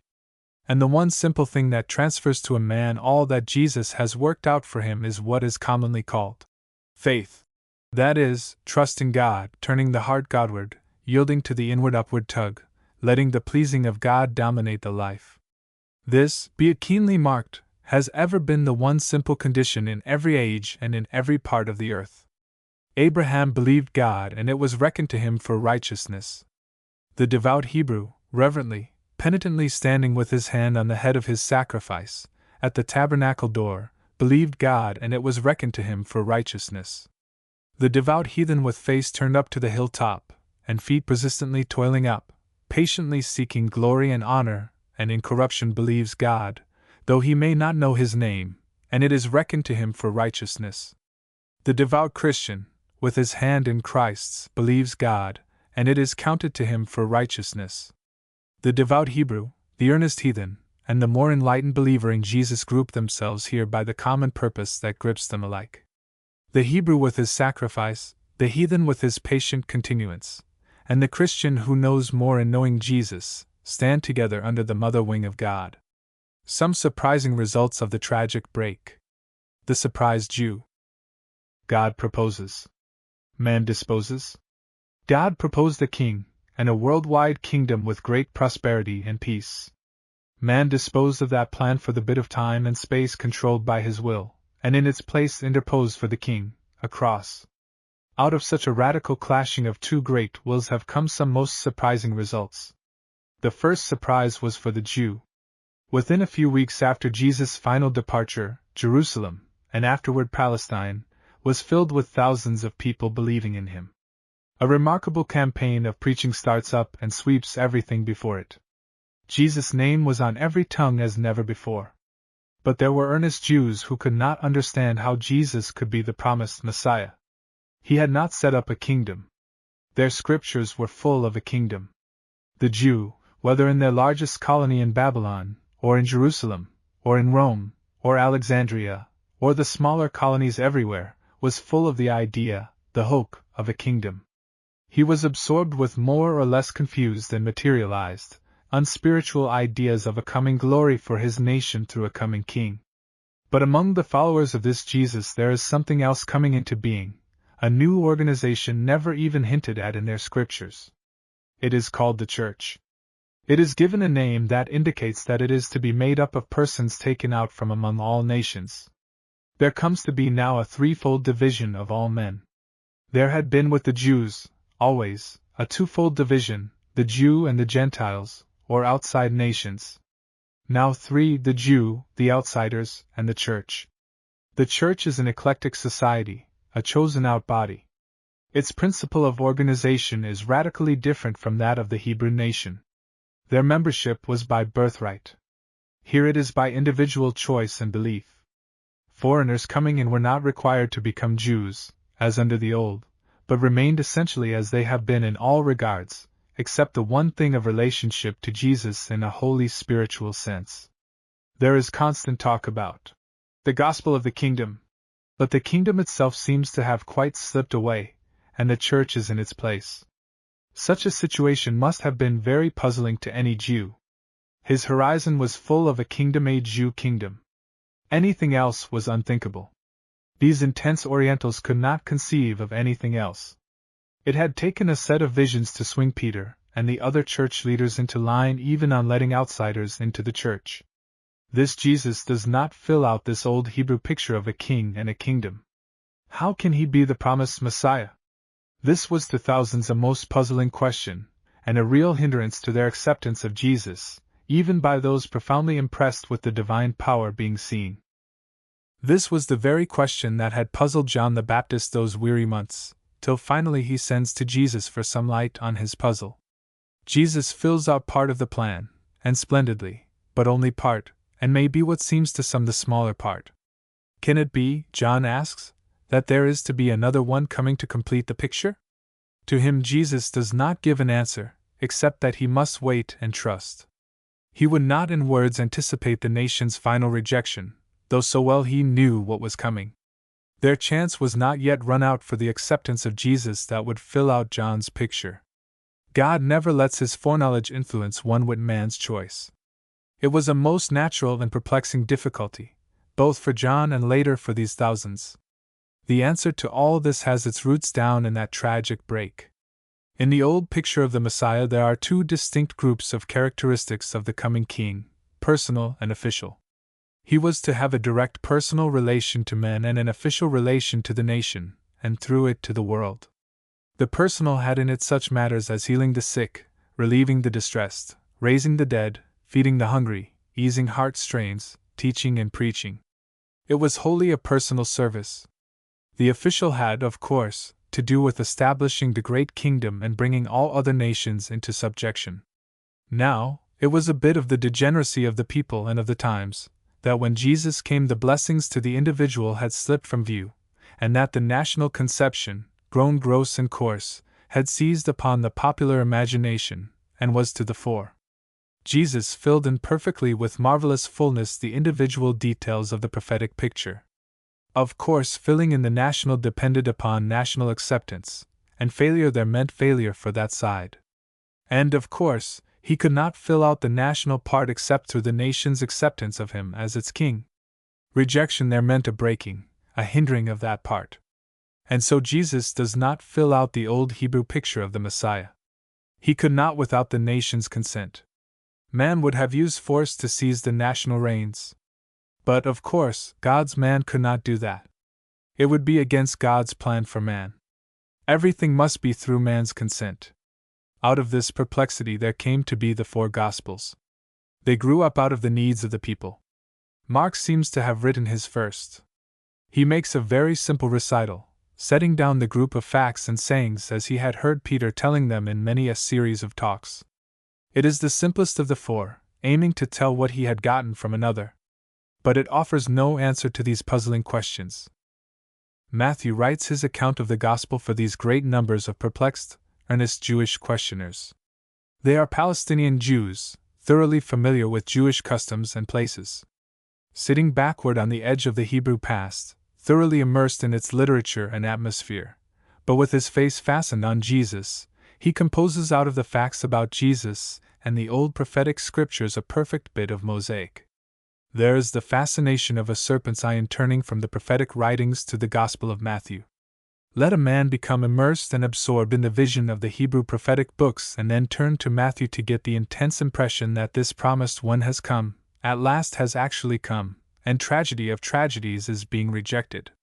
This is the gap gospel.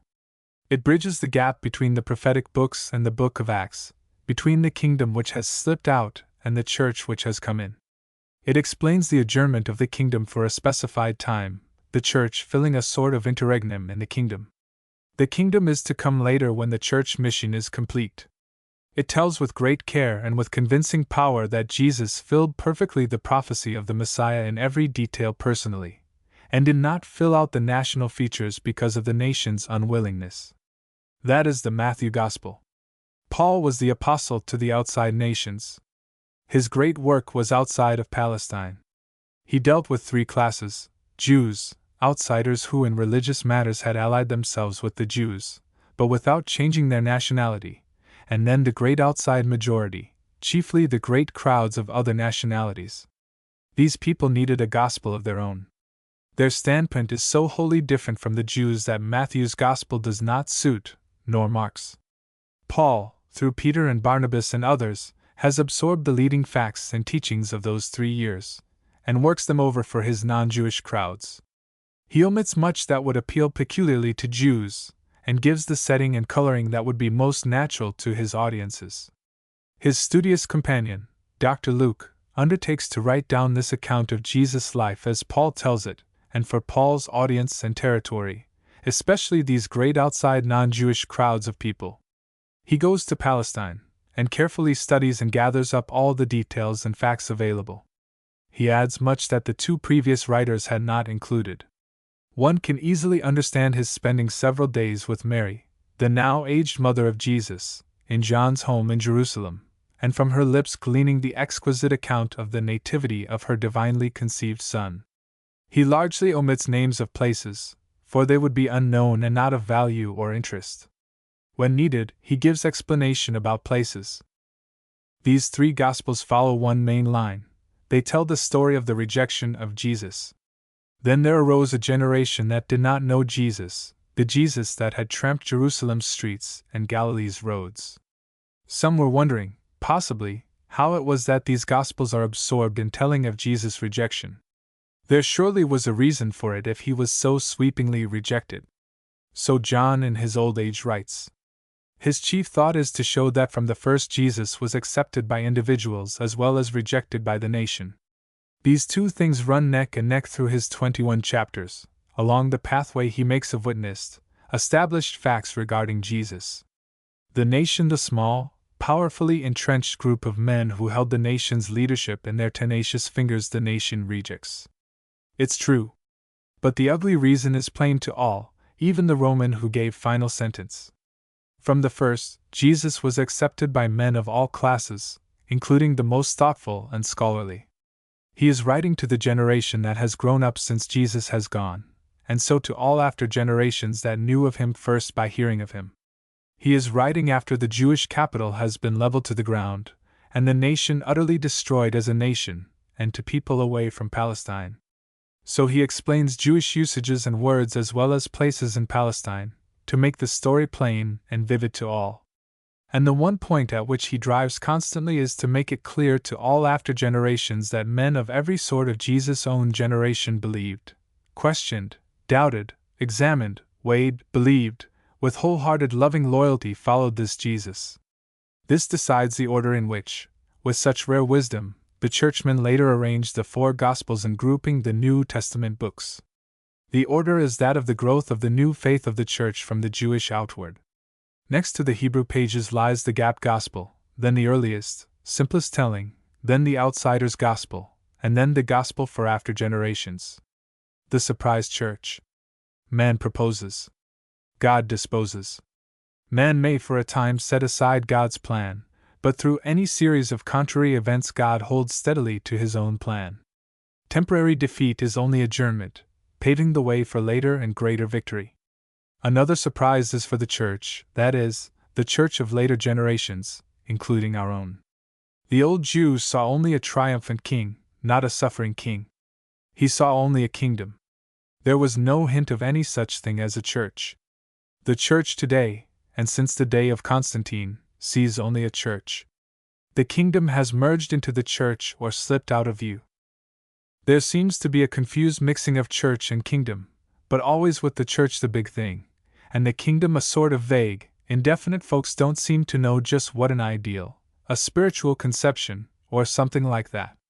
The church is supposed to have taken the place of the kingdom.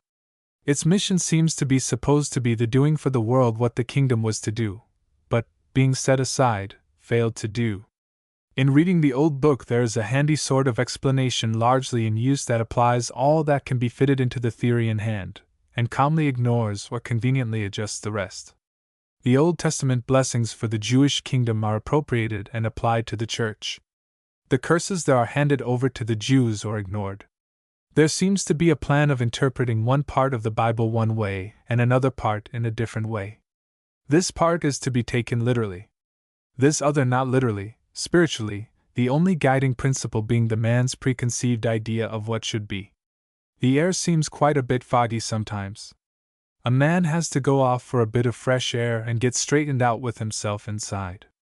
A whiff of keen, sharp air seems needed to clear the fog and bring out the old outlines. A whiff, a gale.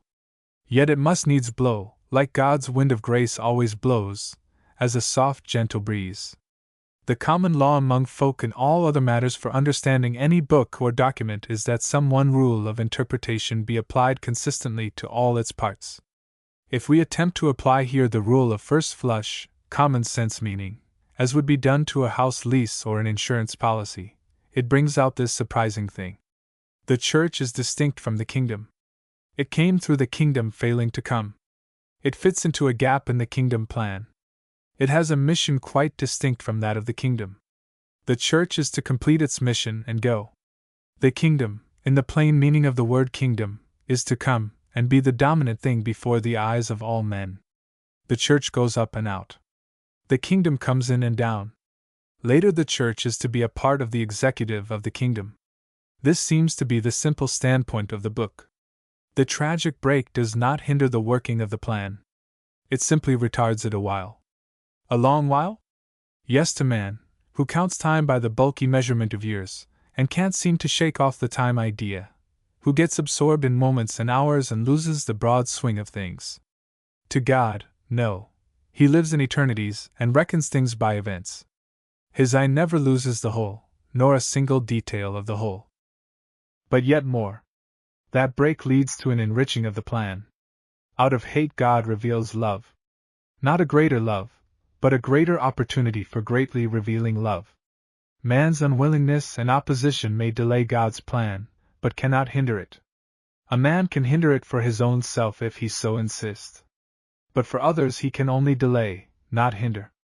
Though God may patiently yield his own plan, for a time, to something else, through which meanwhile his main purpose is being served, yet he never loses sight of his own plan, the highest expression of his love. And when he does so yield, it is that through the interruption he may in the long run work out the higher and the highest. And so in the fulfillment of God's plan as given by his Hebrew spokesman, there is a sort of sliding scale. A partial fulfillment takes place, leaving the full fulfillment for the full working out of the plan. The fulfillment takes place in two stages, the first being only less full than the final. Thus Elijah is to come. But first comes John, a man with most striking resemblance to Elijah. The outpouring of the Holy Spirit prophesied in Joel is to be upon all flesh. But before that takes place, comes the Pentecost outpouring, filling out the Joel prophecy in spirit, but not in the full measure. As a matter of good faith, the king must come back and carry out the kingdom plan in full. And judging simply by the character of God and of Jesus, I haven't a bit of doubt that he will do it. No amount of disturbance ever alters the love of God, nor his love plan in the long run, however patiently he may bear with breaks. Even this phase is in the minor strain of the old Hebrew. They shall look upon him whom they have pierced, and they shall mourn for him, as one mourneth for his only son. There is a future meeting of the rejected king and his rejecting people, and this time with sorrow for their former conduct, which implies different conduct at this meeting time. And to this agrees the whole swing of the New Testament teaching. Peter says the going away of Jesus is to be until the restitution of all things. He is to return and carry out the old plan. It's a bit unfortunate that some earnest, lovable people have pushed this phase of truth so much to the front as to get it out of its proportion in the whole circle of truth. Truth must always be kept in its place in the circle of truth. Truth is fact in right proportion. Out of that it begins to breed misstatement and error. Jesus coming back is not to wind things up. It is to begin things anew. There will be certain phases of judgment, doubtless, a clearing of the deck for action, but no general judgment till long after. The kingdom is to swing to the front, and bring a new life to the earth for a very long time. Then after that the wind up. The gospel preached in the Acts is the gospel of the kingdom. They are always expecting it to come. Paul constantly alludes to the Master's return as the great thing to look forward to, as distinctly at the close as at the beginning of his ministry. The book of Revelation is distinctly a kingdom book, and however it may, with the versatility of Scripture to serve a double purpose, foreshadow the characteristics of history for the centuries since its writing, plainly its first meaning has to do with the time when the kingdom of the world is become the kingdom of our Lord and of his Christ. The King is coming back to straighten matters out, and organize a new running of things. This is the Church's surprise, and a great surprise it will apparently be to a great many folks, though not to all. The surprising Jew. There is a third surprise growing out of this tragic break, the greatest of all the Jew. The first surprises were for the Jew, the later surprise for the Church. This surprise has been and is for all the world. The Jew has been the running puzzle of history.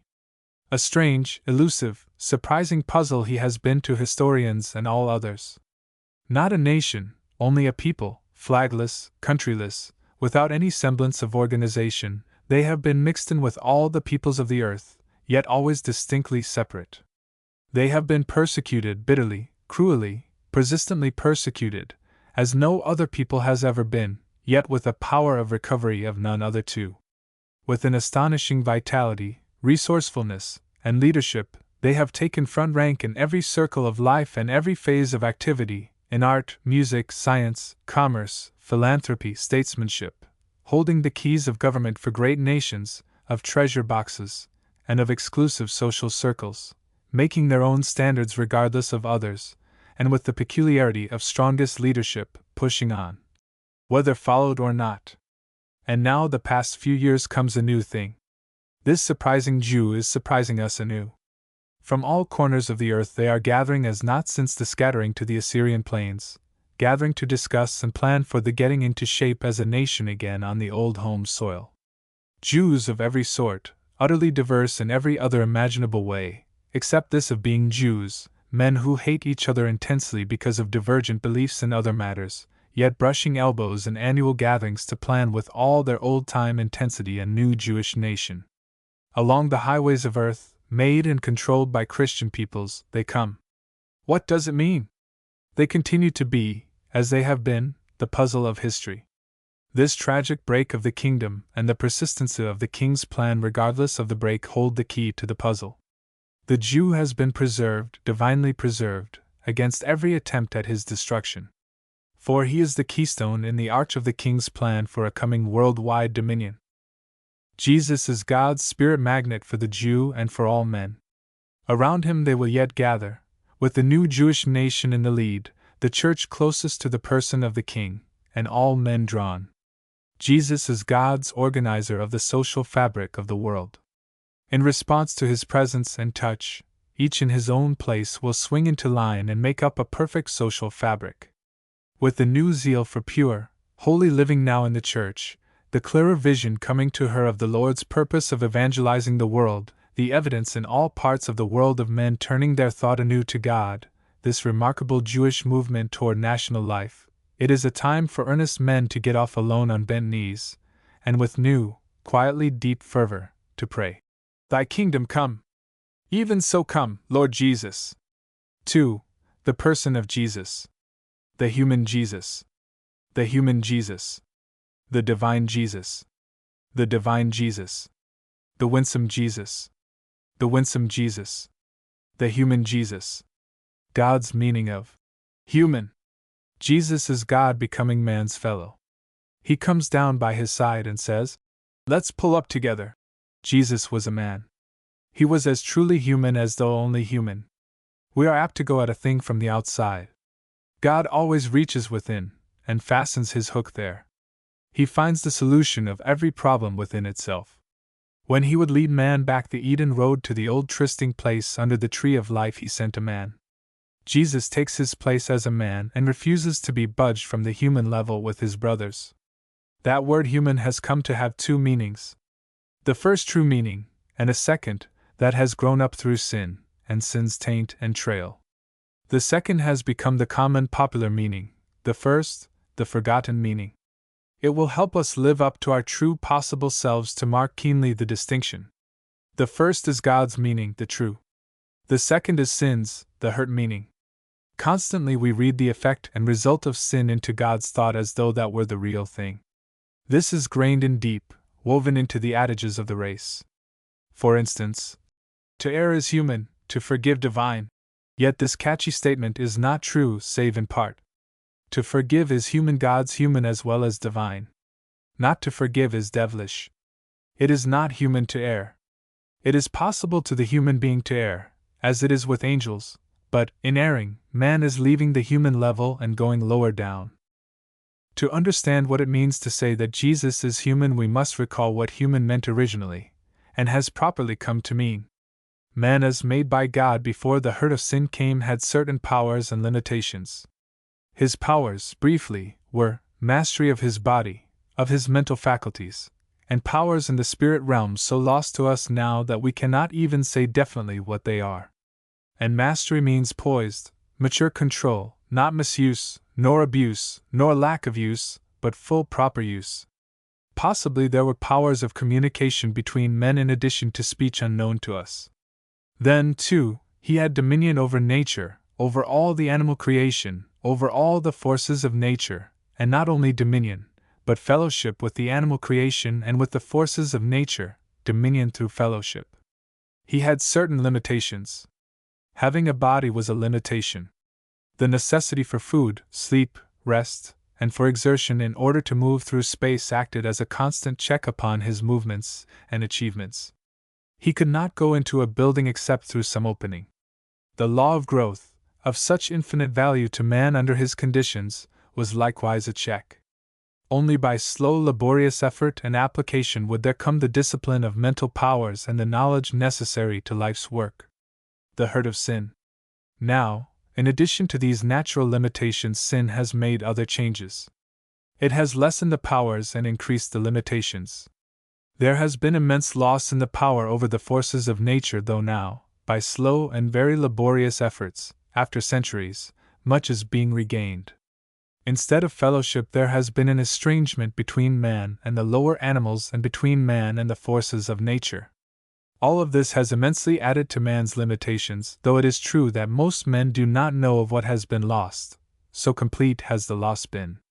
The natural limitations have been added to. Sin affects the judgment. It brings ignorance and passion, and they affect the judgment. There results lack of care of the body, improper use of the strength, and ignorant and improper use of the bodily functions. Then come weakness and disease and shortened life, not to speak of the misery included in these and the enjoyment missed. In the chain of results comes the toil that is drudgery. Not work, but excessive work, more than one should do, with less strength than one should have. Work itself under natural conditions is always a delight. But through sin has come strain, tugging, friction, unequal division. The changes wrought in nature by sin call for greater effort with less return. Toil becomes slavish and grinding. Then poverty adds its tug. And sorrow comes to sap the strength and take away the buoyancy. And then man's inhumanity to his brothers and sisters. These are some of the limitations added by sin and ever increasing. Our fellow. Now, Jesus was human, truly naturally human, God's human, and then more because of the conditions he found. The love act of creation brought with it self-imposed limitations to God. And now the love act of saving brings still more. God made man in his own image. In his humanity Jesus was in the image of God, even as we are. Adam was an unfallen man.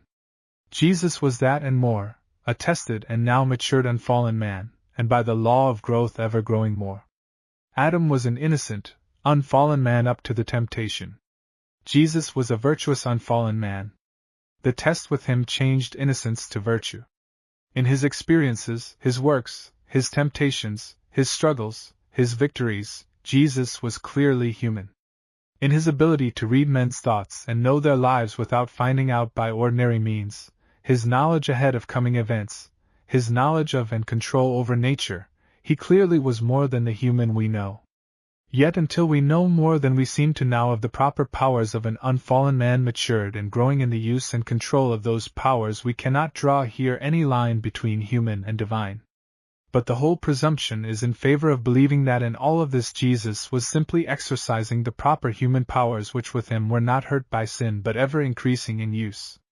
Jesus insisted on living a simple true human life, dependent upon God and upon others. He struck the keynote of this at the start in the wilderness. Everything he taught he put through the test of use. He was what he taught. As a man he has gone through all he calls us to. He blazed the way into every thicket and woods, and then stands ahead, softly, clearly calling, "Come along after me." He was a normal man, God's pattern unchanged. All the powers of body and mind and spirit were developed naturally and held in poise, no lack of development, no overdevelopment of some part, no misuse of any power, nor abuse, but each part perfectly fitting in and working naturally with each other part. He experienced all the proper limitations of human life. He needed food and sleep and rest, and needed to give his body proper thought and care. He was under the human limitations regarding space and material construction. He got from one place to another by the slow process of using his strength, or joining it with nature or that of a beast. He entered a building through an opening as we do. Both of these are in sharp contrast with the conditions after the resurrection. His stock of knowledge came by the law of increase, the natural way, some, and then more, and the more gaining more yet. But there's more than this. There's a bit of a pull inside as one thinks of this, as though Jesus in his humanity after all is on a level above us, hardly alongside giving us a hand. Ah! There is more. He had fellowship with us in the limitation that sin has brought. He shared the experiences that men were actually having. He knew the bitterness of having one's life plan utterly broken and something else, say rude, jagged something else, thrust in its place. But the bitterness of the experience never got into his spirit or affected his conduct. The emergency he found down here wrought by sin affected him. He was hungry sometimes without food at hand to satisfy his hunger. He always showed a peculiar tender sympathy with hungry people. He couldn't bear the sight of the hungry crowds without food. He would go out of his way any time to feed a man. He makes the caring for hungry folks a test question for the judgment time. There's a great note of sympathy here with the race. Every night hundreds of thousands of our brothers and sisters go hungry to bed. It was said at one time that the death rate of London rises and falls with the price of bread. If true when said, it probably is more intensely true today. Jesus ate the bread of the poor, the coarsest, plainest bread. But then, that may have been simply his good common sense. Jesus got tired. Could there be a closer touch? He fell asleep on a pillow in the stern of the boat one day crossing the lake. And the sleep was like that of a very tired man, so sound that the wild storm did not wake him up. It was his tiredness that made him wait at Jacob's well while the disciples push on to the village to get food. He wouldn't have asked them to go if they were too tired to. Was he ever too tired, overtired like we get? I wonder. There was the temptation to be so ever-tugging. Probably not, for he was wise, and had good self-control, and then he trusted his Father. Yet he probably went to the full limit of what was wise. Certainly he lived a strenuous life those 3.5 years. Jesus knew the pinch of poverty. He was the eldest in a large family, with the father probably dead, and so likely was the chief breadwinner, earning for himself and for the others a living by his trade. He was the village carpenter up in Nazareth, an obscure country village. I do not mean abject grinding poverty, of course. That cannot exist with frugality and honest toil. But the pinch of constant management, rigid economy, counting the coins carefully, studying to make both ends meet, and needing to stretch a bit to get them together. It is not unlikely that house rent was one of the items. The ceaselessness of his labors those public years suggests habits of industry acquired during those long Nazareth years. He was used to working hard and being kept busy. It would seem that he had the care of his mother after the home was broken up. At the very end he makes provision for her. John understands the allusion and takes her to his own home. He must have thought a great deal of John to trust his mother to his care. Could there be finer evidence of friendship than giving his friend John such a trust? Jesus was a homeless man. Forced from the home village by his fellow townsmen, for those busy years he had no quiet home spot of his own to rest in. And he felt it. How he would have enjoyed a home of his own, with his mother in it with him. No more pathetic word comes from his lips than that touching his homelessness. Foxes have holes, and the birds of the air nests, but the Son of Man hath neither hole nor nest, burrowed or built, in ground or tree. And Jesus knew the sharp discipline of waiting. He knew what it meant to be going a commonplace, humdrum, treadmill round while the fires are burning within for something else. He knew, and forever cast a sweet soft halo over all such labor as men call drudgery, which never was such to him because of the fine spirit breathed into it. Drudgery, commonplaceness is in the spirit, not the work. Nothing could be commonplace or humdrum when done by one with such an uncommon spirit. There's more of God since Jesus went back. I have tried to think of him coming into young manhood in that Nazareth home. He is 20 now, with a daily round something like this. Up at dawn, likely he was ever an early riser, chores about the place, the cow, maybe, and the kindling and fuel for the day, helping to care for the younger children, then off down the narrow street, with a cheery word to passers-by, to the little low-ceilinged carpenter shop, for 8 hours? More likely 10 or 12. Then back in the twilight. Chores again, the evening meal, helping the children of the home in difficulties that have arisen to fill their day's small horizon, a bit of quiet talk with his mother about family matters, maybe, then likely off to the hilltop to look out at the stars and talk with the father, then back again, slipping quietly into the bedroom, sharing sleeping space in the bed with a brother. And then the sweet rest of a laboring man until the gray dawn broke again. And that not for one day, every day, a year of days, years. He's 25 now, feeling the thews of his strength, 27, 29, still the old daily round. Did no temptation come those years to chafe a bit, and fret, and wonder and yearn after the great outside world? Who that knows such a life, and knows the tempter, thinks he missed those years, and their subtle opportunity? Who that knows Jesus thinks that he missed such an opportunity to hallow forever, fragrantly hallow, home, with its unceasing round of detail, and to cushion, too, its every detail with a sweet, strong spirit? Who thinks he missed that chance of fellowship with the great crowd of his race of brothers? Today up yonder on the throne there's a man kin to us, bone of our bone, heart of our heart, toil of our toil. He knows. If you'll listen very quietly, you'll hear his voice reaching clear down to you saying, with a softness that thrills, "Steady, steady, I know it all. I'm watching and feeling and helping. Up yonder is the hilltop and the glory sun and the wondrous air. Steady a bit. Stay up with me on the glory side of your cloud, though your feet scratch the clay. Surely there's more of God since Jesus went back. The divine Jesus. Jehovah Jesus. Of all the men who knew Jesus intimately, John stands first and highest. He misunderstood for a time. He failed to understand, as did the others. He did not approach the keen insight into Jesus' being and purpose that Mary of Bethany did. But then, she was a woman. He was a man. Other things being equal, though they almost never are, woman has keener insight into the spirit and motives than has man.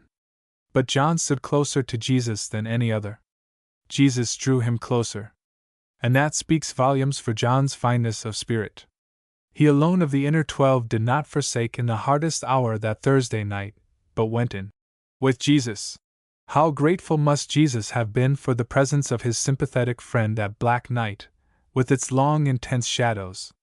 Now John writes about Jesus. And what this closest friend says will be of intensest interest to all lovers of Jesus. But it is of even intenser interest to note keenly when John writes. He waits until the end. He gets the longest range on Jesus that his lengthening years will permit. Distance is essential to perspective. You must get far away from a big thing to see it.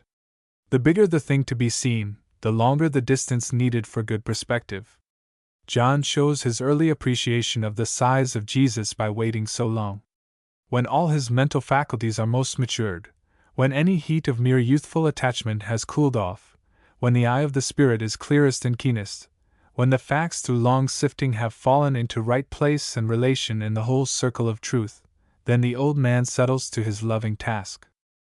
He had been looking long. His perspective has steadily lengthened with the looking years. The object has been getting bigger and bigger to his eyes. He is getting off as far as possible within his earthly span. At last he feels that he has approximately gotten the range. And with the deep glow of his heart gleaming up out of his eyes, he picks up a freshly sharpened quill to tell folk about Jesus. As he starts in, he takes a fresh, long, earnest look. And so he writes, like a portrait artist working, with his eyes ever gazing at the vision of that glorified face. He seems to say to himself, how can I ever begin to tell them about him? Then with a master's skill he sets out to find the simplest words he can find, put together in the simplest sentences he can make, so simple folk everywhere may read and get something of a glimpse of this Jesus, whose glory is filling his eyes and flooding his face and spilling out all over the pages as he writes. He is seeing back so far that he is getting beyond human reach. So he fastens his line into the farthest of the far reaches of human knowledge, the creation, and then flings the line a bit farther back yet. He must use a human word, if human folk are to understand. So he says, beginning. In the beginning. The beginningless beginning, away back of the Genesis beginning, the earliest known to man. Then he recalls the tremendous fact that when, in the later beginning man knew about, the worlds came into existence, it was by a word being spoken, a creative, outspoken word.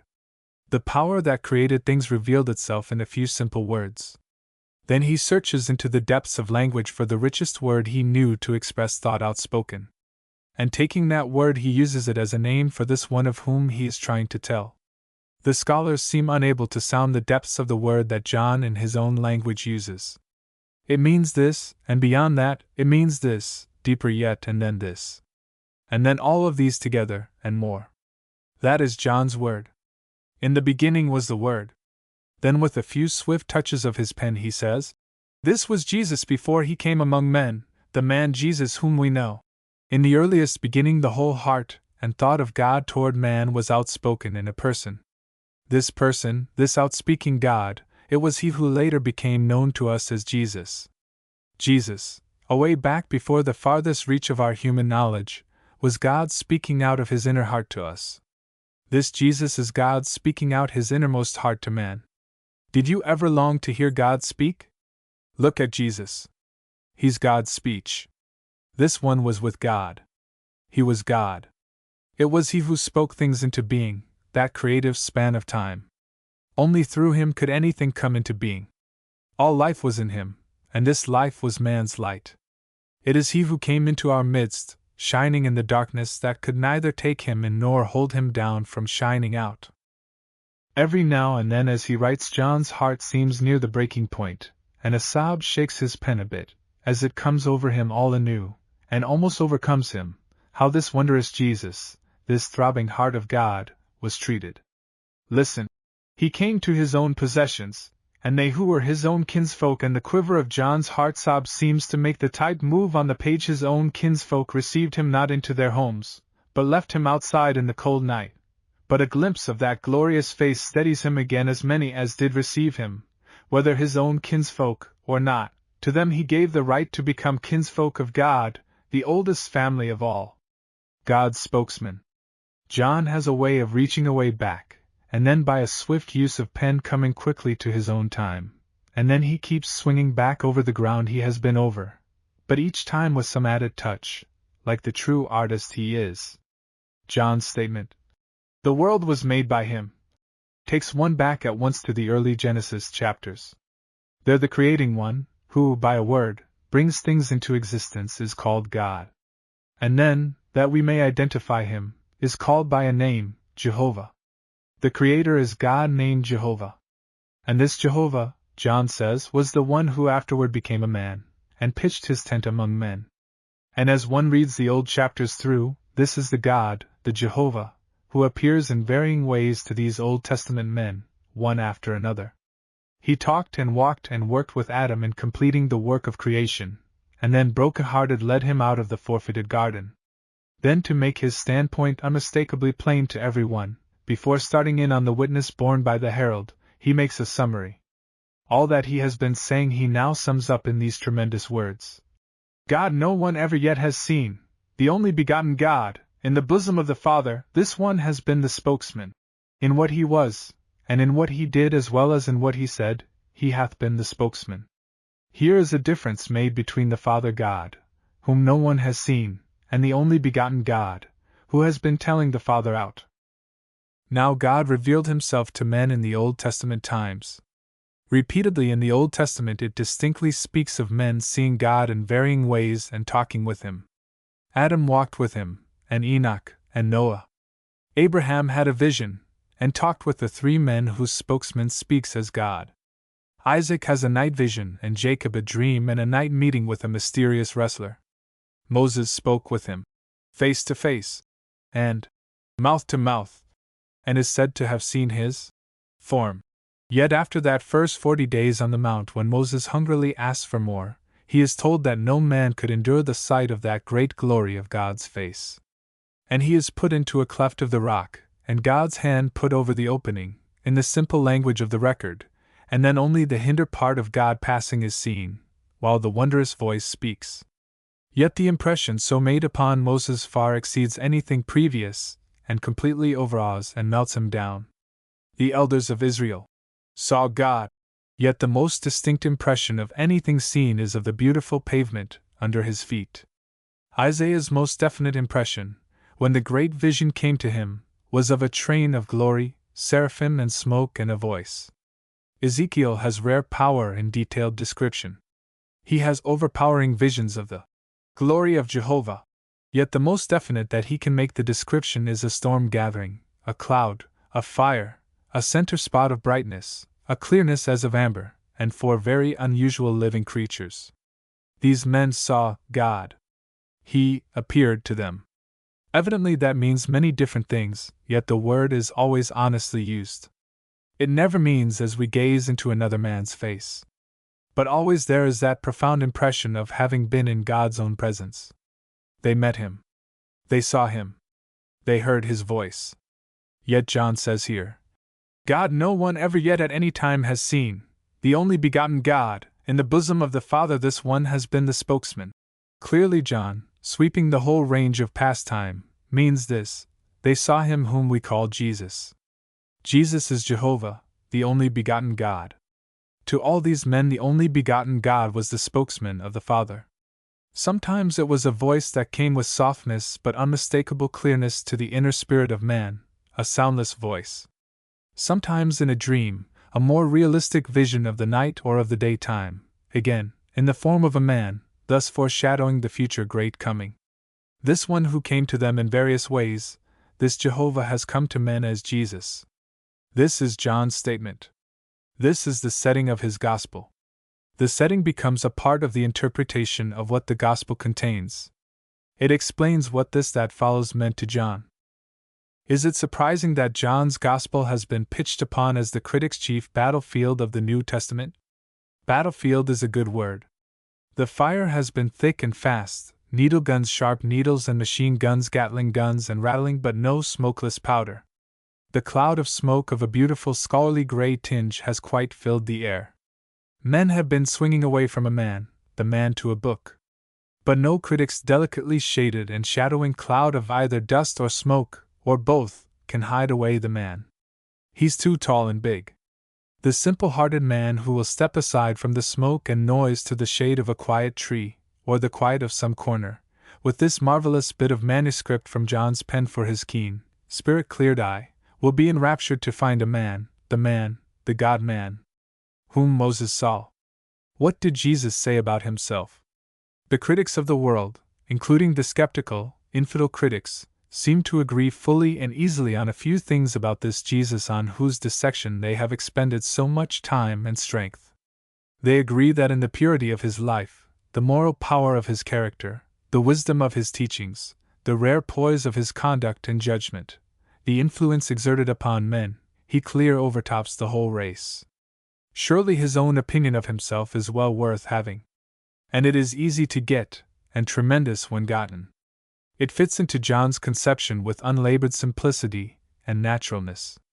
According, then, to Jesus' own words, he had come down out of heaven, and by, would go back again to where he was before. He had come on an errand for the Father down into the world, and when the errand was finished he would go back home to the Father again. He had seen the Father, and he was the only one who had ever seen him. He was the Son of God in a sense that nobody else was, a begotten Son, and the only Son who had been begotten. Therefore he naturally called God his Father, and not only that, but his own Father, making himself equal with the Father. This statement it was that swung the leaders over from silent contempt to aggression in their treatment of him. The Jews understood this perfectly, and instantly. They refused to accept it. Reckoning it blasphemous, they attempted to stone him. They were partly right. If it were not true, it was blasphemous, and their law required stoning. Yet they were fools in their thought, and not even keen fools. for no blasphemous man could have revealed the character and moral glory that Jesus constantly revealed before their eyes. Then follows one of John's exquisite reports of Jesus' words in reply. In it runs side by side the essential unity of spirit between Father and Son, with the absolute life-giving or creative power invested in the Son. A sweet, loving, loyal unity of spirit is between the two. It is love unity. There can be none closer. In this unity the Son has full control of life for all the race of men, and final adjustment of the character wrought out by each. At His word all who have gone down under death's touch will come into life again, and each by the character he has developed will go by a moral gravitation to his natural place. And then follows the bringing forward of witnesses, John, the Father, the works, the Scriptures, and the climax is reached in the one whose name was ever on their lips, Moses. And this is the significant reference to Moses. He wrote of me. Sift into that phrase a bit. It cannot mean, he wrote of me in the sacrifices provided for with such minute care. For Moses clearly had had no such thought. It might be supposed to mean that unconsciously to himself there was, in his writings about the sacrifices, that which would be seen later to refer to Jesus in his dying. And there is the resemblance and purity between Moses' sacrifices and the great sacrifice. Yet where there is so much plain meaning lying out on the face of the thing, this obscure meaning may be dropped or checked in as an incidental. There is a single allusion in Moses writing to a prophet coming like himself. But Moses is ever absorbed in writing about a wondrous one who revealed himself to him in the burning bush, the pillar of cloud and fire, the little peaked tent off by itself on the outskirts of the camp, and the soft, distinct voice. There was the one with whom he had twice spent 40 days in the mount, and whose great glory left its traces in his face. Ever Moses is writing of this wondrous Jehovah. Jesus quietly says, He wrote of me. Another time he said, I and the Father are one, provoking another stoning. Invisibly holding back their hands he said, The Father is in me, and I in the Father. And again they are aroused. In connection with this word, Father, it may be noted that the Old Testament has been called the dispensation of the Father, but this seems scarcely accurate. God speaking, appearing there is spoken of as Father very rarely, and then chiefly in the great promises of the future glory. The common name for him is Jehovah. Jesus practically gives us the name Father for God. He constantly refers to God as his Father. It was he who taught us to call God Father. He never speaks of Jehovah, but of the Father. His language in this always fits in perfectly, as of course it would, with John's standpoint, that Jesus is the Jehovah of the Old Testament times. A little later Jesus says, Moses gave you not the manna from heaven, but my Father giveth, note the change in the time element of the word, giveth you the true bread. It is a sort of broken, readjusted sentence, as though he was going to say who it was that gave the manna, and then changes to speaking of the Father and the present. He does not say who it was that did give that manna. It is plain enough from John's standpoint what he understands Jesus to mean as he puts the incident into his story. Jesus is God wooing man. During the autumn before his death, while in attendance on one of the Jerusalem feasts, the leaders are boasting of their direct descent from Abraham, and attacking Jesus. On their part the quarrel of words gets very bitter. They ask sharply, Who do you pretend to be? Nobody can be as great as Abraham, yet your words suggest that you think you are. Then came from Jesus' lips the words, spoken in all probability very quietly. Your father Abraham exulted that he might see my day, and he saw it, and was glad. It is a tremendous statement, staggering to one who has not yet grasped it. In attempting to find its meaning, some of our writing friends have supposed it means that, after Abraham's death, when he was in the other world, at the time of Jesus being on the earth, he was conscious of Jesus having come and was glad. But this hardly seems likely, else it would read, He sees and is glad. The seeing and gladness were both in a day gone by.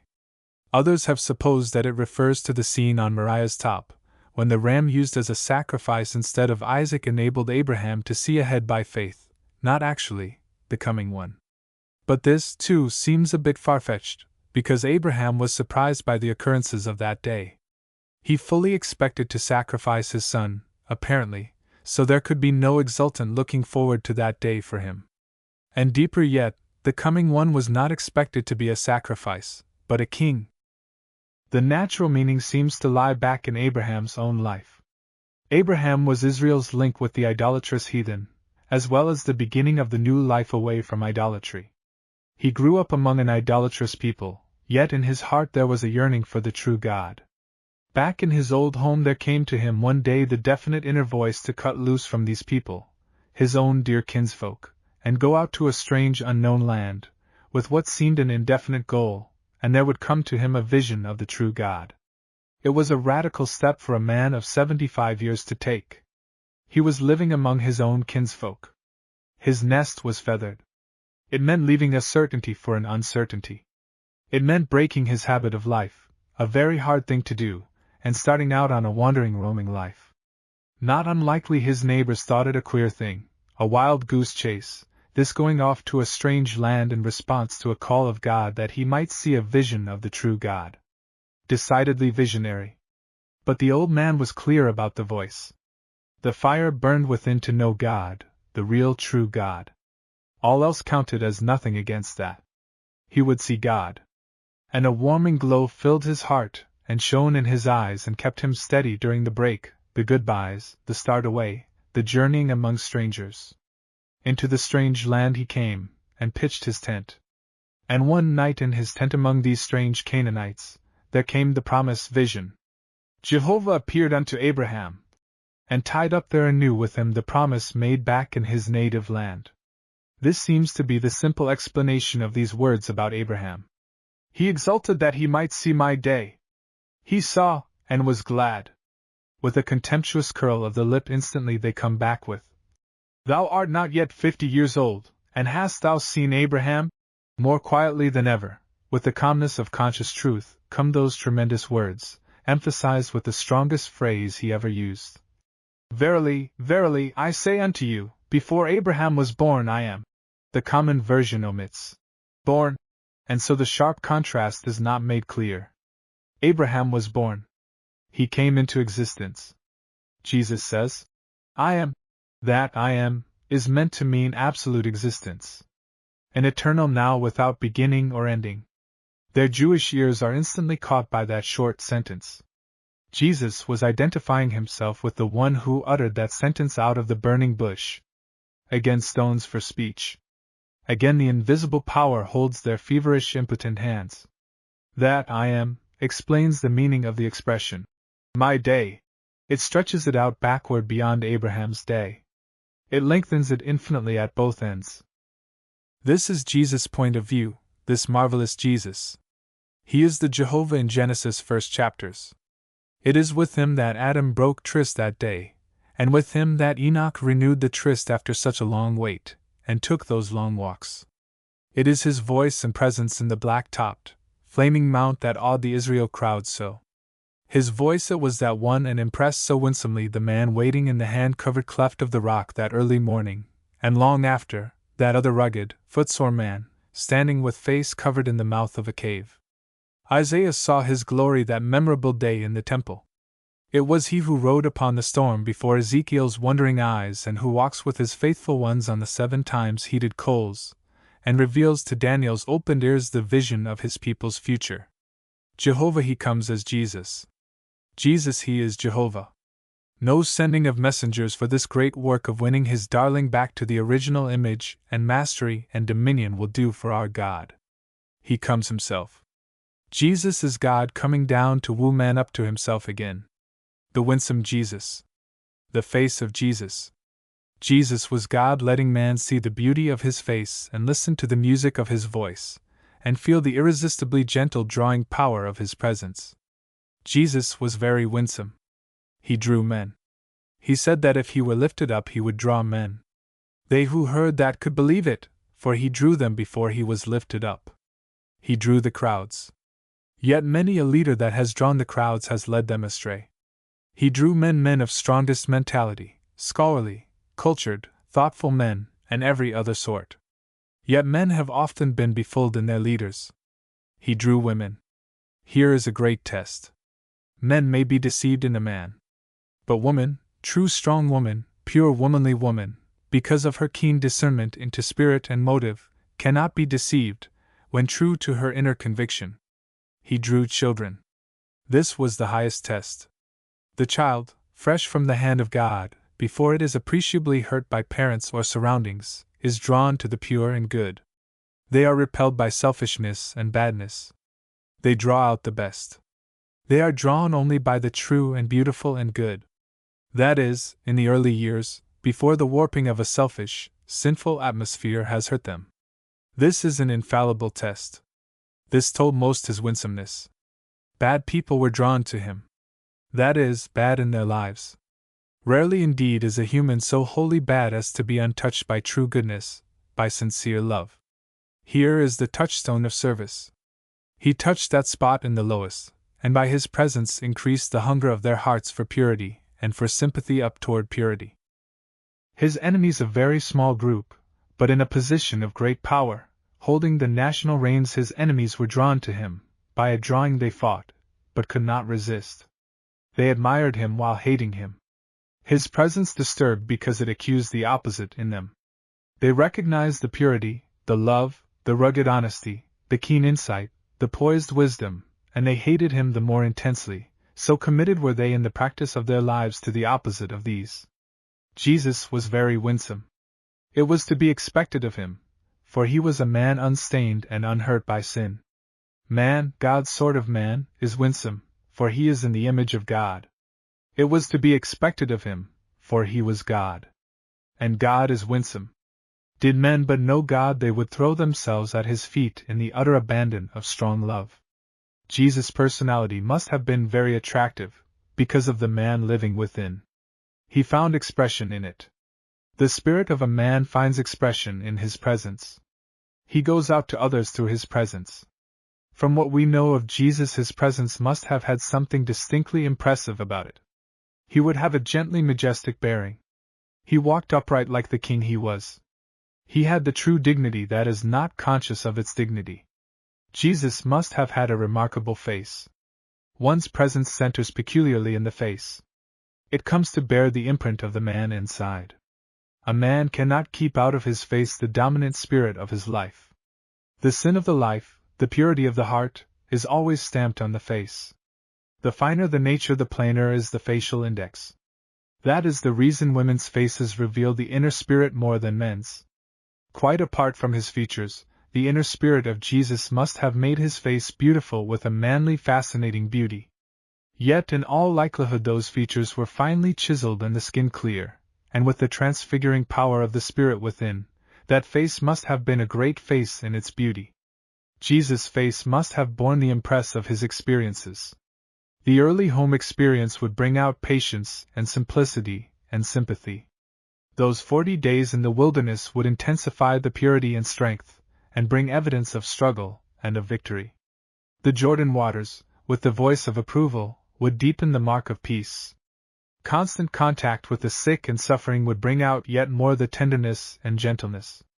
Constant teaching of undisciplined folk would intensify the patience. Constant contact with sin would intensify the unflinching sternness of purity. The Transfiguration would deepen the spirituality, with possibly an added glory touch. Gethsemane wrote in the deep lines of intense suffering, with the intangible spirituality of victory and great peace. And, at the last, Calvary with its scars marked in a beauty of suffering and of spirituality refined beyond description. A marvelous face, that human face of Jesus. Indeed, the glory of God was in the face of Jesus as he walked quietly among men. Looking into that face, men saw God. That simple, gentle, patient, pure face, with its deep peace and victory and yet its yearning, that was God looking out into men's faces. The music of God in the voice of Jesus. The face of that face was the eye. The eye is the soul of the face. Through it the man looks out and shows himself. Through it we look in and see him. Where the fires of self-ambition burn, the flame is always in the eye. Only where those fires are out or never lit does the real beauty light of God come into the eye. Great leaders have ever been noted for their eyes, before whose glance strong men have cowed and quailed, or eagerly coveted the privilege of service. Those must have been matchless eyes of Jesus, keen, kindly, flashing out blinding lightning, sending out softest subdued light. The Nazareth mob couldn't stand the look of those eyes, nor the bolder Jerusalem mob reaching down for the stones, nor the deputation sent to arrest, nor even the reckless Roman soldiers at the garden gate. The disciples who were closest sometimes followed him afraid and amazed because of the look of those eyes. And yet the little children put their arms around his neck, and looked up fearlessly and lovingly. And the crowd listened by the hour with their eyes fastened upon his. The voice of Jesus must have been music itself. It speaks once of his singing a hymn. How we would all have loved to hear him sing! But that voice was music at all times, whether in song or speech. Low, modulated, rhythmic, gentle, rich, resonant, wondrous music. Those who have heard Spurgeon and Gladstone almost always speak of the rare musical quality in their voices. So, and more would it be with this Jesus. It has been said that the personality reveals itself in the speech. It reveals itself yet more, and more subtly, in the sound of the voice.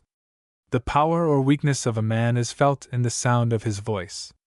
The blind have unusual skill in reading character in the voice. Were we wiser, we could read men's character much more quickly in the voice. Children and animals do. The voice that stilled the waves and spoke forgiveness of sins, that drew the babes, and talked out to thousands at once, must have been full of sweetest music and thrilling with richest power. Jesus made much of the personal touch, another means whereby a man's power goes out to his fellow. He believed in close personal touch. He drew men into close contact with himself. He promised that when gone himself, somebody else was to come and live as he had done right with us in close touch. He touched those whom he helped, regardless of conditions. There was power in his touch. Some of himself went out through that touch of his. The fever, the weakness, the disease fled before his touch. Is it to be wondered at that everywhere, in the temple yards, on Judean hills or Galilean, by the blue waters of Galilee or the brown waters of the Jordan, men crowded to Jesus? They couldn't help it. He was irresistible in his presence, his face, his eye, and voice and touch. It could not be otherwise. He was God on a wooing errand after man. Moses' request of Jehovah, "Show me thy glory," was being granted now to the whole nation. In Jesus they were gazing on the glory of God. A veiled glory? Yes, much veiled, doubtless, yet not as much as when Moses looked and listened. Jesus draws men. All classes, all nations, all peoples are drawn to him. It is remarkable how all classes in Christendom quote Jesus, and claim him as the leader of their own particular views. They will selfishly claim him who will not follow him. Jesus draws us. Let us each yield to his drawing. That is the sincerest homage and honor we can give him. That will draw out in us to fullest measure the original godlikeness obscured by sin. Let us lift this drawing Jesus up by our lives of loyalty to him, by our modest, earnest testimony for him, by our unselfish love for the men he loved so. Up let us lift him before men's eyes, up on the cross, transfigured by his love, up on the Olives Mount, victor over all the forces of sin and death, up at the Father's right hand in glory, waiting the fullness of time for the completion of his plan for man. Thou great winsome God, we have seen thy beauty in this Jesus. We have heard thy music in his voice. We feel the strong pull upon our hearts and wills of thy presence in him. We cannot resist thee if we would. We would not if we could. We are coming running to keep tryst with thee under the tree of life thou art planting down in our midst. We will throw ourselves at thy feet in the utter abandon of our strongest love, thy volunteer slaves. 3. The great experiences of Jesus' life. The Jordan, the decisive start. The Jordan, the decisive start. The wilderness, temptation. The wilderness, temptation. The transfiguration, an emergency measure. The transfiguration, an emergency measure. Gethsemane, the strange, lone struggle. Gethsemane, the strange, lone struggle. Calvary, victory. Calvary, victory. The resurrection, gravity upward. The resurrection, gravity upward. The ascension, back home again until. The ascension, back home again until. The Jordan, the decisive start. The anvil of experience. Experience is going through a thing yourself, and having it go through you. And through, here means not as a spear is thrust through a man's body, piercing it, but as fire goes through that which it takes hold of, permeating, as an odor goes through a house, pervading it. A man knows only what he experiences, what he goes through, what goes through him. He knows only what he is certain of. And he is certain of only that which he experiences. It is one of the natural limitations of our humanity that it is so. Even the primary knowledge of space, and time, and so on comes in this way. A man knows space only by seeing or thinking through space. He knows time only by living consciously through some moments of time. Such knowledge is primary only in point of time. Experience is weaving fact into the fabric of your life. The swift drive of the double-pointed shuttle, the hard push of the loom back and forth goes through you. Experience is sowing truth in actual personal occurrences. The cutting, upturning edge of the plow, the tearing teeth of the harrow, go on inside your very being, while perhaps the moments drag themselves by, slow as snails. Experience is hammering truth into shape upon the anvil of your life, while the pounding of the lightning trip hammer is upon your own quivering flesh. It is seeing that which is most precious to you, so dear as to be your very life, seeing that in a furnace 7 times heated, while you, standing helplessly by, hope and trust perhaps, and yet wonder, even while trusting, wonder if, shall I say it the way your heart talks it out within, or, at most, wonderingly watch with heart almost stopped, and eyes big, to see if the form of the fourth will intervene in your case, or whether something else is the Father's will. Experience is the 3 young Hebrews stepping with quiet, full, heel-to-toe tread into the hotly flaming furnace, not sure but it meant torture and death, only sure that it was the only right thing to do. It is the old Babylonian premier actually lowering nearer and nearer to those green eyes, and yawning jaws, and ivories polished on many a bone, clear of duty though not clear of anything else. A man having a financial understanding with his church, or a contract with his employer, or a comfortable business, may be an earnest Christian, living a life of prayer and realizing God's power in his life, but he cannot know the meaning of the word trust as George Mueller knew it when he might waken in the morning with not enough food in hand for the breakfast, only an hour off, of the 2,000 orphans under his care, and in answer to his waiting prayer have them all satisfied at the usual breakfast hour. George Mueller himself did not know the meaning of trust before such experiences as he did afterwards. No one can. We know only what we experience. Now Jesus became a perfect man by means of the experiences he went through. He is an older brother to us, for he has gone through ahead where we are now going, and where we are yet to go. He was perfectly human in this, that he did not know our human experiences, save as he himself went through those experiences. With full reverence be it said of the divine Jesus, it was necessarily so, because he was so truly human. The whole diapason of human experience, with its joyous majors and its sobbing minors, he knew. Except, of course, the experiences growing out of sin. These he could not know. They belonged to the abnormal side of life. And there was nothing abnormal about him. It was fitting that Jesus, coming as a man to save brother men, should develop the full human character through experience. And so he did. And forever he has a fellow feeling with each of us, at every point, for he himself has felt our feelings. Jesus' experiences brought him suffering, keen, cutting pain, real suffering. Where there is possible danger or pain in an approaching experience, there is shrinking. It is a normal human trait to shrink from pain and danger. Jesus' experiences and the suffering they brought to him far outreach what any other human has known.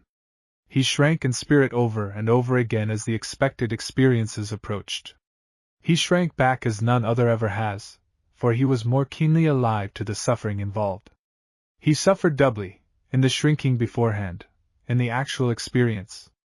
But be it keenly remembered, shrinking does not mean faltering. Neither suffering in anticipation nor actually ever held him back for a moment, nor an inch's length, nor in the spirit of full-tilted obedience to his Father's plan. This makes Jesus' experiences the greatest revealers of his character. He was sublime in his character, his teachings, his stupendous conceptions. He was most sublime in that wherein he touches us most closely his experiences. With a new, deep meaning it can be said, knowledge is power.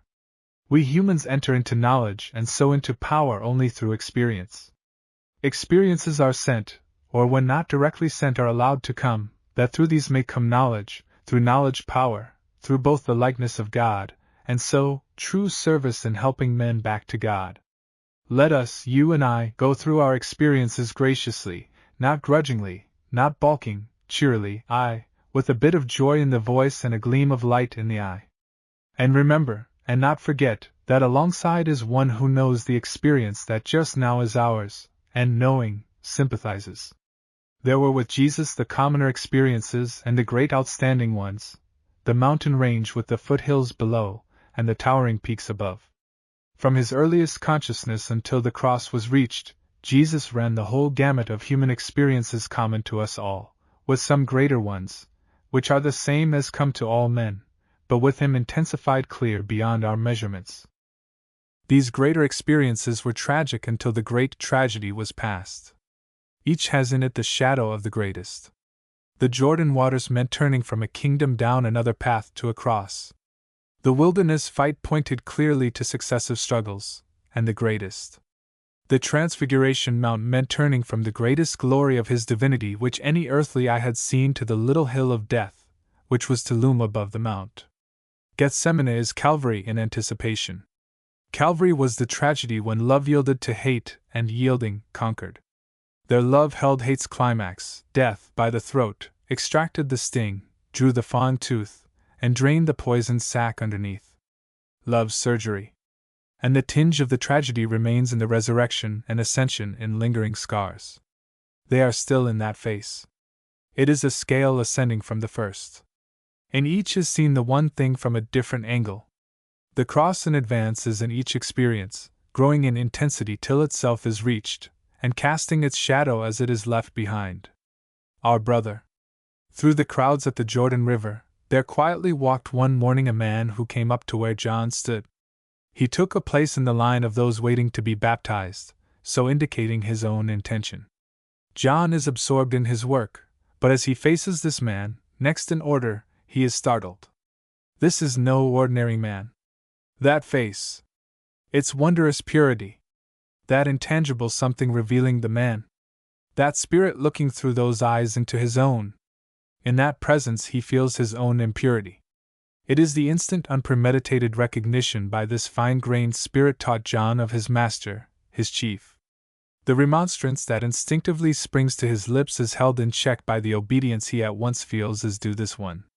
Whatever he commands is right, however unexpected it may be, or however strange it may seem. Why did Jesus go to John for baptism? The rite was a purifying one.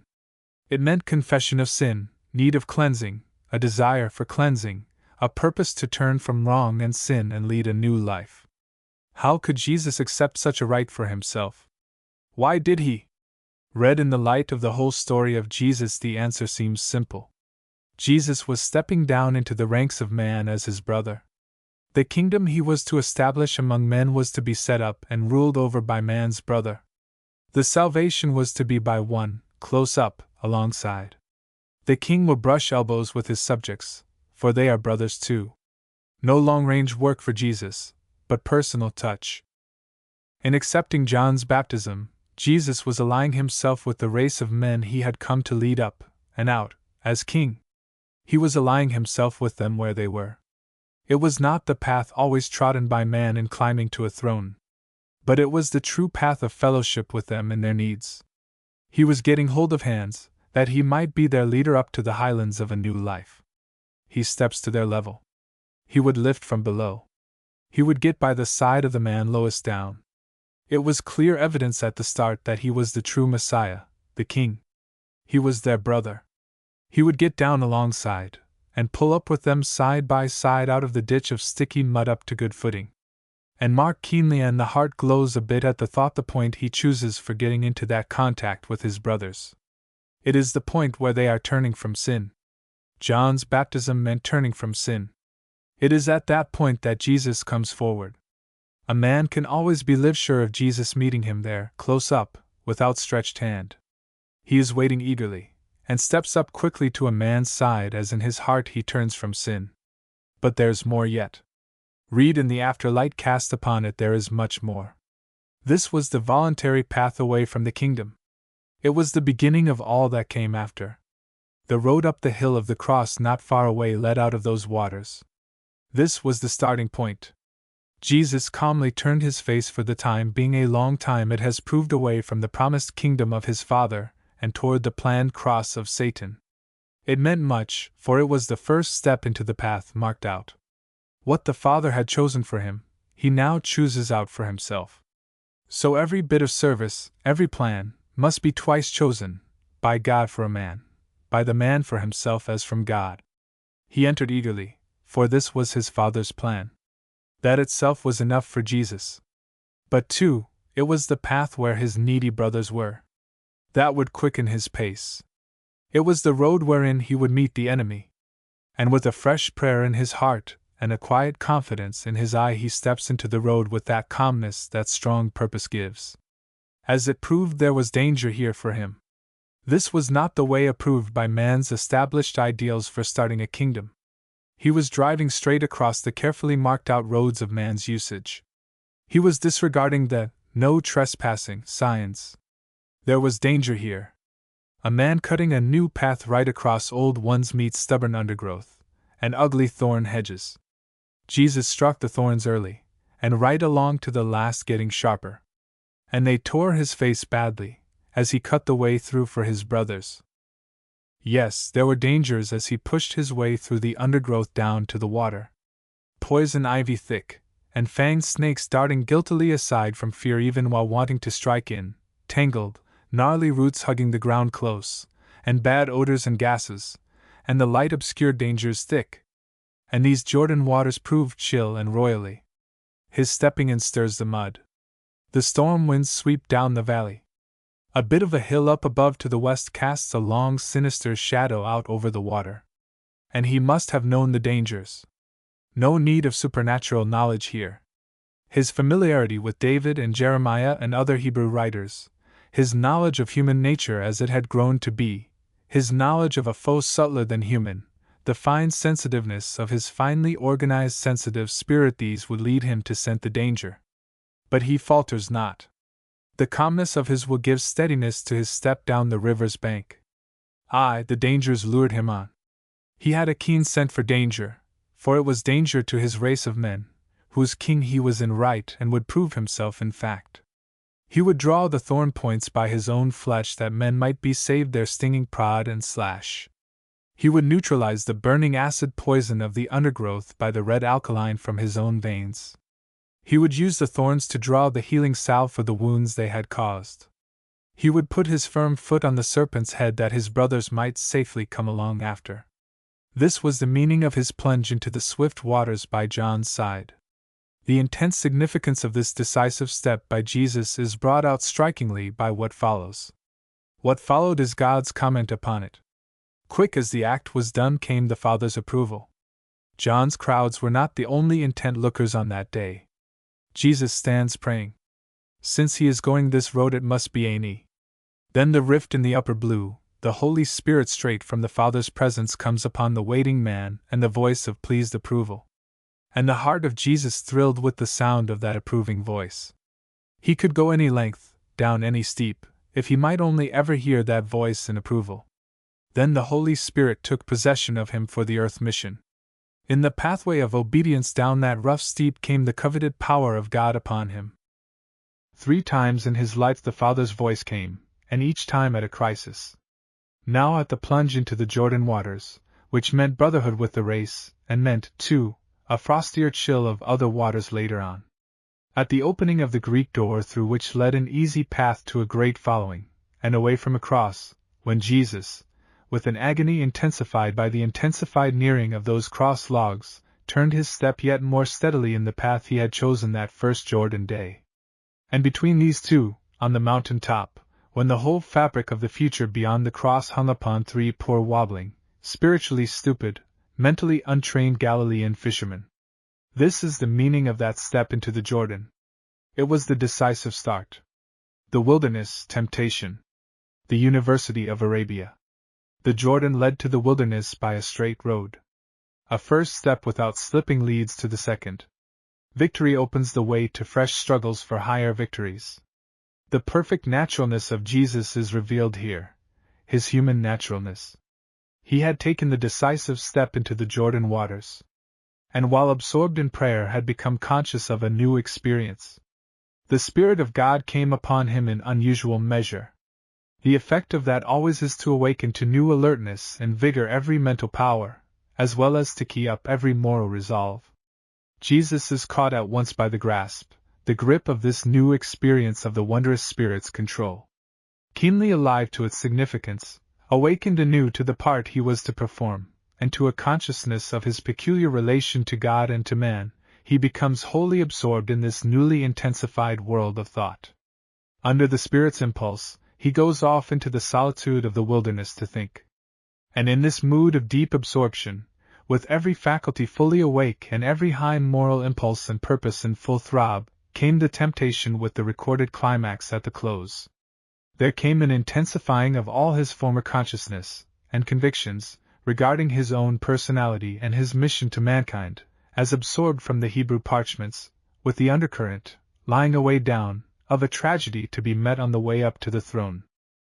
Jesus was a man of great intensity. He could become so absorbed as to be unconscious of other things. As a boy of 12, when first he caught fire, he was so taken up with the flood of thoughts poured into his mind by the temple visit, that for 3 days and 2 nights he remained away from his parents, simply absorbed in the world of thought awakened by that visit. He could remain 40 days in the wilderness without being conscious of hunger. The impress of that 40 days mentally remained with him during the remainder of his human life. Intensity is possible only to strong mentality. The child's mind, the undisciplined mind, the mind weakened by sickness or fatigue goes quickly from one thing to another. The finest mental discipline is revealed in the greatest intensity, while yet all the faculties remain at normal, not heated, nor disturbed by the discoloration of heat. He withdrew into the wilderness to think and pray. He wanted to get away from man that he might realize God. With the near flaming footlights shut out, he could see clearly the quiet upper lights, his sure guides. These 40 days gave him the true perspective. Things worked into proportion. He never lost this wilderness perspective. The wilderness means to him alone with God, the false perspective, the flaming of near lights, the noise of men's shuffling feet all gone. And when he went out among men for work, that wilderness atmosphere went with him. And when the crowds thickened, and work piled up, and dangers intensified, off he would go for a fresh bit of improvised wilderness. The temptation follows the natural lines of man's powers. Man was made with mastery of himself, kingship over nature and all its forces, and utter dependence, even for his very breath, upon God. While made perfect in these, he would know them fully only through growth. He had 3 relationships, to God, his fellows, and himself. His relation to God would keep true the relation to himself, and adjust the relation to his fellows. Keeping God in proper proportion in the perspective keeps one's self in its true place always. Utter dependence by every man upon God would make perfect harmony with his fellows. The dominion of nature was through self-mastery, and this in turn would be only through the practice of utter dependence upon God. Now all sin comes under this grouping, the relation to God, the relation to others, within oneself. Temptation follows the line of exaggeration, misuse, misadjustment, wrong motive. It pushes trust over into unwarranted presumption. Dominion over nature crosses the line into the relation to other men. Fellow feeling gives way to an ambition to get ahead of the other man, and to boss him. Proper appetite and desire become lust and passion. The dominion that man was to have over nature, he seeks also to have over his brothers, so crossing the line of his own proper dominion and trespassing on God's. Only God is to have dominion over all men. Where a man is lifted to eminence of rule among his fellows, he is simply acting for somebody else. He is not a superior. He is a servant of God, in ruling over his fellows.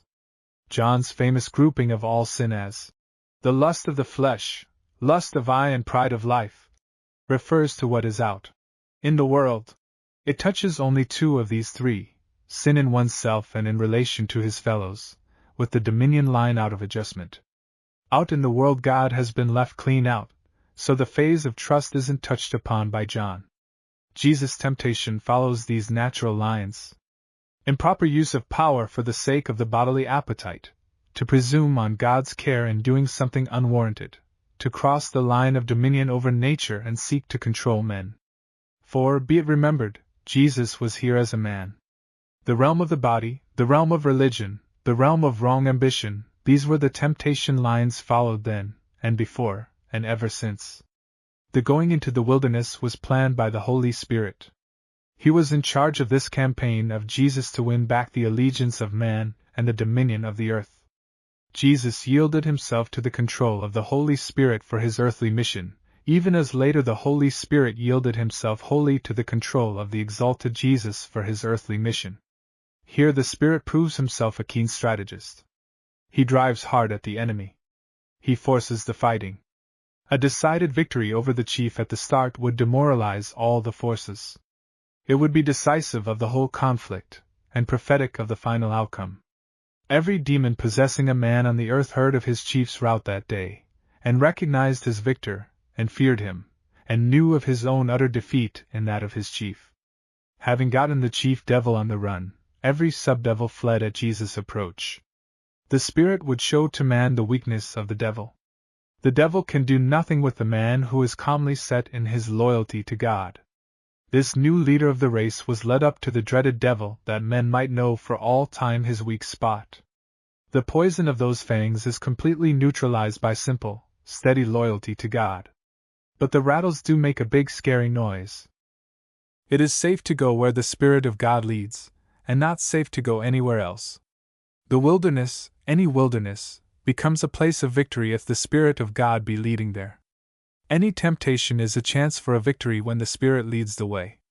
A man's controlling motive determines the attractiveness or ugliness of any place. To Jesus, this wilderness barren was one of the mountain peaks. Its forbidding chasms and ugly gullies and darting snakes ever afterwards speak to him of sweet victory. The first great victory was here.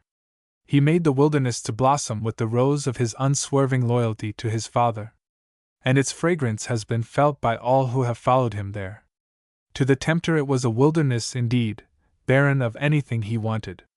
He quit at the first chance he could make. He would remember the beasts and serpents and dreary waste. For here he received his first death thrust. Every man whom God has used has been in the wilderness. The two great leaders before Jesus, and the great leader after him, had each a postgraduate course in the University of Arabia. A degree in that school is required for those who would do valiant service for God. Only so can the eyes and ears be trained away from the glare and blare of the crowd. They needed it, we need it, for discipline. He, the matchless man, for that too, and that he might make it a place of sure victory for us. Earth's ugliest, deepest scar. Jesus is the only one of whom we are told that he was led up to be tempted. He was the leader of the race for the regaining of the blurred image, the lost mastery and dominion. He himself bade us pray not to be so tempted. He outmatched the tempter. Any one of us, alone, is clearly outmatched by that tempter. But we may always rest secure in the victory he achieved that day. Only so are we safe. It is noteworthy that the place of the temptation was chosen by the Spirit, and what place it is he chooses. Mark keenly, the tempter did not choose it. He was obliged to start in there, but he seized the first chance to get away to scenes more congenial to himself. The wilderness is one of the most marked spots on the earth's crust. That remarkable stretch of land going by swift, steep descents almost from Jerusalem's very door down to the Dead Sea. It was once described as the Garden of God, that is, as Eden for beauty and fertility, like the fertile Egyptian bottoms. For long centuries no ghastlier bit of land can be found, haggard, stripped bare, its strata twisted out of all shape, blistering peeling rocks, scorching furnace heat reflected from its rocks, swept by hot desert winds. It is the land of death, an awful death. No life save crawling scorpions and vipers, with an occasional hyena and jackal. Here sin had a free line and ran riot. It ran to its logical conclusion, till a surgical operation cauterization was necessary to save the rest. Earth's fairest became Earth's ugliest. It is the one spot where sin's free swing seemed its mark deepest in. The story of sin's worst is burned into the crust of the earth with letters over 1,000 feet deep. This is sin's scar, Earth's hell scar. There is no talk of the glory of the kingdom here. Yet there had been once. This is the very spot where that proposition on smaller scale was made to a man in a crisis of his life, and where, lured by the attractive outlook, he had chosen selfishly. This is the wilderness, sin's wilderness, whither the Holy Spirit led Jesus for the tempter's assault. No man does great service for God till he gets sin into its proportion in his perspective. Jesus was tempted. Temptation, the suggestion to wrong, must find some point of contact within. Therein consists the temptation to the man. Without doubt there was a response within to the temptations that came to Jesus. Satan always throws his line to catch on a hook inside. The physical sense of hunger responded to the suggestion of getting hold of a loaf. The unfailing breath of Jesus' life was trusting his Father. For the way a thing should be done, as well as for getting the result, he trusted his Father. This trust, underlying and permeating his whole life, furnishes the point of contact for the second temptation. The ruling of a world righteously not for the glory of reigning, ingrained in us, but for the world's good and betterment was ingrained in Jesus by his birth, and fostered by his study of the Hebrew Scriptures, and by the consciousness of his mission. Here is the point of contact with the third temptation. At once it is plain that there is nothing wrong here in the inward response.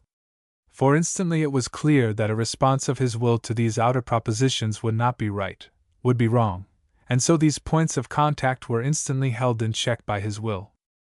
Every temptation was brought, we are told, tempted in all points. This does not mean that every particular temptation came to Jesus, but the heart, the essential, of every temptation.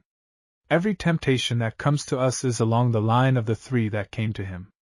By rejecting the first of each line, he shut out its successors. By accepting the first of a series of temptations, a man opens the way for the next, and so on. Temptations come on a scale descending.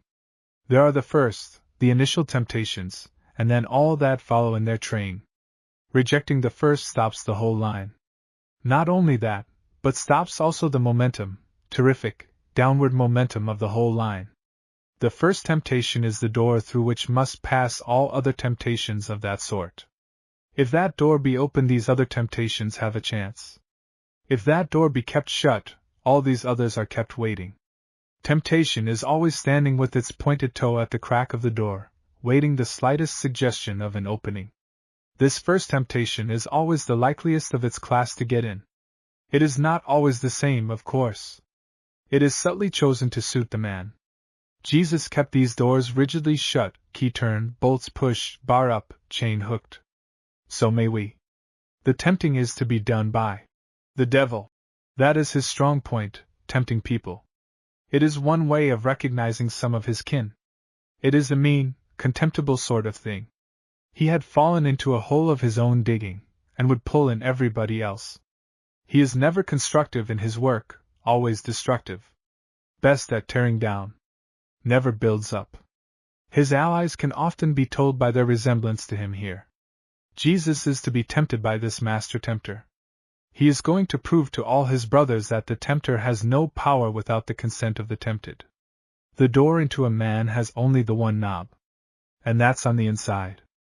Waiting the Father's word. Quite likely the form of the tempter's word suggests the upper current of Jesus' thought. If thou be the Son of God. Jesus was likely absorbed with his peculiar relation to his Father, with all that involved. The tempter cunningly seeks to sweep him off of his feet by working on his mood. It is ever a favorite method with the tempter to rush a man. A flush of feeling, the mood of an intense emotion tipped over the balance with a quick motion of his, has swept many a man off his feet. But Jesus held steady. There was no unholy heat of ambition to disturb the calm working of his mind. Why, if? Did Satan doubt it? Is he asking proof? He gets it. Jesus did not need to prove his divinity except by continuing to be divine. He proved best that he was Son of God by being true to his sonship. He naturally acted the part. We prove best that we are right by being right, not by accepting captious, critical propositions. The stars shine. We know they are stars by their shine. Satan would have Jesus use his divinity in an undivine way. He was cunning. But Jesus was keener than the tempter was cunning. Get a loaf out of this stone. Don't go hungry. Be practical and sensible. The cold cruelty of Satan. He makes no effort to relieve the hunger. The hunger asked for bread and he gave it a stone. That is the best he has. He is a bit short on bread. He would use the physical need to break down the moral purpose. He has ever been doing just that. Sometimes he induces a man to break down his strength in religious activity. And then he takes advantage of his weakened condition. Even religious activity should be refused save at the leading of God's Spirit. It will not do simply to do good. The only safe thing is to do God's will, to be tied fast to the tether of the Spirit's leading. Jesus could have made a loaf out of the stone. He did that sort of thing afterwards. It was not wrong to do it, since, under other circumstances, he did it. But it is wrong to do anything, even a good thing, at the devil's suggestion. He would shun the counsel of the ungodly. The tempter attacks first the neediest point, the hunger, and in so far the weakest, the likeliest to yield. Yet it was the strongest, too, for Jesus could make bread. The strongest point may become the weakest because of the very temptation the possession of strength gives to use it improperly. Strength used properly remains strength, used improperly it becomes weakness. The strong points always need guarding, that the balance be not tipped over and lost. Strength is never greater than when used rightly, never greater than when refused to the improper use. The essence of sin is in the improper use of a proper thing. The first step toward victory over temptation is to recognize it. Jesus' quick, quiet reply here touches the human heart at once, and touches it at its neediest and most sensitive point, the need of sympathy, of a fellow feeling. He said, "Man shall not live." The tempter said, "God." Jesus promptly said, "Man." He came to be man, the Son of Man, and the brother of man. He took his place as a man that day in the Jordan water.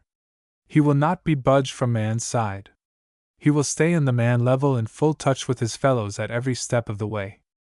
He was giving to every man, everywhere in the world, under stress of every temptation, with every rope tugging at its fastenings, and threatening every moment to slip its hold, and the man be lost in the storm, to every man the right, the enormous staying power to say, "Jesus, a man such a one as I was here, and as a man resisted and won. He is at my side. I'll lean on him and resist too, and win too in the strength of his winning." Jesus says here, "My life, my food, the supplying of my needs is in the hands of my Father. When he gives the word, I'll do, not before. I'll starve if he wishes it, but I'll not mistrust him, nor do anything save as he leads and suggests. I'll not act at your suggestion, nor anybody's else but his. Starving doesn't begin to bother me like failing to trust would do. But I haven't the faintest idea of starving with such a Father. Not by bread alone, but by every word of God. Not by a loaf, but by a word. When a man is where God would have him, he can afford to wait patiently till God gives the word. A man is never unsteadier on his feet than when he has gone where he was not led. I go at my Father's word. I wait for my Father's word. Jesus' study of the parchment rolls in Nazareth was standing him in good stead now. Through many a prayerful hour over that word had come the trained ear, the waiting spirit, the doing of things only at the Father's initiative. He could make bread, but he wouldn't, unless the Father gave the word. It was not simply that he would not act at the tempter's suggestion, but he would not act at all except at the Father's word. And to this Jesus remained true, whether the request for evidence came from the tempter direct, or from sneering Pharisee at the temple's cleansing, or from unbelieving brothers. Life comes not through what a man can make, but through the Father's controlling presence, not through our effort, but through the Father's power transmitted through the pipeline of our ready obedience. Jesus held every activity, every power subject to the Father's bidding. Not only obedient, but nothing else. Waiting the Father's send-off at every turn. This is the message from Jesus that first tug, and first victory. Jesus had held true in the realm of the body, in his relationship to himself. Love never tests. Satan shifts the scene. These wilderness surroundings grate on his nerves. The setting of this place, once first class, is now rather worn. He's famous at that. It's a favorite device of his, quick scene shifting. A man wins a victory over temptation, but a quick change of surroundings finds him unprepared if he isn't ever alert for it, and down he goes before the new, unexpected rush, before he can get his wind. The tempter is not a fool as regards man. That is, as a rule he is not. In the light of all facts obtainable about his career, that word might be thought of. Yet no man of us may apply the word to him. Not one of us is a match for him. We're not in the same class. In his keen subtlety and cunning he can outmatch the keenest of us, outwit and befool without doing any extra thinking. I am not using the word wisdom of him. We are safe only in the wisdom of our big brother who drew his fangs in the wilderness that day. He chooses shrewdly the spot for each following temptation. He's a master stage manager. He always works for an atmosphere that will help his purpose. He took Jesus up to one of the wings of the temple in the holy city. The holy city, and especially its temple, would awaken holiest emotions. Here it was that Jesus, as a boy, years before, had probably first caught fire. It is likely that he never forgot that first visit. Here everything spoke to him of his Father. The tempter is skillfully following the leading of Jesus' reply. Jesus had given a religious answer. So he is given a religious atmosphere, and taken to a religious place. He would trust the Father implicitly. Here is an opportunity to let men see that beautiful spirit of trust. Here is a chance for a master stroke. A single simple act will preach to the crowds. You'll come down in the midst of an open-mouthed, admiring crowd. The devil loves the spectacular, the theatrical. He is always working for striking, stagey effects. How many a man has yielded to the religious temptation? He is taken up in the air, and seems to float among ethereal clouds. It is better for us to live in the strength of somebody else's victory, and keep good hard earth close to the soles of our feet, or we may come into contact with it suddenly with feet and head changing places. The devil taketh Jesus. How could he? He could do it only by Jesus' consent. Jesus yields to his taking. He has a strong purpose in it. He was going for the sake of his brothers. The tempter cannot take anybody anywhere except with his full consent. He tries to, and often befools men into thinking he can. It's a lie. He cannot. Every man is an absolute sovereign in his will, both as regards God and Satan. God will not do anything with us without our ready consent. And be it keenly remembered that the tempter cannot. Here Jesus gave consent for his brother's sake. The tempter acts his part like an old hand. The proper thing here is some scripture, repeated earnestly in unctuous tones. Was it from this tempter that all of us religious folks and everybody else have gotten into the inveterate habit of quoting verse and sentence entirely out of connection? Any devil's lie can be proven from the scriptures on that plan. If it was he who set the pace, certainly it has been followed at a lively rate. It was a cunning quotation, cunningly edited. The angels are ministering spirits. On their hands they do bear us up. It is all true, blessedly true. But it is only true for the man who is living in the first verse of that 91st Psalm. In the secret place of the Most High, the tempter threads his way with cautious skill among those unpleasant allusions to the serpent and the dragon, and getting them under our feet, and then twisting and trampling with our hard heels. He knew his ground well, and avoids such rough, rude sort of talk. It was a cunning temptation, cunningly staged and worded and backed. He was doing his best. One wonders if he really thought Jesus could be tripped up that way. So many others have been, and are, even after Jesus has shown us the way. A dust cloth would help some of us for our Bibles and a little more exercise at the knee joint, and a bit of the hard common sense God has given every one of us. Did Jesus' wondrous, quiet calm nettle the tempter? Was he ever keener and quieter? He would step from the substantial boat deck to the yielding water. He would cut himself off from his Nazareth livelihood and step out without any resources. he would calmly walk into Jerusalem when there was a price upon his head, for so he was led by that Spirit to whose sovereignty he had committed himself. But he would do nothing at the suggestion of this tempter. Jesus never used his power to show he had it, but to help somebody. He could not. It is against the nature of power to attempt to prove that you have it by using it. Power is never concerned about itself, but wrapped up in practical service. There were no theatricals about Jesus. He was too intensely concerned about the needs of men. There are none in God-touched men.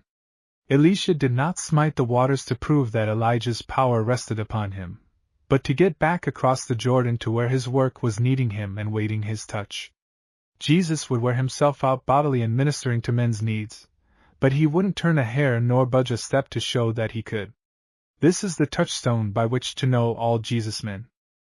He rebukes this quotation by a quotation that breathes the whole spirit of the passage where it is found.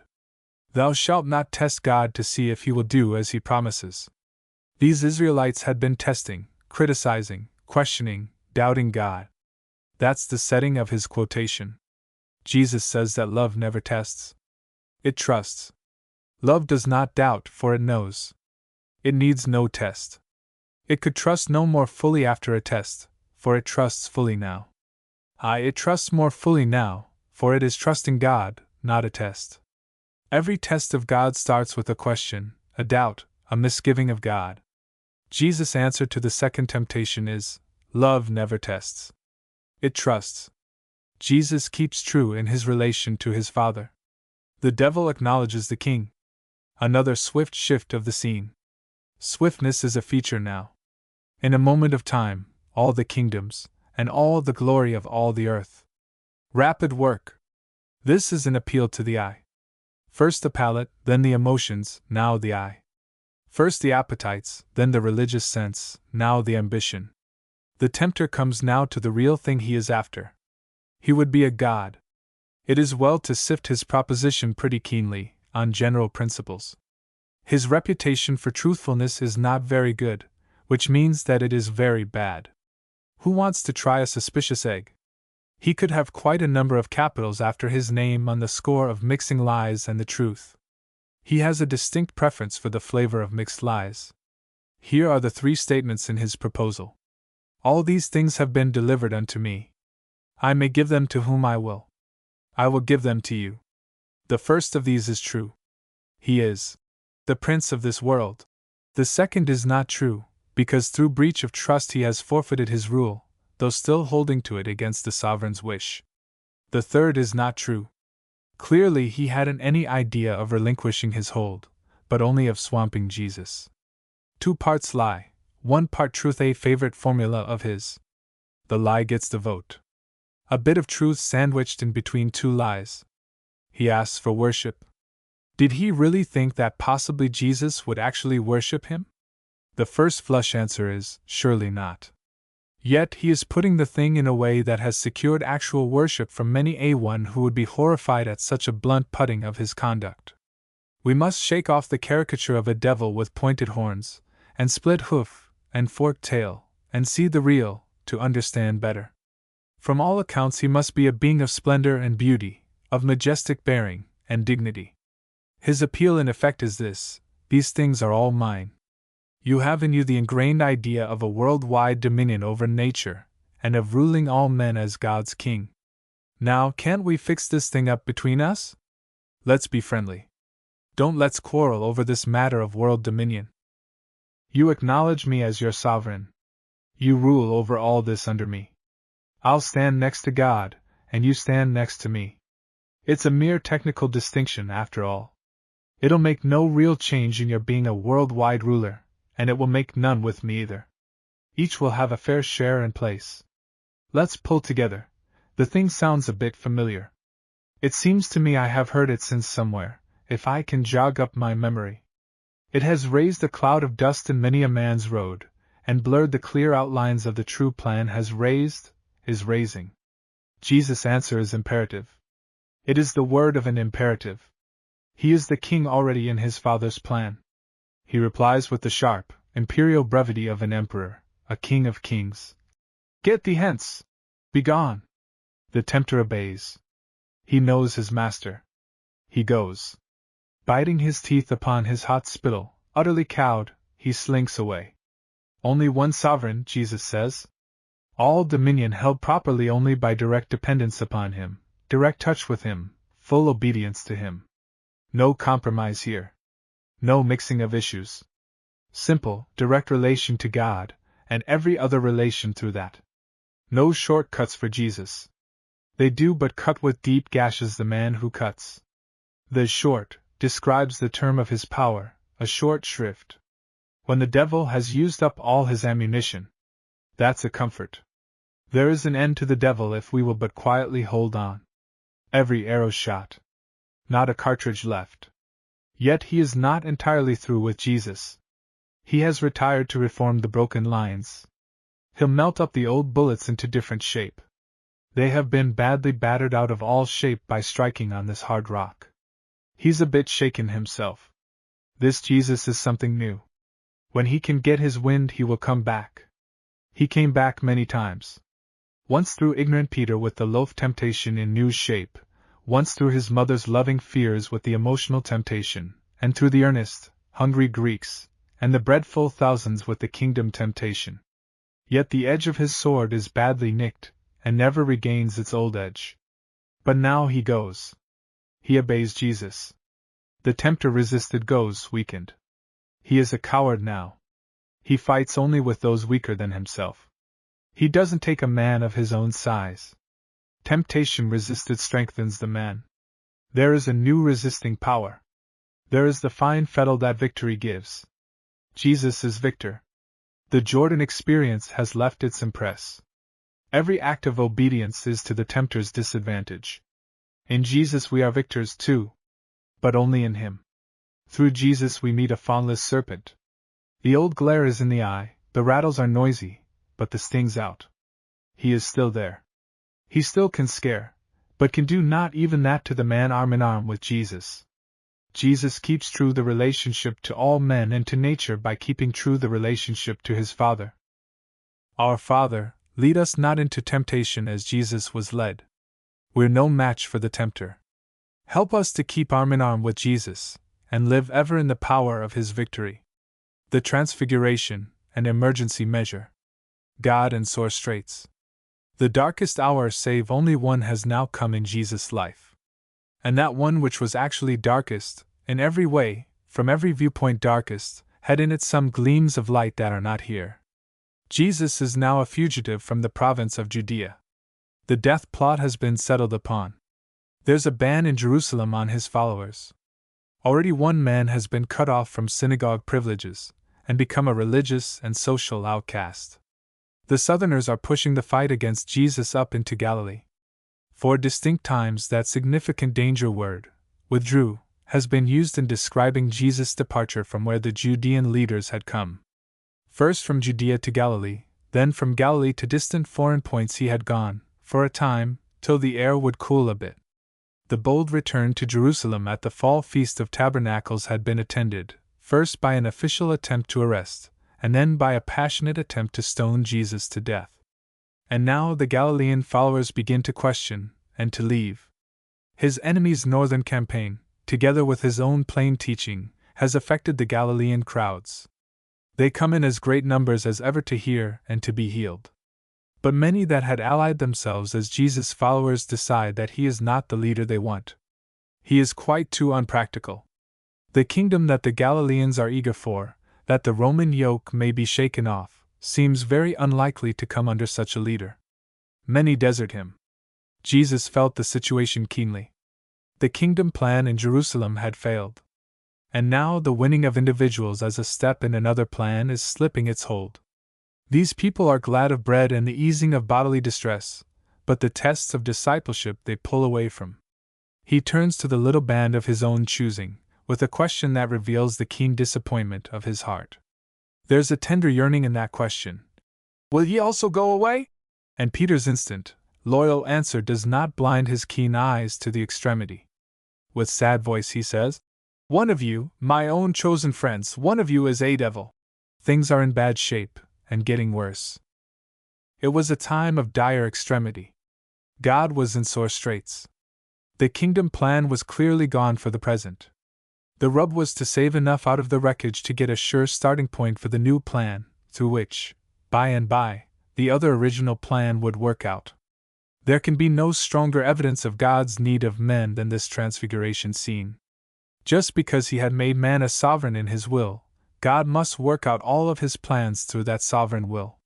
He would not lower one whit His ambition for a man free in his own will. He Himself would do nothing to mar the divine image in man.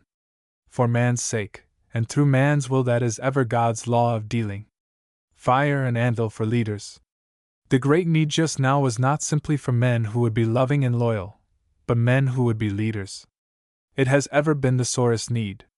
Men are not so scarce, true-hearted men, willing to endure sacrifice, but leaders have always been few, and are. Nothing seems to be less understood than leadership, and nothing so quickly recognized when the real thing appears. Peter was a leader among these men. He had dash and push. He was full of impulse. He was always proposing something. He acted as spokesman. He blurted out whatever came. The others followed his lead. There were the crude elements of leadership here, but not true leadership of the finer, higher kind. The whole purpose of the transfiguration was to get and tie up leaders. It was an emergency measure, out of the regular run of things. Goodness makes character. It takes goodness plus ability to make true leadership. The heart can make a loving follower. It takes a heart, warm and true, plus brains to make a leader. Character is the essential for life. For true leadership, there needs to be character plus ability, the ability to keep the broad sweep of things, and not be lost in details, nor yet to lose sight of details, to discern motive and drifts, to sift through the incidentals which may be spectacular and get to the essential which may be in Quaker garb. There are two sorts of leadership, of action and of thought. By comparison with the other, leaders of action are many, leaders of thought few. Peter was the leader in action of the disciples, and in the earlier church days. John became the leader in thought of the later years of the early church. Paul was both, a very unusual combination. Leaders are born, it is true. But the finest and truest and highest leaders must be both born leaders, and then born again as leaders. There needs to be the original stuff, and then that stuff hammered into shape under hard blows on the anvil of experience. The fire must burn out the clay and dirt, and then the hammer shape up the metal. Leaders must have convictions driven in clear through the flesh and bone, and riveted on the other side. Simon loved Jesus, but there needed to be more before Peter would arrive. It took the transfiguration to put into the impulsive, unsteady, wobbling Simon the metal that would later become steel in Peter. Yet it took much more, and finally the fire of Pentecost, to get the needed temper into the steel.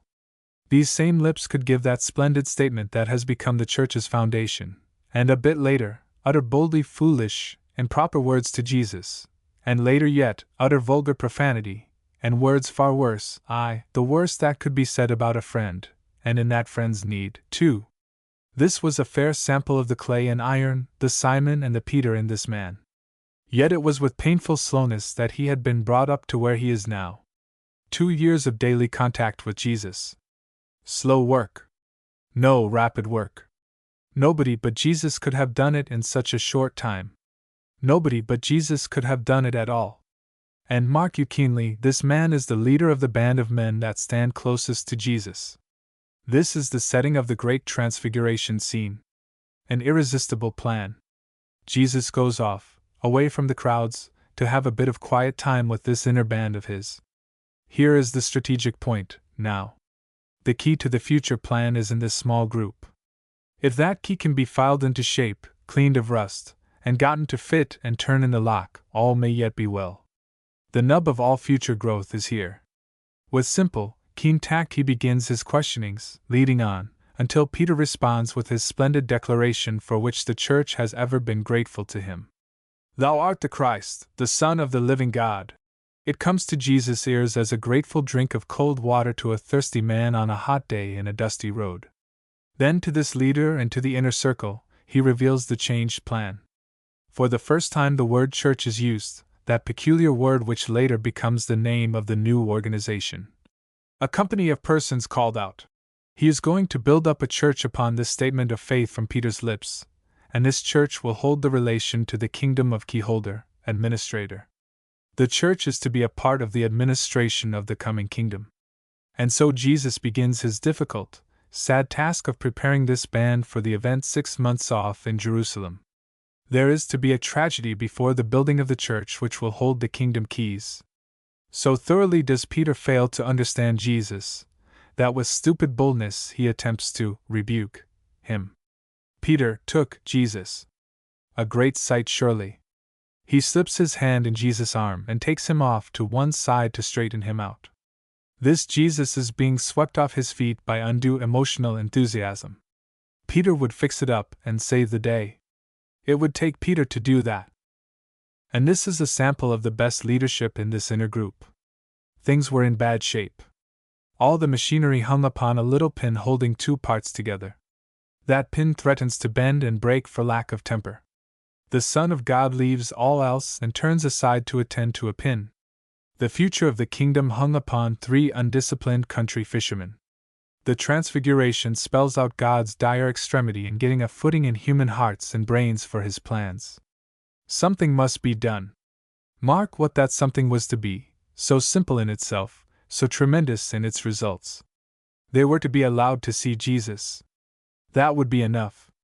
The Jesus within would look out through the body he was using. The real Jesus within looked out through the Jesus they knew. He let these men see himself a few moments, simply that. All of that, yet simply that. They were his lovers. They were to be sorely tried by coming events. They were to be the leaders. To love, for a time of sore need, for service's sake, for the sake of the multitudes whose leaders they were to be, for the saving of the church plan, and beyond of the kingdom plan, the Jesus within looked out for a few moments into their faces. It was the same plan used later in getting another leader. Jesus had to go outside these men for a man with qualifications needed by the situation that these men did not have. The human element again in evidence. Paul says, "When I could not see for the glory of that light bothered his eyes. The old ambitions were blurred. He couldn't see them. The outlines dimmed, the old pedigree and plans faded out. They could no longer be seen for the glory of that light. It is the plan the Master has ever used, and still does. It is irresistible. The glory of that light. It was 6 days, or 8 counting both ends, after the first telling of the coming tragedy that shook them so. Here is a bit of practical psychology. Jesus lets the brain impression made by that strange announcement deepen before making the next impression. Jesus went up into the mountain to pray. Prayer never failed him. It was equal to every need with Jesus. It was while praying that the wondrous change came. Changed while praying. When Moses came down from that long time alone with God, his face was full of the glory reflected from God's presence. Stephen's face caught the light of another face into which he was intently looking. Jesus was changed from within. It was his own glory that these men saw. He had wrapped himself up in a bit of human tapestry so he could move among men without blinding their eyes. Now he looks out through the strands. They are astonished and awed to find that face they know so well now shining as the sun, and the garments made transparent as light, glistening like snow, by reason of the great brilliance of the light within. Yet Jesus let out only a part of the glory. When Paul saw, on the Damascus road, the light was above the shining of the sun. When their eyes get over the first days, the disciples come to see that besides Jesus there are 2 others, 2 of the old Hebrew leaders. There is Moses, the great maker of the nation, the greatest leader of all. And rugged Elijah, who had boldly stood in the breach and saved the day when the nation's king was proposing to replace the worship of Jehovah with demon worship. They are talking earnestly together, these 3, about what? The great sacrifices Jesus had been enduring? The disappointment in the kingdom plan? The suffering and shame to be endured? The bitter obstinacy of the opposition? The chief priests plotting? Listen! They are talking about the departure, the exodus, the going out and up Jesus is about to accomplish.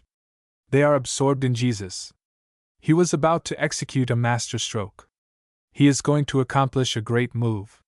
They are wholly absorbed in him, this Moses, and Elijah, and in this great move of his for men.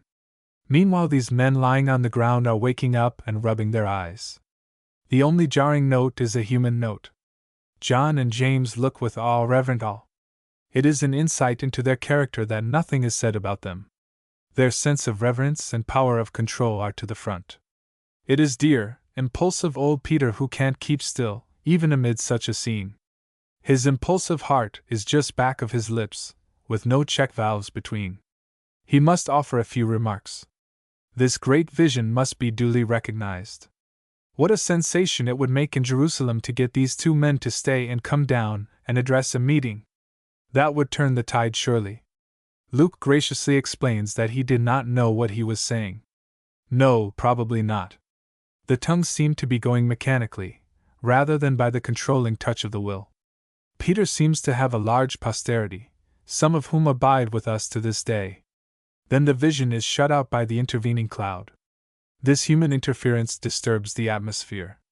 For Peter's sake, the glory is hidden that the impression of it may not be rubbed out even slightly by his own speech. We blur and lose the impression God would make upon us, by our speech, sometimes. A bit of divine practical psychology, this movement of the cloud. Then the quiet voice that thrilled them with the message of the Jordan. "This is my Son, my chosen one, hear ye him." Then it is all over. It is most striking that this wondrous vision of glory is for these three obscure, untutored men, of lowly station. Not for the nation's leaders. Yet the reason is plain. They had gladly accepted what light had come. To them came more. Their door was open. It is these men who had obeyed light that now received more. To him that hath received what light has come shall be given more. From him that hath no light, because he won't let it in, shall be taken away even what light he has. Shut fists will stifle what is already held, and the life of it oozes out between the fingers. In each of the three Gospels recording this scene it is introduced by the same quotation from Jesus' lips. There were some persons in his presence who would not die until they had seen the kingdom of God. The writer's reference is clearly to the vision that follows. It is said to be a vision of the coming kingdom. Jesus, with the divine glory within, no longer concealed, but shining out with an indescribable splendor, up above the earth, with two godly men, one of whom had died, and the other had been caught up from the earth without death, talking earnestly about men and affairs on the earth, and in direct communication with the Father. That is the vision here of the kingdom. A vision of Jesus. And so the darkest hour save only one was filled with the brightest light. The darker hour of Calvary had gleams of light from this transfiguration scene. There was faithful John's sympathetic presence all through the trial. John never flinched. And Peter had tears that caught the light from Jesus' eyes, and reflected their glistening rays within. Those tears of Peter's were a great comfort to Jesus that night and the next day. The two greatest leaders were sure. The transfiguration served its purpose fully. The memory of it saved Peter out of the wreckage of Simon, else Judas Hemp might have had double use that night. Under the leadership of these men, the little band hold together during that day, so awful to them in the killing of their leader and the dashing of all their fondest hopes on which they had staked everything. 2 nights later finds them gathered in a room. Could it have been the same upper room where they had eaten with him that never-to-be-forgotten night, and listened to his comforting words? Only Thomas does not come. Everybody swings in but one. That shows good work by these leaders. But another week's work brings him, too, into the meeting and into the light. These 3 men never forgot the sight of that night. John writes his gospel under the spell of the Transfiguration. We beheld his glory, he says at the start, and understands Isaiah's wondrous writings, because he, too, saw his glory. The impression made upon Peter deepened steadily with the years. The first impression of garments glistening beyond any fuller skill has grown into an abiding sense of the majesty of Jesus and the majestic glory. I think it wholly likely, too, that this vision of glory was in James' face, and steadied his steps, as so early in the history he met Herod's swordsman. It was a vision of Jesus that turned the tide. There's nothing to be compared with that. A man's life and service depend wholly on the vision of Jesus that has come, that is coming. When that comes, instinctively he finds himself ever after saying, without planning to. With the Damascus traveler he will be saying, "When I could not see for the glory of that light." May we each with face open, uncovered, all prejudice and self-seeking torn away, behold the glory of Jesus, even though for the sake of our eyes it come as a reflected glory. Then we shall become, as were Moses and Stephen, unconscious reflectors of that glory. And the crowd on the road shall find Jesus in us and want him. Then, too, we ourselves shall be changing from glory to glory, by the inner touch of Jesus' Spirit, as we continue gazing. Gethsemane, the strange, lone struggle. The pathway in. Great events always send messengers ahead. There is a movement in the spirit currents. A sort of tremor of expectancy affects the finer currents of air.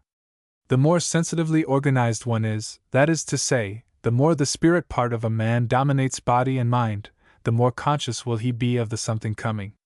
Jesus was keenly conscious ahead of the coming of Calvary. Apart from the actual knowledge, there was a painful thrill of expectancy, intensifying as the event came nearer. The cross cast long, dark shadows ahead. The darkest is Gethsemane. It would be, for it was nearest. But there were other shadows before that of the olive grove. Jesus plainly reveals in his behavior, in his appearance, that he felt keenly, into the very fiber, so sensitively woven, of his being, that the experience of the cross would be a terrific one for him. It was deliberately chosen by him, and the time of its coming chosen in the full knowledge that it would be an awful ordeal. It would establish the earth's record for suffering, never approached before or since. As he turns his face for the last time away from Galilee, and to Judea, it is with the calmness of strong deliberation. Yet the intenseness of the inner spirit, in its look ahead, is shown in his face, his demeanor. As he comes to a certain Samaritan village on the road south, the usual invitation to stop for rest and a bit of refreshment is withheld out of respect to his evident purpose. It is clear to these villagers that his face is set to go to Jerusalem. In Luke's striking language, his face was going to Jerusalem. What going to Jerusalem meant to him had no meaning to them. They saw only that face, and were so caught by the strong, stern determination plainly written there that they felt impelled not to offer the usual hospitality. They were Samaritans, it is true, a half-breed race, hated by Jews, and hating them, but invariably they had been friendly to Jesus. That must have been a marked face that held back these homely country people from pressing their small attentions upon Jesus. They are keener to read the meaning of that face than are these disciples who are more familiar with the sight of it. The impress already made upon the inner spirit by the great event toward which Jesus had determinately set himself was even thus early marked in his face.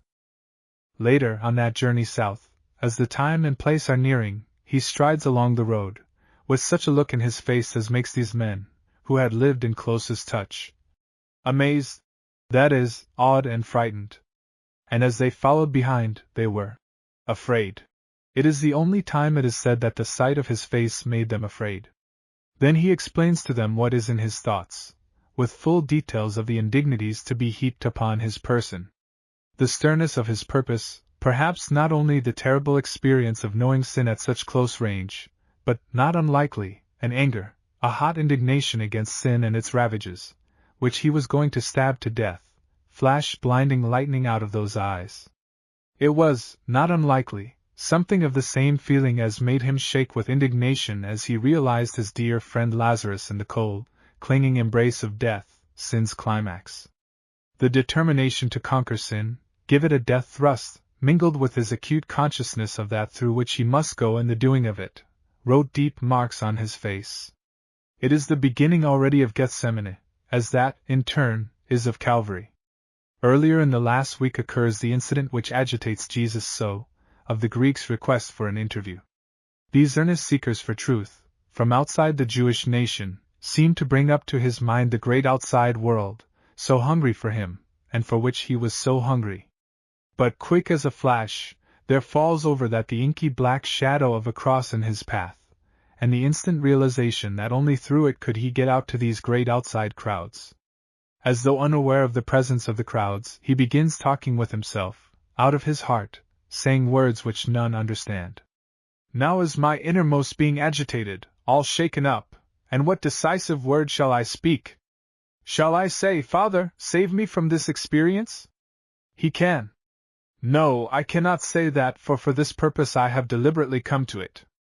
This is what I will say, and the agitation within his spirit issues in the victorious tightening of every rivet in his purpose. Father, glorify thy name.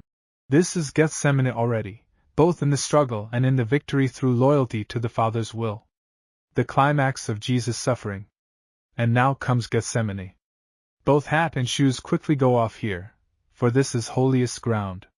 One looks with head bowed and breath held in, and reverential awe ever deepening. The shadow of the cross so long darkening his path is now closing in and enveloping Jesus. The big trees cast black shadows against the brilliance of the full moon. Yet they are as bright lights beside this other shadow, this inky shadow cast by the tree up yonder, just outside the Jerusalem wall, with the huge limbs sitting sharply astride the trunk. The scene under these trees has been spoken of by almost all, if not by all, as a strange struggle. With a great variety of explanations, men have wondered why he agonized so. It was a strange struggle, and ever will be, not understood, strange to angels and to men and to demons. It is strange to angels of the upper world, for they do not know, and cannot, the terrific meaning of sin as did Jesus. It is strange to all other men except Jesus, for we do not know the meaning of purity as Jesus did. And it was strange to demons, for in the event of the morrow sin was working out a new degree of itself, a new superlative, in its final attack on Jesus. Sin was trying to strangle God. Even demons stared. Purity refined beyond what angels knew, and sin coarsened beyond what demons knew were coming together. Purity's finest and sin's coarsest were coming together in the closest touch thus far, in this man under those old brown-barked, gray-leaved, gnarly trees. The shock of such extremes meeting would be terrific. It was terrific here under the trees. It was yet more so on the morrow. Here was the cross in anticipation. Calvary was in Gethsemane. Man never will understand the depth of Gethsemane. We are incapable of sympathizing with Jesus here. Yet it is true that as the Holy Spirit within a man increases the purity and the horror of sin, there comes an increasing sense of sympathy with him, and an increasing appreciation that we cannot go into the depths of what he knew here. In the best of us sin is ingrained. Jesus was wholly free from taint or twist of sin. He knew it only in others. Now he, the pure one, purity personified, was coming into closest contact with sin, and sin at its worst. He had been in contact with sin in others. He had seen its cruel ravages and been indignant against it. Now, on the morrow, he is to know sin by a horrid intimacy of contact, and sin at a new worst. He was yielding to its tightest hold. Sin at its ugliest would stretch out its long, bony arms and gaunt hands, and fold him to itself in closest embrace and hold him there. And he was allowing this, that so when sin's worst was done, he might seize it by the throat and strangle it. He would put death to death. Yet so terrific is the struggle that he must accept in himself that which he thereby destroys. This is the agony of Gethsemane. It may be told, but not understood. Only one as pure as he could understand, and then only under circumstances that never will come again. The horror of this contact with sin is intensified clear out of our reach by this. It meant separation from his Father. The Father was the life of Jesus. The Father's presence and approving smile were his sunshine. From the earliest consciousness revealed to us was that consciousness of his Father. Only let that smile be seen, that voice heard, that presence felt by this one so sensitive to it, and all was well. No suffering counted. The Father's presence tipped the scales clear down against every hurting thing. But now on the morrow that would be changed. The Father's face be hidden, his presence not felt. That was the climax of all to Jesus. Do you say it was for a short time only? In minutes, why yes. As though experiences were ever told by the clock. What bulky measurements of time we have! Will we never get away from the clocks in telling time? No clock ever can tick out the length to Jesus of that time the Father's face was hidden. This hiding of the Father's face was the climax of suffering to Jesus. Alone. It was a very full evening for Jesus. In the upper room of a friend's house they meet for the eating of the Passover meal. There is the great act of washing his disciples' feet, the eating of the old Hebrew prophetic meal, the going out of Judas into the night of his dark purpose, the new simple memorial meal. Then come those long quiet talks, in which Jesus speaks out the very heart of his heart, and that marvelous prayer so simple and so bottomless. Very likely he is talking, as they move quietly along the Jerusalem streets, out of the gate leading toward the Kedron brook, and then over the brook toward the enclosed spot, full of the great old olive trees. The moon is at the full. This is one of his favorite praying places. He is going off for a bit of prayer. So he approaches this great crisis. There is a friendly word spoken to these men that they be keenly alert, and pray, lest they yield to temptation. It is significant, this word about temptation. Then into the woods he goes, the disciples being left among the trees, while he goes in farther with the inner three, then farther yet, quite alone. Intense longing for fellowship mingles with intense longing to be alone. He would have a warm hand touch, yet they cannot help him here, and may do something to jar. Now he is on his knees, now prone, full length, on his face. The agony is upon him. Snatches of his prayer are caught by the wondering three ere sleep dulls their senses. My Father, if it be possible, let this cup pass from me, yet thy will be done. The words used to tell of his mental distress are so intense that the translators are puzzled to find English words strong enough to put in their place. A frenzy of fright, a nightmare horror, a gripping chill seizes him with a terrible clutch. It is as though some foul, poisonous gas is filling the air and filling his nostrils and steadily choking his gasping breath. The dust of death is getting into his throat. The strain of spirit is so great that the life tether almost slips its hold. And angels come, with awe-stricken faces, to minister. Even after that, some of the life, that on the morrow is to be freely spilled out, now reddens the ground. The earth is beginning to feel the fertilizing that by and by is to bring it a new life. By and by the mood quiets, the calm returns and deepens. The changed prayer reveals the victory. My Father, if this cup cannot pass away except I drink it, if only through this experience can thy great love plan for the race be worked out, thy will. Slowly, distinctly, with the throbbing of his heart and the iron of his will in them, come the words. Thy will be done. In between times he returns to the drowsy disciples with the earnest advice again about being awake, and alert, and praying because of temptation nearby. And gentle reproach mingles in the special words spoken to Peter. Simon, are you sleeping? Could you not be watching with me 1 hour? Yes, this was Simon now, the old Simon. Jesus knew Peter was again slipping from view. Then the great love of his heart excuses their conduct. What masterly control in the midst of unutterable agitation! Back again for a last bit of prayer, and then he turns his face with a great calm, breathing all through those deep lines of suffering, and with steady step turns toward the cross. Calvary, victory. Yielding to arrest.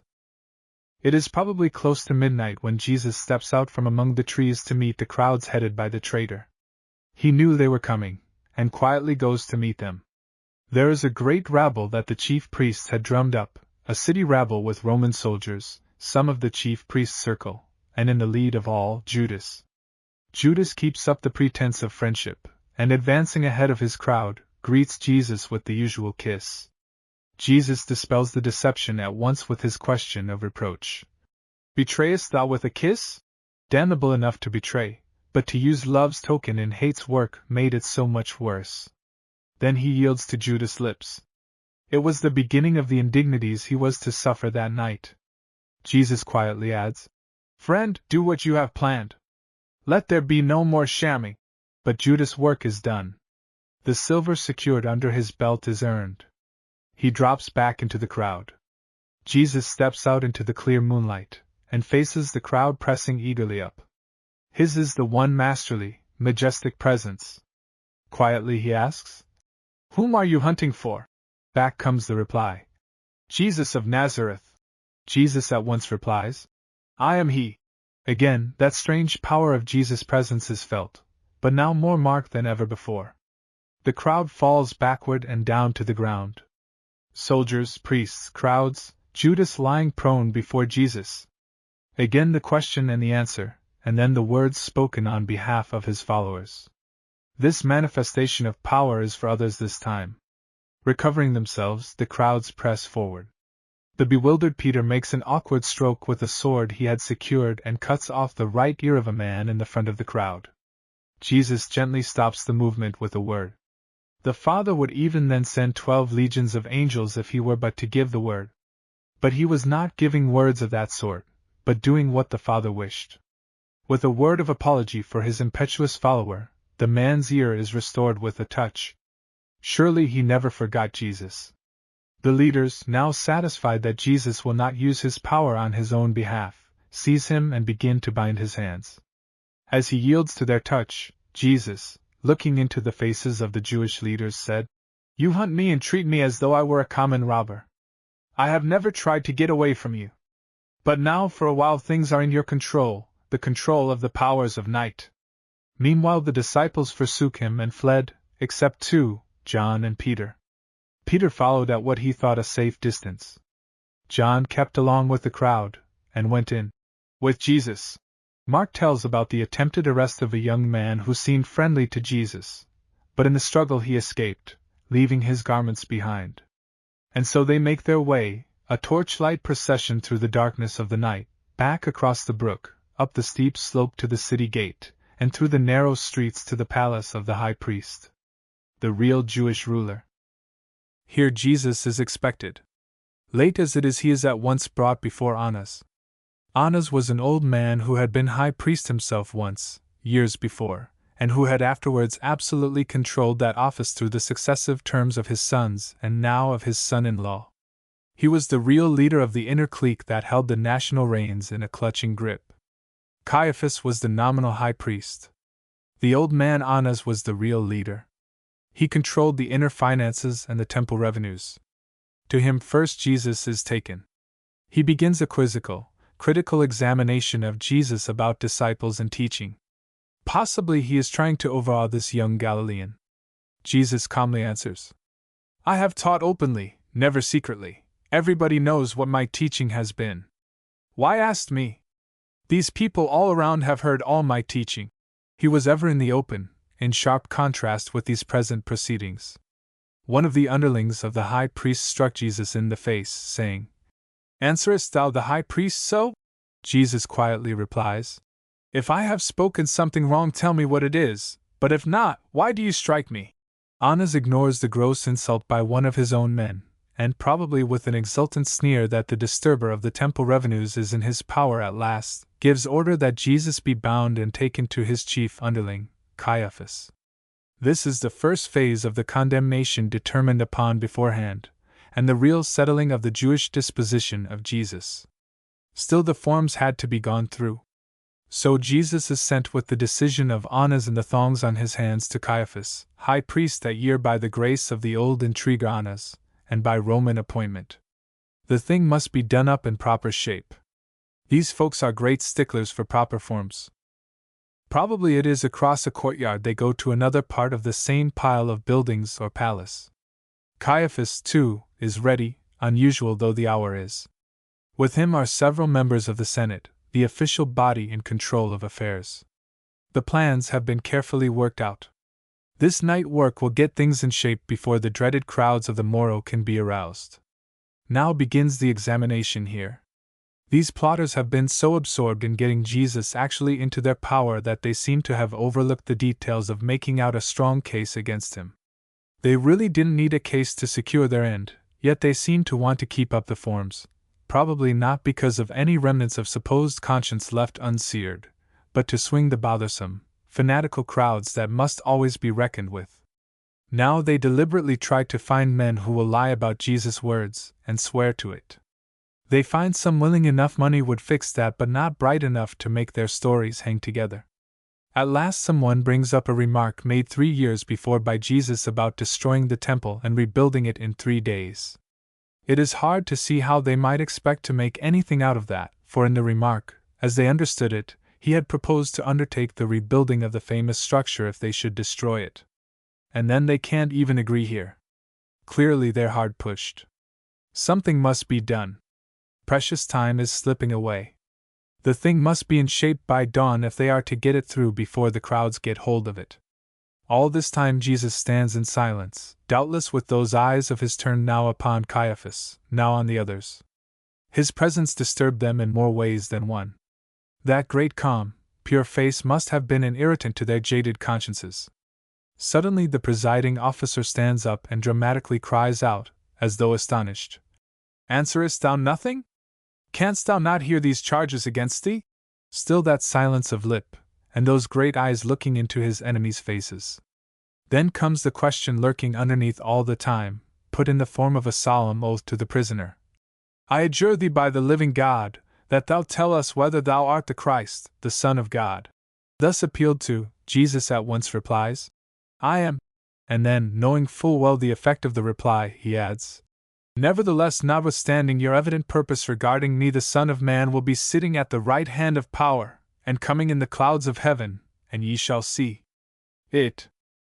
In supposed righteous horror Caiaphas tore his garments, and cried, "What further need is there of witnesses? Behold, you have heard his blasphemy. What verdict do you give?" Back come the eager cries, "He deserves death, guilty." So the second session closes with the verdict of guilty agreed upon. Yet this was not official. The Senate could meet only in daylight hours. The propriety of form they were so eager for requires them to wait until dawn should break, and then they could technically give the decisive verdict now agreed upon. While they are waiting, the intense hatred of Jesus in their hearts and their own cruel thirstings find outlet upon Jesus' person. They spat in his face, and struck him, with open hand and shut fist. He is blindfolded, and then struck by one and another with derisive demands that he use his prophetic skill to tell who had been hitting him. And this goes on for possibly a couple of hours before dawn permits the next step, soldiers vying with senators in doing him greatest insult. Held steady by great love. Meanwhile a scene is being enacted within earshot of Jesus that hurts him more than these vulgar insults. Peter is getting into bad shape. John was acquainted in the high priest's household, and going directly in without striking his colors is not disturbed. Peter gets as far as the gateway, leading through a sort of alley into the open courtyard, around which on the four sides the palace was built. Here, as a stranger, he was refused admittance, until John comes to speak a word for him. In the center of the open court a fire was burning to relieve the cold of the night, and about this was gathered a mixed crowd of soldiers and servants and attendants. Peter goes over to the fire, and mingling with the others, sits warming himself, probably with a studied carelessness. The maid who let him in, coming over to the fire, looks intently into his face, and then says, "You belong to the Nazarene too." Peter stammers out in embarrassed, mixed-up denial. "I don't know what you mean, I don't understand, what do you say?" Taken unawares, poor Peter mingles a lie with the denial. As soon as possible he moves away from the fire toward the entrance. It's a bit warm there for him. He remembered afterwards that just then the crowing of a cock fell upon his ear. Again one of the serving maids notices him, and says to those standing about, "This man was with Jesus." This time the denial comes sharp and fiat. "I don't know the man." And to give good color to his words, and fit his surroundings, he adds a bit of profanity to it. An hour later, as he moves uneasily about, he is standing again by the fire. Something about him seems to make him a marked man. Evidently he has been talking, too. For now a man looking at him said, "You belong to this Jesus." "I can tell by the twist of your tongue," Peter promptly says. "No." Lying comes quicker now. But at once another speaks up, who was kin to the man that temporarily lost his ear through Peter's sword. "Why," he said, "certainly I saw you with him in the garden." Again the denial that he knew Jesus mingled freely with curses and oath. And even as he spoke the air was caught again with the cock's shrill cry. And then Jesus, in the midst of the vulgarity being vented upon him, turned those wondrous eyes upon Peter. What a look must that have been of sorrow, of reproach, and of tenderest love! It must surely have broken Peter's heart. The hot tears rushing up for vent were his answer. Those tears caught the light of love in that look, as he goes away into the night and weeps bitterly. Those bitter tears were as small, warm rain to a new growth within. An obstinate Roman. And now the impatient leaders detect the first streaks of gray coming up in the east. The National Council can now properly meet. Like their two chiefs, these men are prompt. The whips had been out over the city drumming up the members for this extraordinary session. There seems to have been a full attendance. Jesus, still bound, is led through the streets, followed by the mixed rabble, to the meeting hall, probably in the neighborhood of the temple. He is brought in and faces these men. How some of those eyes must have gloated out their green leering! Here are the men he had not hesitated to denounce openly with the severest invective ever spoken. Some time is spent in consultation. The difficulty here is to fix upon a charge upon which they can themselves agree, and which will also be sufficient for the desired action by the Roman governor. It was a tough task. They fail in it. These men divided into groups that were ever at swords' points. There were utter opposites in beliefs and policies. But their common hate of Jesus rises for the time above their hatred for each other. The charge must appeal to Pilate, for only he has power of capital punishment, and nothing but Jesus' blood will quench their thirst. Their consultation results in another attempt to question Jesus in the hope of getting some word that can be used. The president goes back to his former question. If thou art the Christ, tell us. Jesus reminds them of the lack of sincerity in their questionings. They would not believe him, nor answer his questions. Then he repeats the solemn words spoken in the night session. From henceforth shall the Son of Man be seated at the right hand of the power of God. Eagerly they all blurt out, Art thou then the Son of God? Back comes the quiet, steady reply. Ye say that I am, equal to a strong yes. Instantly they decide fully and formally upon his condemnation. So closes the third phase of the Jewish examination. The death sentence is fixed upon. The thing has been formally fixed up. The ground is now cleared for taking him to Pilate for his death sentence. It is still early morning when Jesus is taken to Pilate. It was an imposing procession of the leading men of the nation, headed very likely by Caiaphas, that now led Jesus across the city, through its narrow streets, up to the palace of the Roman governor. Jesus is conducted into Pilate's hall of judgment within, but with their scrupulous regard for the letter of their law, these principals would not enter his palace on that day, but remained without. They seemed to be expecting Pilate to send the prisoner back at once with their death sentence endorsed. To their surprise and disgust, Pilate comes out himself and wants to know the charge against the prisoner. They are not prepared for this. It is their weak point, and has been from the first. Their bold, sullen answer evades the question, while insisting on what they want. If he were not a criminal, we would not have brought him to thee. They didn't want his opinion, but his power, his consent to their plot. But Pilate doesn't propose to be used as such a convenience. With scorn he tells them that if they propose to judge the case they may. This wrings from them the humiliating reminder that the power of capital punishment is withheld from them by their Roman rulers, and nothing less will satisfy them here. Then they begin a series of verbal charges. They are all of a political nature, for only such would this Roman recognize. This man had been perverting the nation, forbidding tribute to Caesar, and calling himself a king. It takes no keenness for Pilate to see the hollowness of this sudden loyalty to Caesar. He returns to the beautiful marble judgment hall, and has Jesus brought to him again. He looks into Jesus' face. He is keen enough to see that here is no political schemer. At most probably a religious enthusiast, or reformer, or something as harmless from his standpoint. Art thou the king of the Jews? He asks. Jesus' answer suggests that there was a kindliness in that face. If there be a desire for truth here, he will satisfy it. This political charge had been made outside while he was within. Do you really want to know about me, or are you merely repeating something you have heard? He asks, with a gentle earnestness. But Pilate at once repudiates any personal interest. Am I a Jew?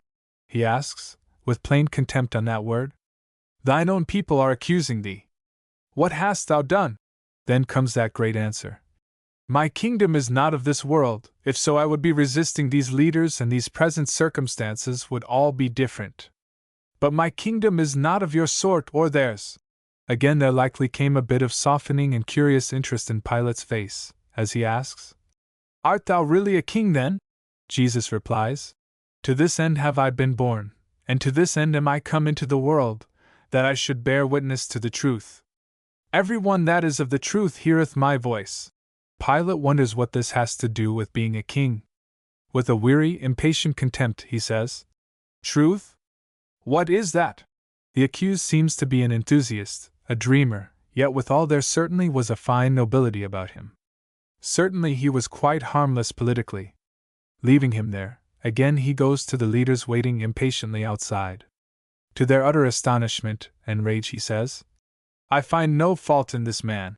It is the judgment of a keen, critical, worldly Roman, an acquittal, the first acquittal."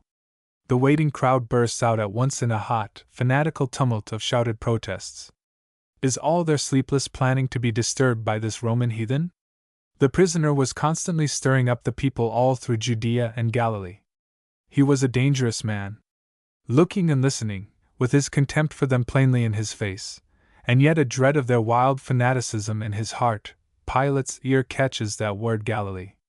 Is the man a Galilean? Yes. Well, here's an easy way of getting rid of the troublesome matter.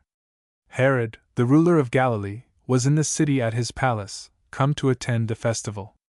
It would be a bit of courtesy that he might appreciate to refer the case to him, and so it would be off his own hands. And so the order is given. A savage duel.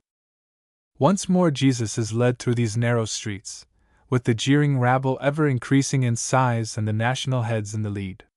They are having a lot of wholly unexpected trouble, but they are determined not to be cheated of their prey. And now they are before Herod. This is the murderer of John. He is glad to see Jesus. There has been an eager curiosity to see the man of whom so much was said, and he hoped to have his morbid appetite for the sensational satisfied with the display of Jesus' power. He plies him with questions, while the chief priests with fierce vehemence stand accusing him, and asking for his condemnation. But for this red-handed man Jesus has no word. To him rare light had come and been recognized, and then had been deliberately put out beyond recall. He has gone steadily down into slimiest slush since that. Now, with studied insolence, he treats this silent man with utmost contempt.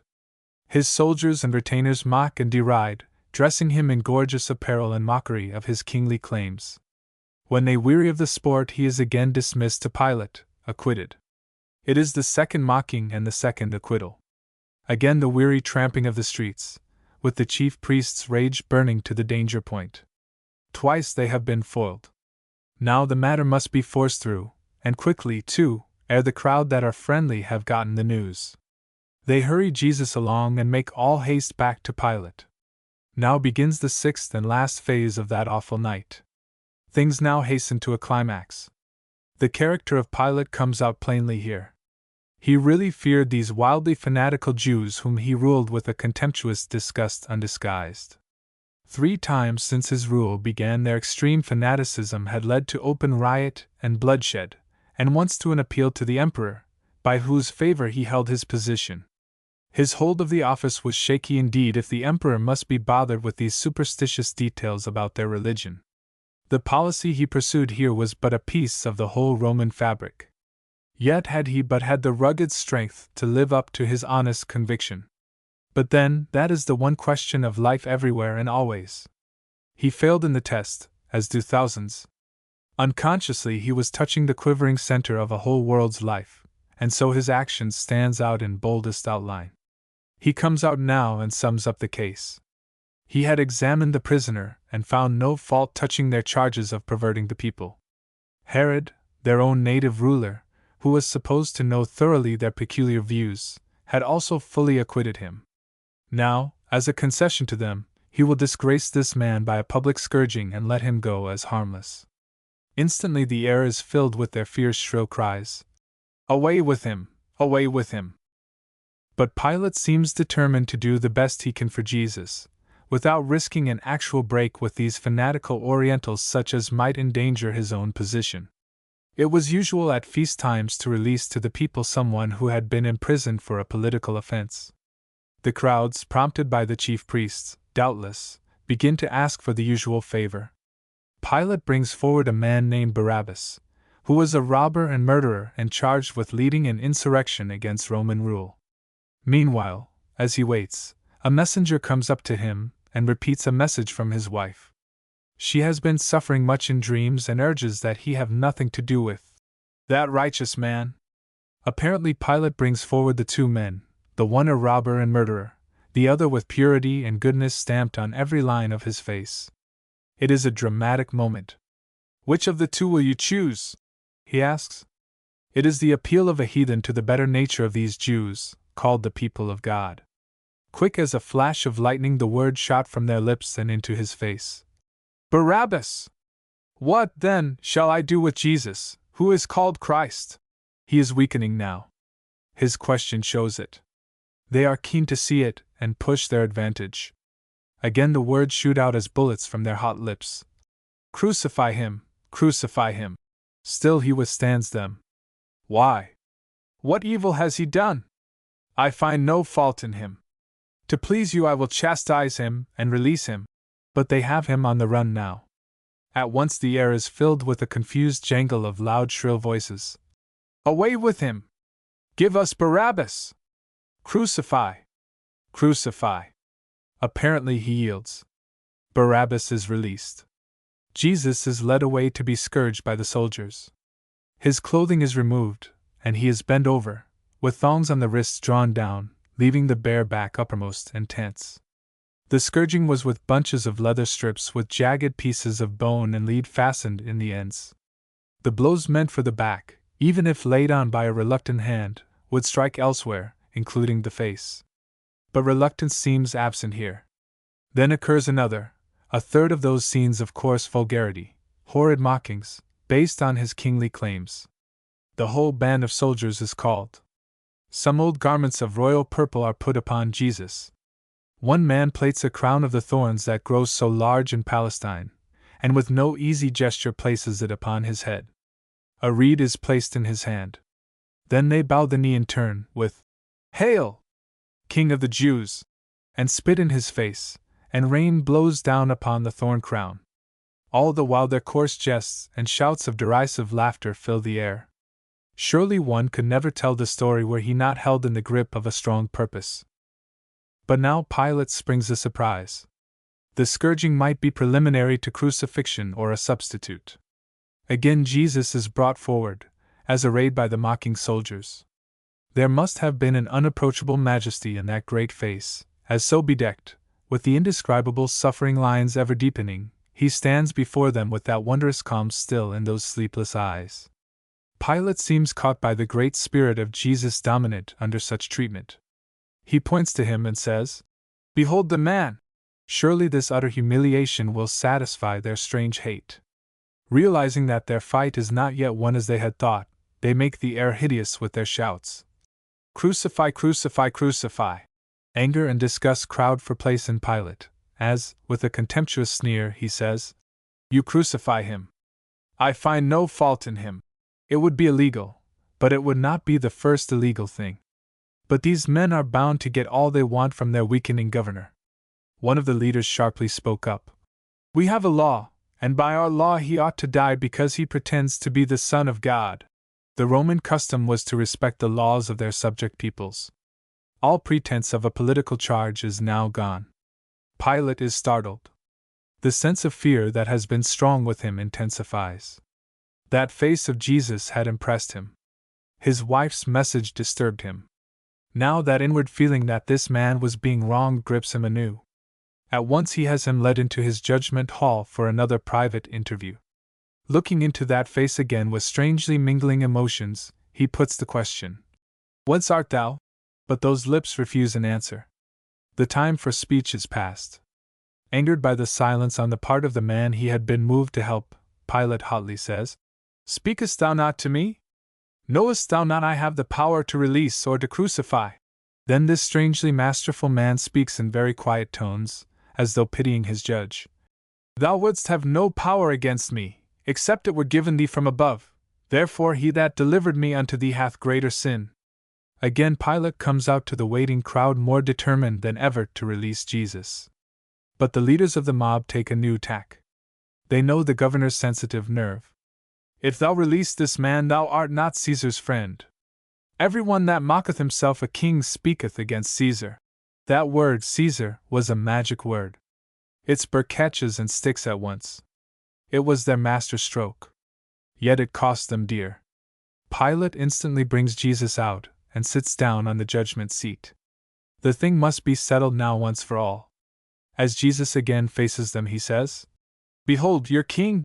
Again the hot shouts, "Away, away, crucify, crucify!" And again the question, "Shall I crucify your king?" Now comes the answer, wrung out by the bitterness of their hate, that throws aside all the traditional hopes of their nation. "We have no king but Caesar." Having forced that word from their lips, Pilate quits the prolonged dueling. Yet to appease that inner voice that would not be stilled, maybe, too, for his wife's sake, he indulges in more dramatics. He washes his hands in a basin of water, with the words, "I am innocent of the blood of this righteous man. See ye to it." Back come the terrible words, "His blood be on us and on our children." Surely it has been. Then Jesus is surrendered to their will. They have gotten what they asked, but at the sacrifice of their most fondly cherished national tradition and with an awful heritage. Pilate has yielded, but held them by the throat in doing it to compel words that savagely wounded their pride to utter. The savage duel is over. Victory. Jesus is turned over to the soldiers for the execution of the sentence. His own garments are replaced, and once more he is the central figure in a street procession, this time carrying the cross to which he has been condemned. His physical strength seems in danger of giving way under the load, after the terrible strain of that long night. The soldier sees a man from the country passing by and force him to carry the cross. As they move along, the crowd swells to a great multitude, including many women. These give expression to their pitying regard for Jesus. Turning about, Jesus speaks to them in words that reveal the same clear mind and masterly control as ever. "Daughters of Jerusalem, be weeping for yourselves and your babes, rather than for me. The days are coming when it shall be said, Blessed are the barren, and the womb that never bare, and the breasts that never gave suck. If they have done these things while the sap of national life still flows, what will be done to them when the dried up, withered stage of their national life is reached?" Now the chosen place is reached, outside the city wall, probably a rise of ground, like a mound or small hill. And the soldiers settle down to their work. There are to be 2 others crucified at the same time. A drink of stuff meant to stupefy and so ease the pain of torture was offered Jesus, but refused. And now the cross is gotten ready. The upright beam is laid upon the ground handy to the hole in which the end of it will slip, and the cross piece is nailed in place. Jesus is stripped and laid upon the cross with his arms outstretched on the cross piece. A sharp-pointed spike is driven through the palm of each hand and through the feet. The hands are also tied with ropes as additional security. There is a small piece halfway up the upright where some of the body's weight may be supported. As the soldiers drive the nails, Jesus' voice is heard in prayer. "Father, forgive them, they know not what they do." Then strong arms seize the upper end, and lifting, shift the end of the cross into the hole, and so steady it into an upright position. It is 9 o'clock, and the deed has been done. The soldiers, having finished their task, now go after their pay.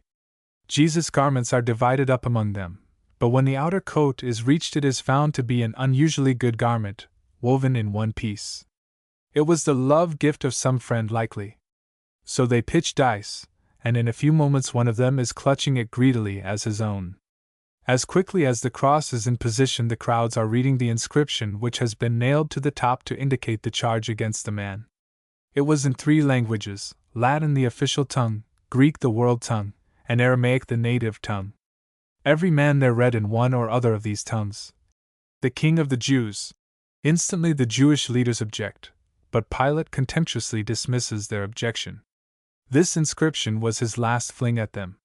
And so Jesus was crucified as a king. There he is up above them all, while the great multitude stands gazing. Now begins the last, coarse, derisive jeering. Some of the crowd call out to Jesus, "Thou that destroyest the temple, and buildest it in 3 days, save thyself. If thou art the Son of God, come down from the cross." The chief priests have dignified the occasion with their presence. Now they mockingly sneer out their taunts. "He saved others, but he can't save himself. He is the King of Israel." Let him come down from the cross and we will believe on him." The two others hanging by his side, in their pain and distress, join in the taunting cries, and the soldiers add their jibes. But through it all Jesus is silent.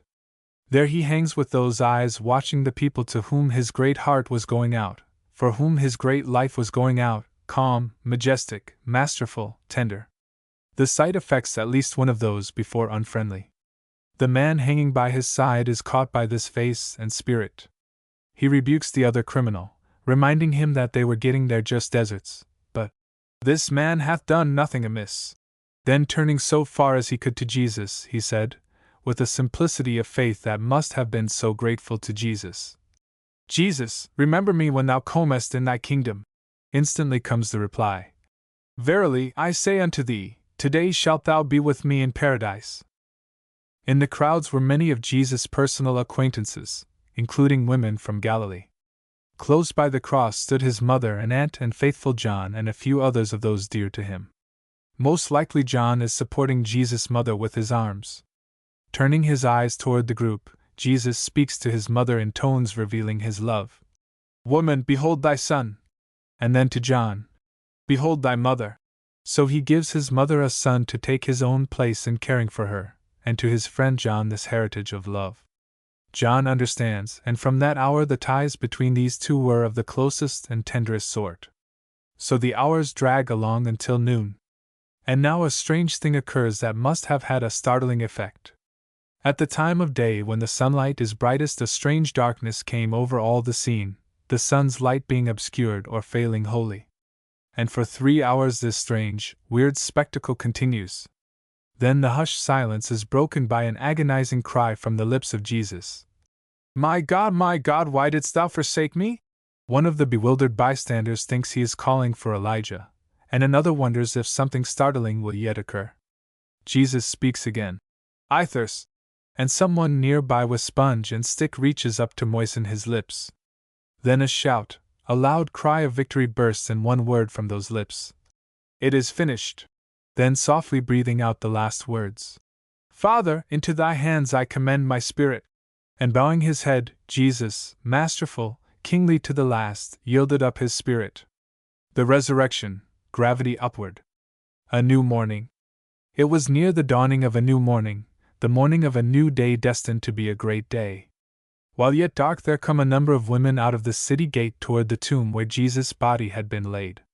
They carry spices and ointment.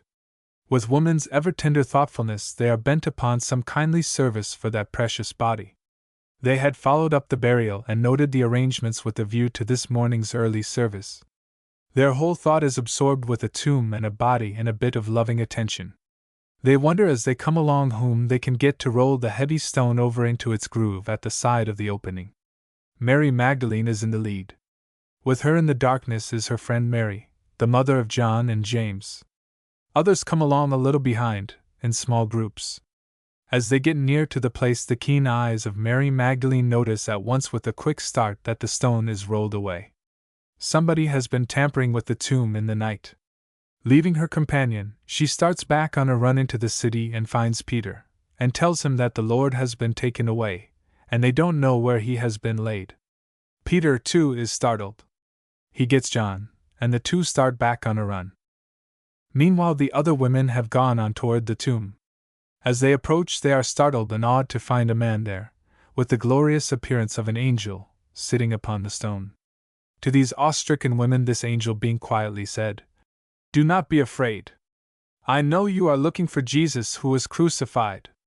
He is not here. He is risen, as he told you. Come and see the place where he lay." And as they gaze with wide open eyes, he adds, "Go quickly and tell his disciples, and be sure you tell Peter that he is risen from the dead, and lo, he goeth before you into Galilee. You will meet him there. Lo, I have told you." But the women were panic-stricken, and ran away down the road, and told no one except some of the apostles. And to them their story seemed ridiculous. They refused to believe such talk. And now Peter and John come breathless to the tomb. John is in the lead.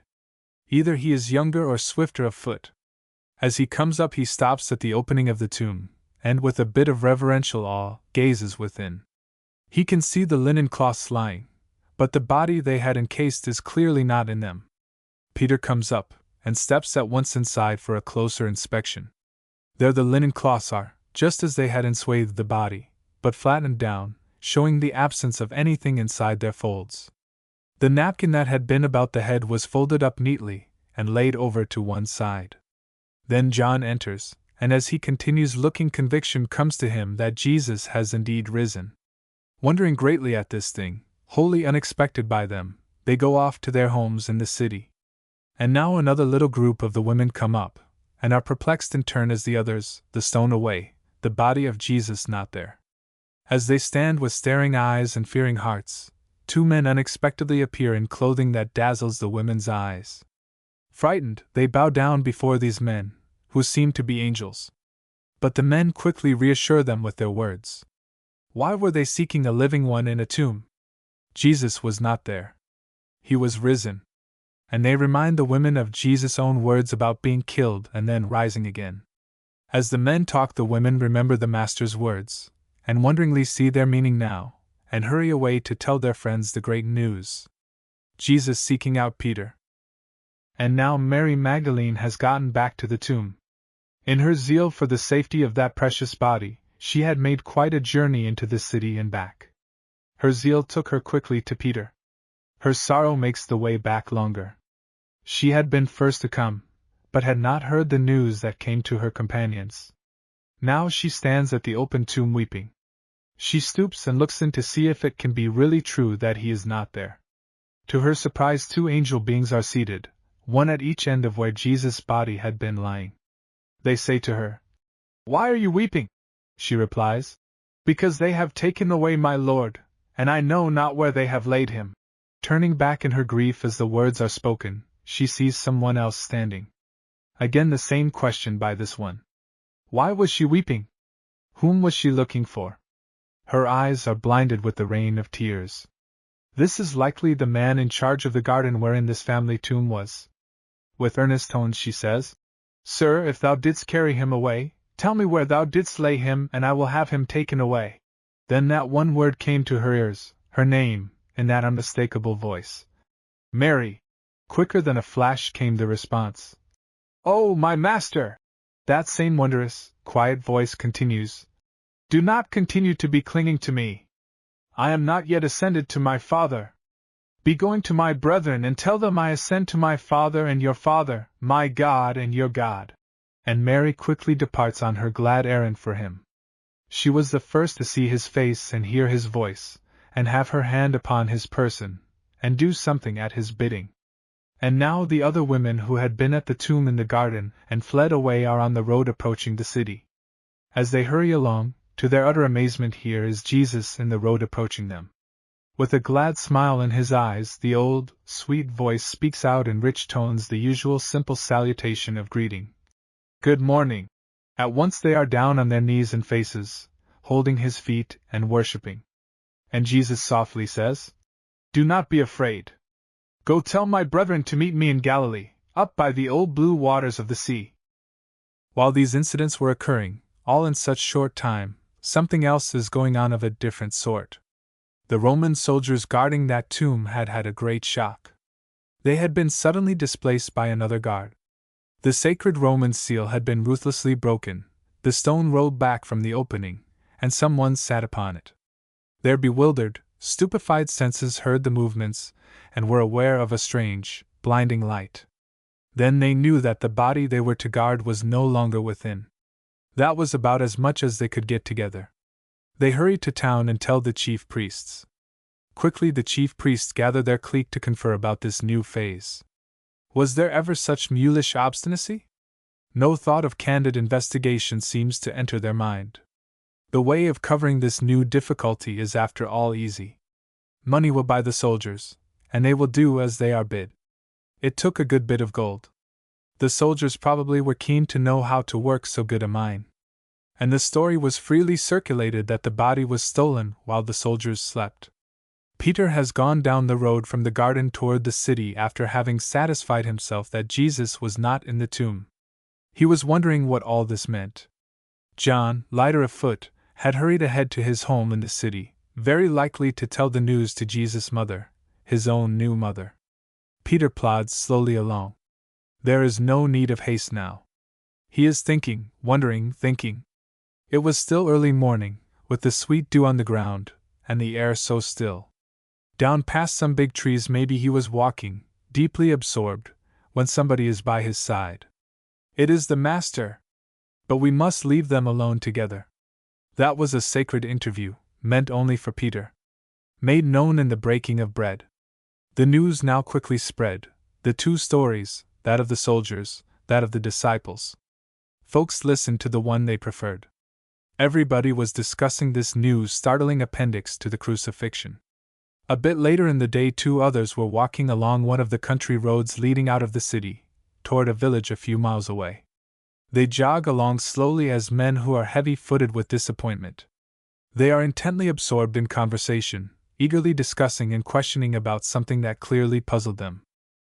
A stranger, unrecognized, overtakes them and joins in their conversation. He asks, "What is this that you are so concerned about?" So absorbed are they with their thoughts, that at his question they stand still, looking sad and unable for a moment to answer. Where would they begin where there was so much? Then one of them says, "Do you lodge by yourself in the city, and even then do not know the things that have been going on there?" The stranger draws them out. "What things?" he says. Thus encouraged, they find relief in unburdening their hearts. It was all about Jesus, a man of great power in word and deed, before God and all the people, the great cruelty with which the rulers had secured a sentence of death for him and crucified him. "We were, however, hoping," they said, "that he was the one who was about to redeem the nation. And now it is the 3rd day since these things occurred. And most surprising word was brought by certain women that has greatly stirred us. They went early to the tomb, and did not find his body, but saw a vision of angels who positively said that he was alive. And some of our party went there and found it true as the women said. But they did not see him." Then the stranger began speaking in a quiet, earnest way that caught them at once. "O foolish men, so slow you are in heart to believe the messages of the old prophets. Was it not needful that the Christ should suffer these very things and to enter into his glory?" Then he began freely to quote passages from all through their sacred writings. As they walk along listening to this wonderful explanation, which now sounds so simple from this man's lips, they come up to their home in the village. The stranger seemed inclined to go on. But they earnestly urge him to come in and get some refreshment, and stay overnight. He may talk more. They have heard no such winsome talk since Jesus was with them. He yields. And, as they gather over the simple evening meal, the stranger picks up the loaf, and looking up repeats the simple grace, and breaking the loaf reaches the pieces over. But as their hands go out for the bread, their eyes turn toward the stranger's face. Instantly they are spellbound. That face, why, it is the Master. Then he is not there. And they said to each other, "Did you ever hear such talking? My heart was burning all the time he was talking. And mine too." Then they hasten back to the city. Those miles are so much shorter now. They go straight to the house where they have been meeting. "Even so send I you." Here were gathered most of the apostles and several others. Eagerly they were discussing the exciting news of the day. Some know that Jesus has risen. Mary Magdalene, with eyes dancing, says, "I saw him." But some are full of doubt and questionings. How could it be? The door is guarded, for if the frenzy of the national leaders should spread, they come next. There's a knock at the door. Cautiously it is opened. 2 dusty but radiant faces appear. "The Lord is risen indeed," they exclaim. And then they tell the story of the afternoon, and his wondrous explanation, and of that meal. As they are talking, all at once who's that, right in their midst? It looks like Jesus. There is that face with those unmistakable marks. And you can see their eyes quickly searching between the sandal straps. Yes, it looks like him. But it can't be. Their eyes befool them. It's been a hard day for them. It must be a spirit. As they start back, there comes in that voice they can never forget, the old quiet, "Good evening. Peace unto you." Then he holds out his hands and feet, saying, "Do not be troubled, it is I myself, handle me, and make sure. A spirit does not have flesh and bones as you see that I have. Then he said, Have you something to eat? And he ate a bit of broiled fish. Reassured by such simple practical evidence, a glad peace fills their hearts and faces. They talked together a bit. Then Jesus rising said again, Peace unto you, as the Father hath sent me, even so send I you. Then he breathed strongly upon them, saying in very quiet, solemn tones, Receive ye the Holy Spirit. Whosoever sins ye forgive, they are forgiven. Whosoever ye retain, they are retained. And again, as they look, he is not there. But one man was absent that new Sabbath evening hour. Thomas simply could not believe, and would not, without the most sane, common-sense evidence. He missed much by not being at that meeting. The next Sabbath evening he is present with the others. Again the Master comes as before, unexpectedly standing in their midst, as they talk together about him. And now Thomas is fully satisfied after his week of doubting. Some of us folks will always be grateful for Thomas. Some time later there occurs that second wondrous draught of fishes, at the command of the unrecognized stranger, one morning at the breaking of the day, and the talk with Peter and the others as they walk along the old shore of the sea. And to James, who seems to have been a leader by dint of a strong personality, he appears. And one day when there was an unusually large meeting of his followers, as many as 500, he came as before and was recognized. And then at the last upon Olive's top came the goodbye meeting and message. It is surely worthy of remark that the Bethany home is not represented at either cross or tomb. Many of his dear friends are named in connection with both, but not these. Here are some of those dearest to him, and to whom he is most dear. Here is one, a woman, who had discerned more keenly ahead than any other that he was to die and why. She had understood the minor strains of the old Hebrew oratorio as none other. She had learned at his feet.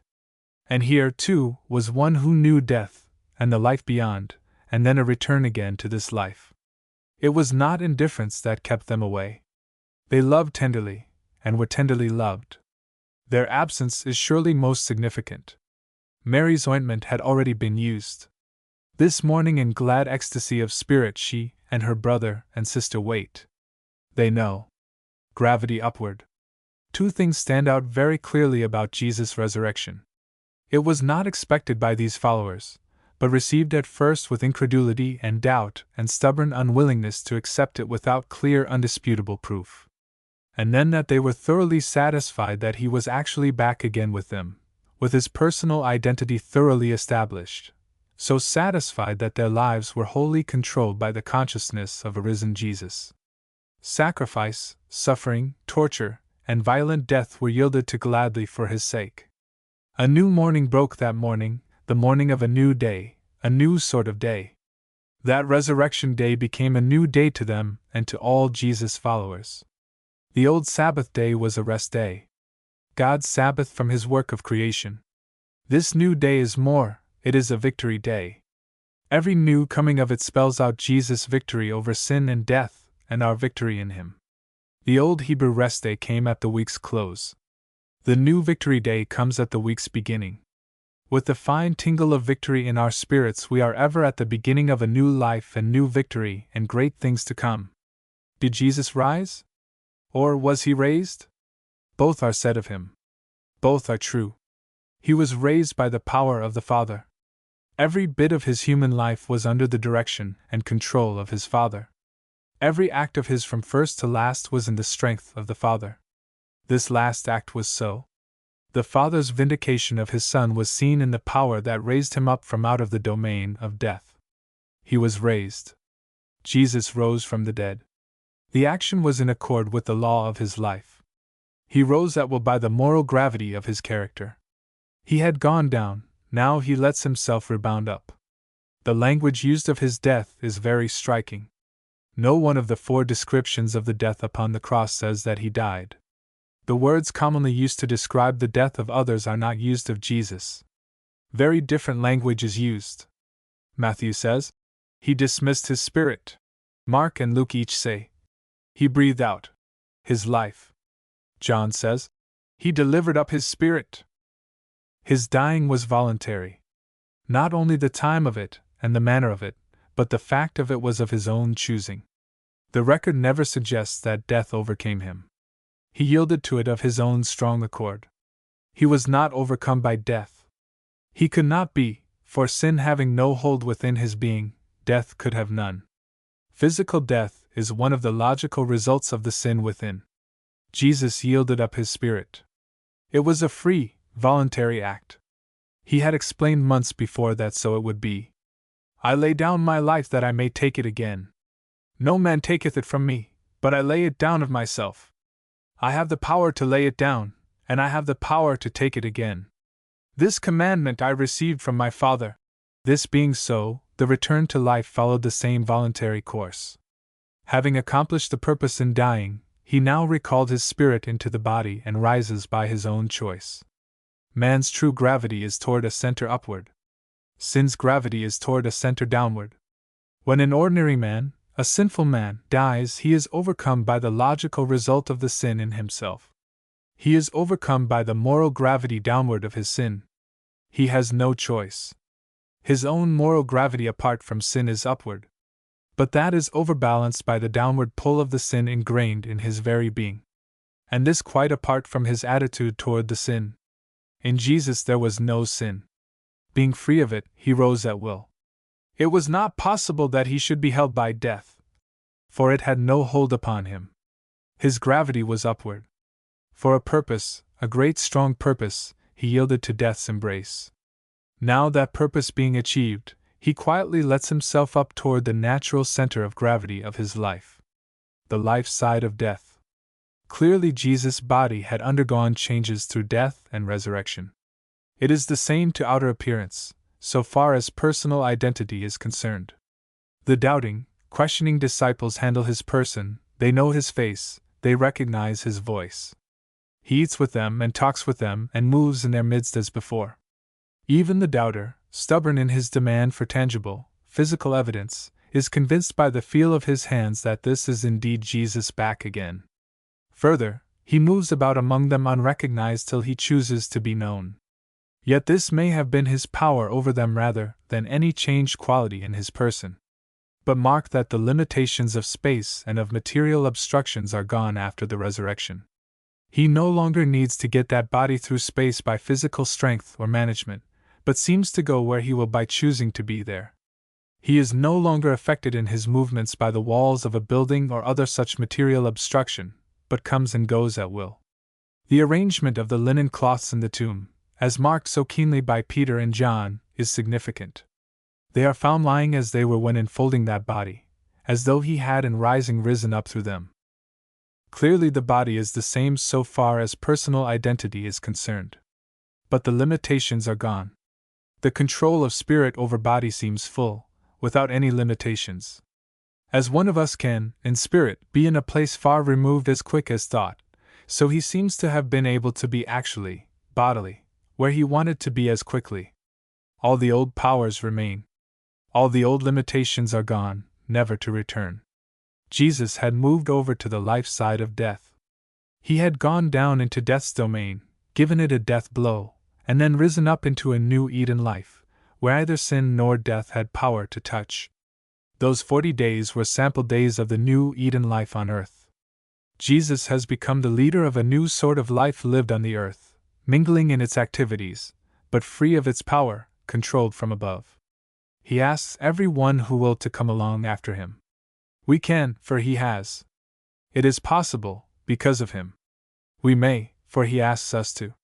It is our privilege. Let us go. The Ascension, back home again until. Tari ye go ye. One day the disciples and followers of Jesus had met in Jerusalem, when Jesus himself came again in their midst and talked with them quite a bit. He said particularly that they were not to leave Jerusalem, but wait there. In a few days the Holy Spirit would come upon them, and they were to wait until he came. Then he asked them to go with him for a walk, and they walked together along those old Jerusalem streets, out the gate and off past Gethsemane toward the top of Olives over against Bethany. On the way they ask him if it was his plan to set up the kingdom then. He turns their thought away from Palestine toward the world, away from times and seasons toward telling a race about himself. And now they are standing together on the Mount of Olives.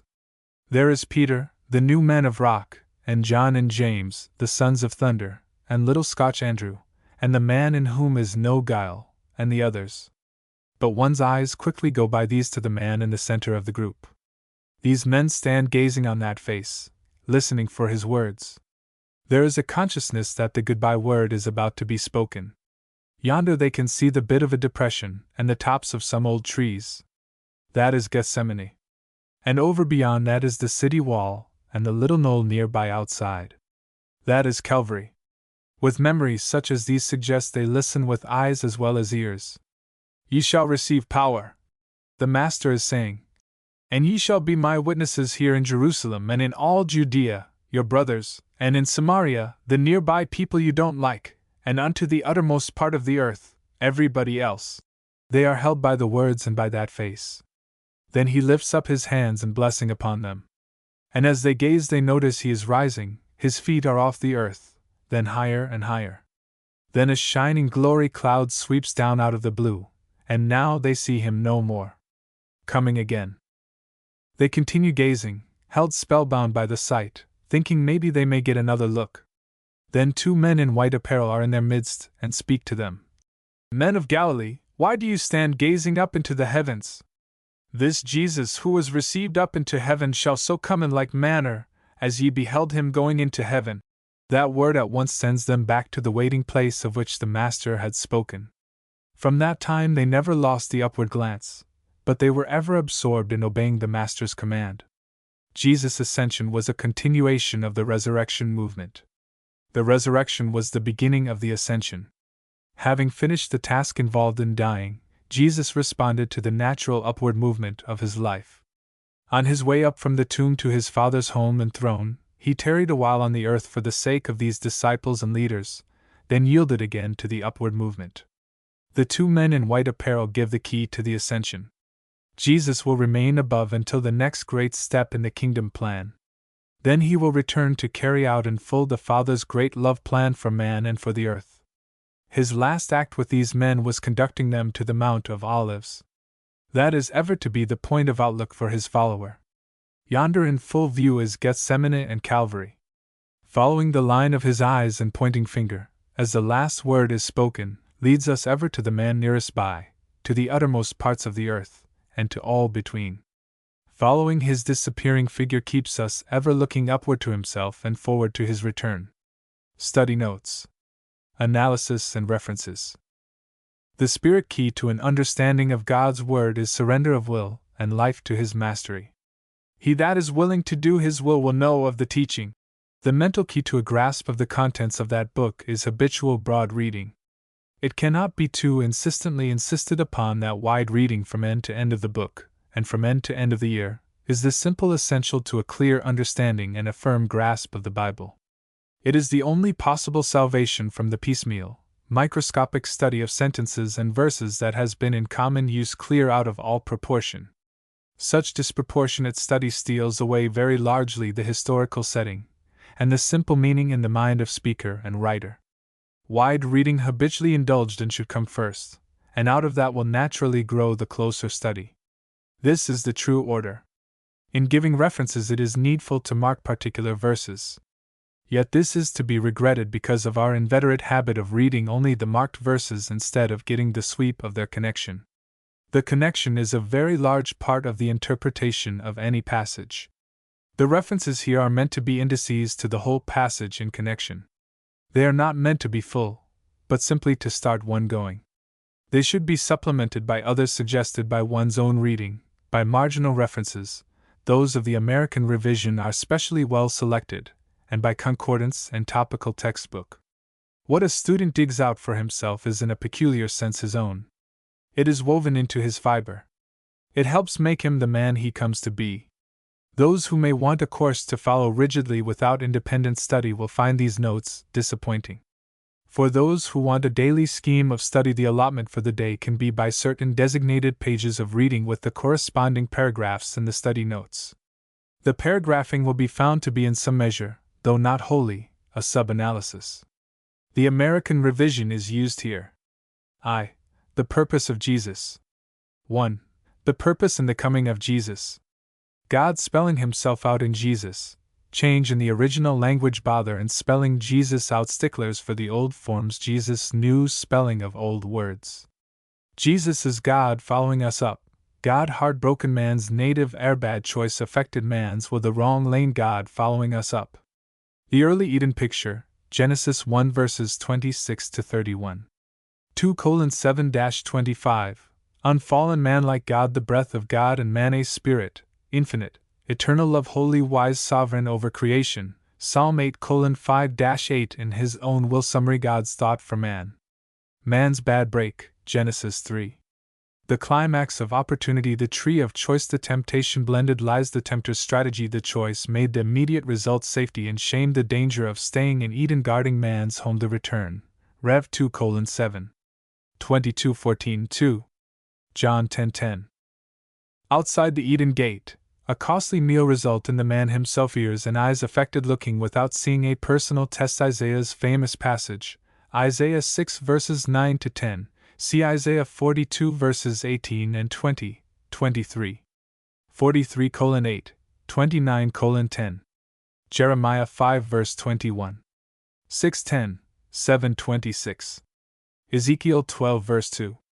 Psalm 69 verse 23. Micah 3 verse 6. Acts 7:51. Jesus' use of parables, Jesus' irony, Matthew 13:10-15. Mark 4:10-12. Luke 8:9-10. See John 12:40. Acts 28 verses 26 and 27.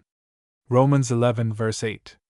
John 9:39-41. Tongue affected, the tongue man's index effect of seeing God, whole mental process affected, sense of dread, Paul's 7 steps down in mental process. Ephesians 4:17-19. Jesus, the music of God, the face of God. Sin's brood, result in the growth of sin, 3 stages, flood, Moses, Paul's summary, Romans 18-32, see Matthew 15:19. Galatians 5 verses 19-21. 2 Timothy 3:2-5.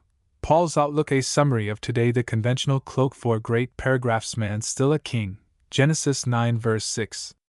1 Corinthians 11 verse 7. James 3:9. A composite picture analysis of sin, the root of sin. God's treatment of sin. Gave them up. Romans 1 verses 24 and 26, 28. See Job 8 verse 4. 1 Kings 14 verse 16. Psalms 81 verse 12. Acts 7 verse 42, Romans 9 verse 22, endured. The worst thing and the best sin's gate, Jesus is God letting sin do its worst upon himself.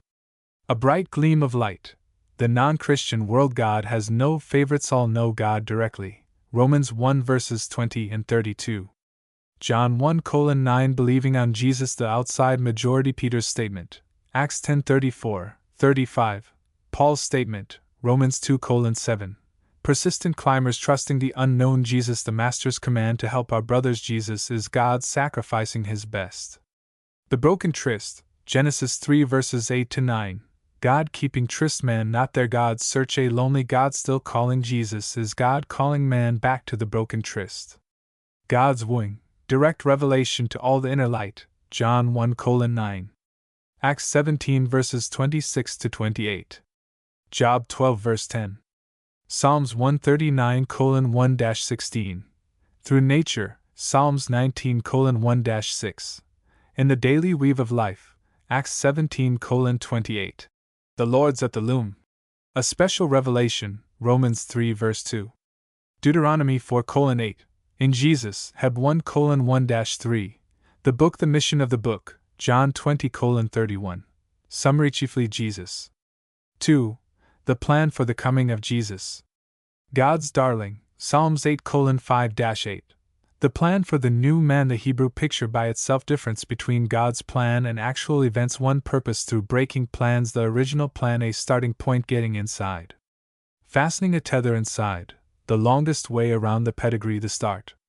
First touches on the canvas, the first touch, Genesis 3:15. 3 groups of prediction, first group, to Abraham, Genesis 12 verses 1-3, to Isaac, Genesis 26 verses 1-5, to Jacob, Genesis 28 verses 10 to 15, through Jacob, Genesis 49 verses 9 to 11, through Balaam, Numbers 24 verses 17 to 19, through Moses, Deuteronomy 18 verses 15 to 19, see Matthew 21:11, John 1:21, 6:14, Acts 3 verse 22, 7:37, second group, David, 2 Samuel 7 verses 16 and 18, 19, 23:3-5, Psalm 2nd, 110th, Solomon in 72nd Psalm, 45th Psalm. A full-length picture in colors, third group in prophetic books, one continuous subject. Day of the Lord, 134 times, somebody coming his person, divine, Isaiah 7 verse 14, 9:6, 33:22, Micah 4 verse 7, 5:2, Haggai 2 verse 9, human, Isaiah 32 verse 2, Daniel 7 verse 13, manner of birth, Isaiah 7 verse 14, of native stock, Isaiah 9 verse 6, Ezekiel 29 verse 21, of David's line, Isaiah 9 verse 7, 11:1, 16:5, Jeremiah 23 verse 5, 33:15, 17, 21, 26, Amos 9 verse 11, Zechariah 3 verse 8, 6:12, a branch of Jehovah, Isaiah 4 verse 2, a king, Isaiah 9 verse 6, 32:1, 33:17, Jeremiah 23 verse 5, Zechariah 6 verse 13, 9:9, called David, Jeremiah 30 verse 9, Ezekiel 37 verses 24 and 25, Hosea 3 verse 5, a priest king, Zechariah 6 verse 13, a preacher, Isaiah 61 verses 1 to 3, a teacher, Isaiah 9 verse 6, counselor, the kingdom, Daniel 2 verses 34 and 44, Obadiah 21, Jehovah's, the capital, Isaiah 2 verse 3, 4:5, 33:20, 21, 59:20, 65:18, 19, Joel 3 verses 16 and 17, 20, 21, Micah 4:7, 8, the presence of God, Ezekiel 37 verse 27, Joel 3 verse 21, Zechariah 2 verses 10 and 11, Zephaniah 3:17, visibly present, Isaiah 4:5, 6, characteristics, vengeance, Isaiah 61 verse 2, 63:1-6, Zephaniah 3:19, great victory, Zechariah 9:9, but without force, Isaiah 11 verse 4, Zechariah 9:10, peace, Isaiah 2 verse 4, 9:6-7, established in loving kindness, Isaiah 16:5, justice and right, Isaiah 9 verse 7, 16:5, 32:1, Jeremiah 23 verse 5, 33:15, the poor and meek, Isaiah 11:4, 5, broken-hearted, poor and imprisoned, Isaiah 61:1-3, protection from all ills, Isaiah 32:2, impartiality in judging even the most weak and obnoxious, Isaiah 42:3, 4, gradual increase, Isaiah 9 verse 7, 42:4, a great crisis, Zephaniah 4 verse 1, Habakkuk 3 verses 1 to 15. With unexpected suddenness, Malachi 3:1 effect upon Israel nationally, Spirit baptized, Isaiah 44 verse 2, Ezekiel 37 verses 9 to 14, 39:29, never withdrawn, Isaiah 59:21, judgments removed, Zephaniah 3:14, 15, impurity cleansed, Isaiah 4 verse 4, Malachi 3:2, 3, possession of land, Zephaniah 2:7, capital holy, Joel 3:17, weakness gone, Micah 4 verses 6 and 7, freedom from enemies, Isaiah 33:18, 19, Jeremiah 30:8-10, Joel 3 verse 17, Zechariah 14 verse 11, Micah 5:6. At peace, Isaiah 33 verse 20. Micah 5:5. Leadership, Isaiah 2 verse 2. Micah 4 verses 1 and 3. 5:8. Spiritual leadership, Joel 2:28, 29. Supremacy, etc. Isaiah 60 verses 1 to 22. 11:10. 2:2. Micah 4 verses 1 and 3. 5:8. Zechariah 2:10. Jerusalem Center, Isaiah 60 verses 10 to 14. Zechariah 14 verse 16. Effect upon Israel personally. Made over new, Ezekiel 11 verses 17 to 20. 36:25-27. Jeremiah 31 verses 31 to 34. Isaiah 4:3. Devotion and open-mindedness, Isaiah 32 verses 3 to 4. 44:5. Sickness absent, Isaiah 33:24. Longer lives, Isaiah 65:20. Increase in numbers, Jeremiah 33 verse 22. Ezekiel 37 verse 26. Isaiah 44:4. No disappointed plans, Isaiah 65 verses 21 to 23. Amos 9:14. Fear gone, Micah 4:4. Thrilled hearts, Isaiah 60 verse 5. Effect upon other nations. To come back to God, Micah 5 verse 3. See John 10:16. Spirit upon all, Joel 2:28. Voluntary coming to Israel for instruction, Isaiah 2 verse 3. Micah 4:2. Earth filled with knowledge, Isaiah 11:9. Her influence as the dew, Micah 5:7. The only medium, Isaiah 60 verse 12. Wondrous blessings shared with all, Isaiah 42 verses 1 and 6, 7. 49:6. 51:4. 61:1. Universal peace, Micah 4 verses 3 to 4. Zechariah 9 verse 10. Changes in nature, at Jerusalem, Isaiah 33 verse 21. Joel 3 verse 18 LC. Zechariah 14 verse 8. Ezekiel 47 verses 1 to 5. Zechariah 14:4. Increased light, Isaiah 30:26. Overshadowed by presence of God, Isaiah 60 verse 19. Presence cloud, Exodus. As sun, Matthew 17:2 with parallels. Above sun, Acts 26 verse 13. God renewed fertility, Ezekiel 36 verses 29 and 30. Hosea 2 verse 21. Joel 3 verse 18. Amos 9 verse 13. Zechariah 14 verse 10. Isaiah 4:2. Removal of curse upon earth, Zechariah 14 verse 11. Isaiah 65:17. The animal creation, Isaiah 11 verses 6 to 9. 65:25. Hosea 2 verse 18. See Romans 8 verses 20 to 22. Without limit, Isaiah 2 verse 2. 9:7. Daniel 2 verse 44. 7:14. Micah 4 verse 1. 5:4. Zephaniah 3 verse 20. Zechariah 9 verse 10. Joel 3:20. A return to original conditions, characteristics of the coming one, mental equipment, Isaiah 11 verse 2. 42:1. 61:1. Personal beauty and dignity, Isaiah 4 verse 2. 33:17. Daniel 7 verse 14. Micah 5:14. Unpretentious, Zechariah 9:9. Direct touch with God, Isaiah 49 verses 1 to 3.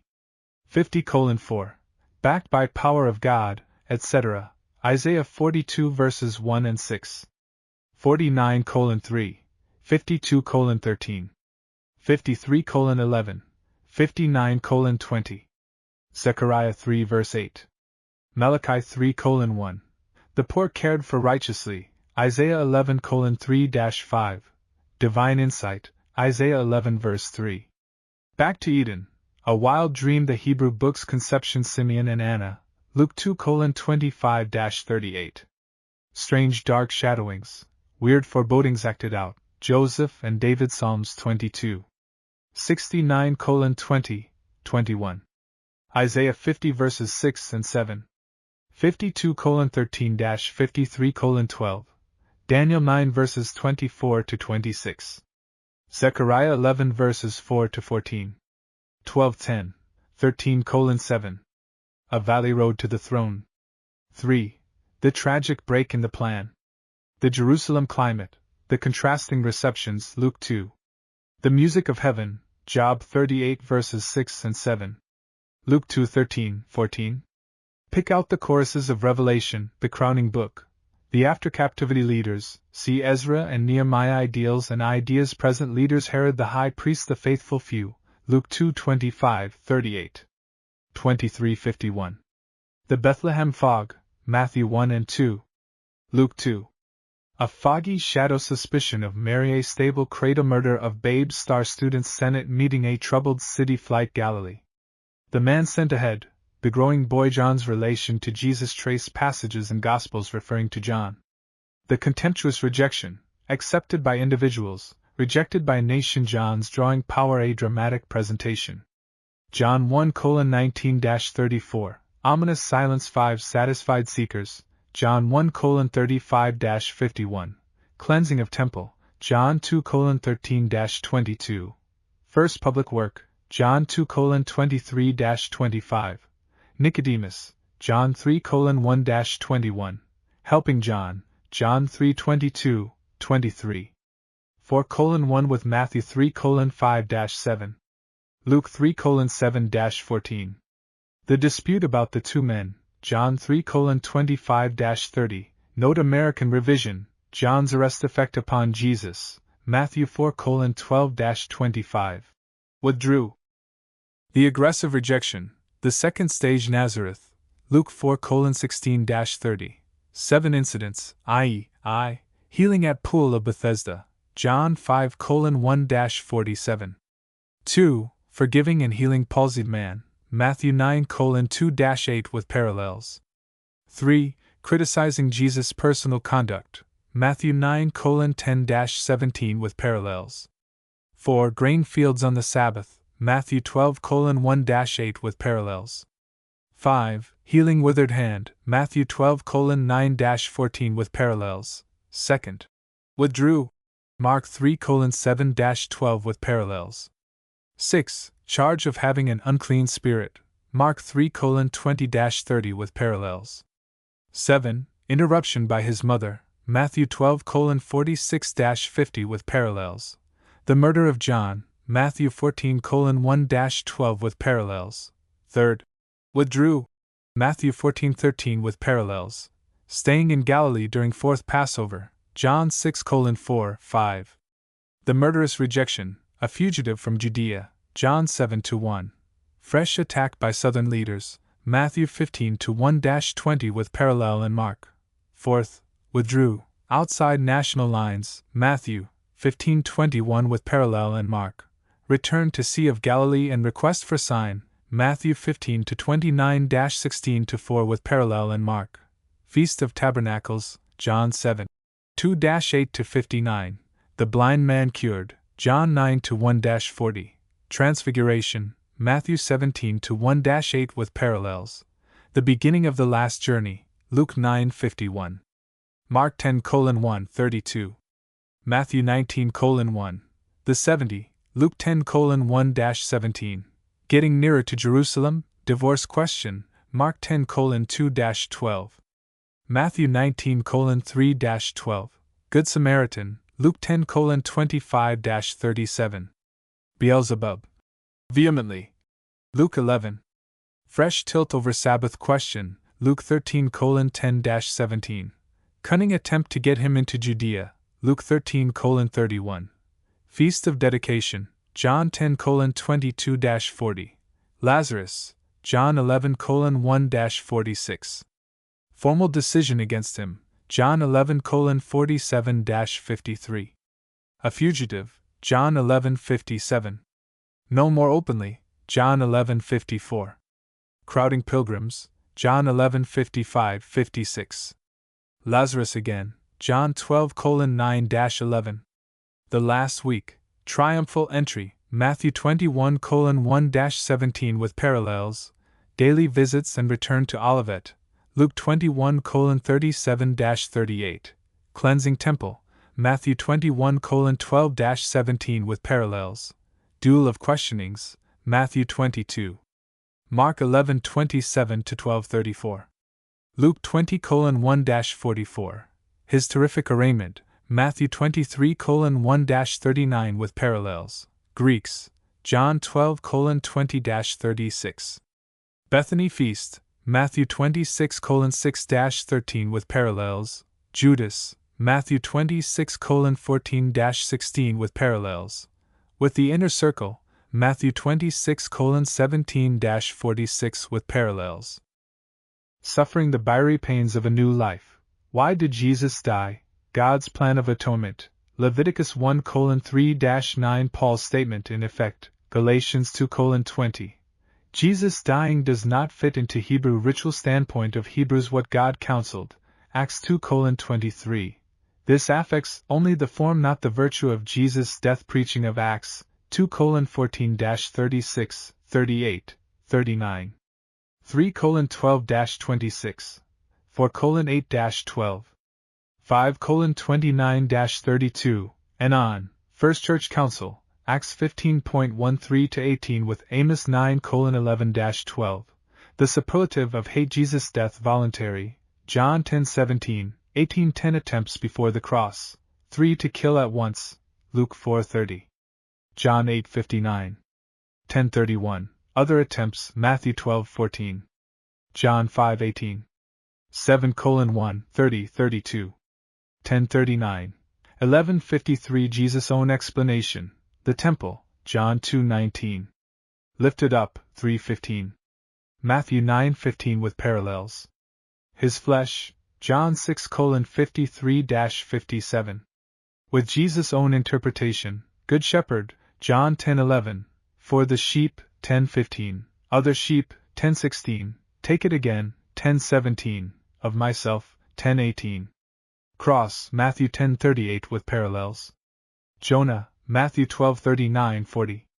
16:4 with parallel in Luke. Greeks, John 12:24-33. The Father's command, John 14:31. For friends, John 15:13. Sanctified, John 17:19. The Father's cup, John 18:11. John's comment, John 12:47-52. The necessity for dying a step in a wider plan for the nation wholly voluntary 6 elements in a perfect sacrifice Jesus alone is a perfect sacrifice Paul's comment, Romans 3:26. God's masterstroke faith Hebrew heathen and Christian grouped. 4. Some surprising results of the break.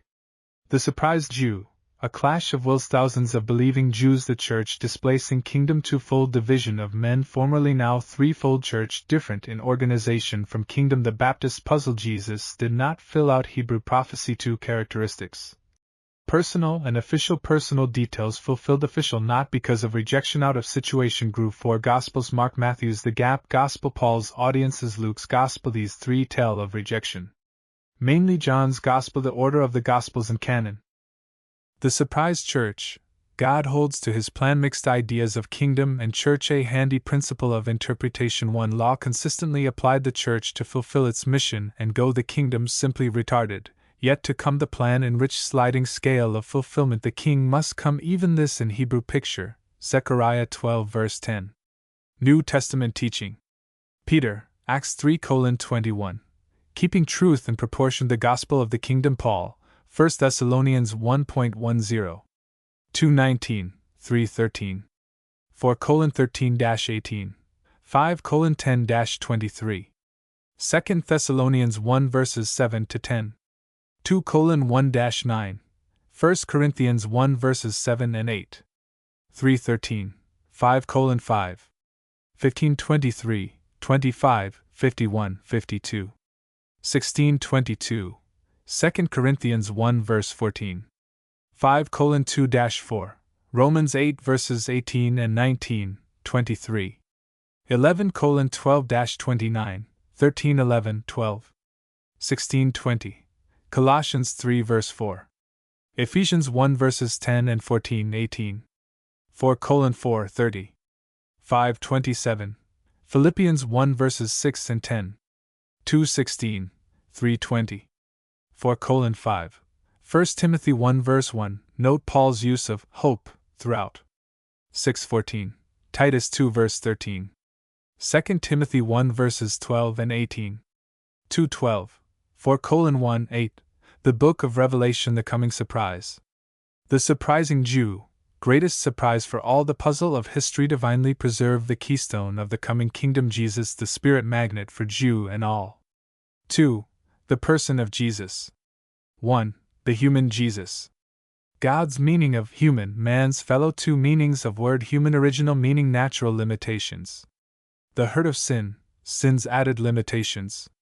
Our fellow, Jesus truly human up to first standard, his insistence perfect in his humanist fellowship in sin's limitations, hungry, Matthew 16:5. John 4:6-8. Tired, John 4:6.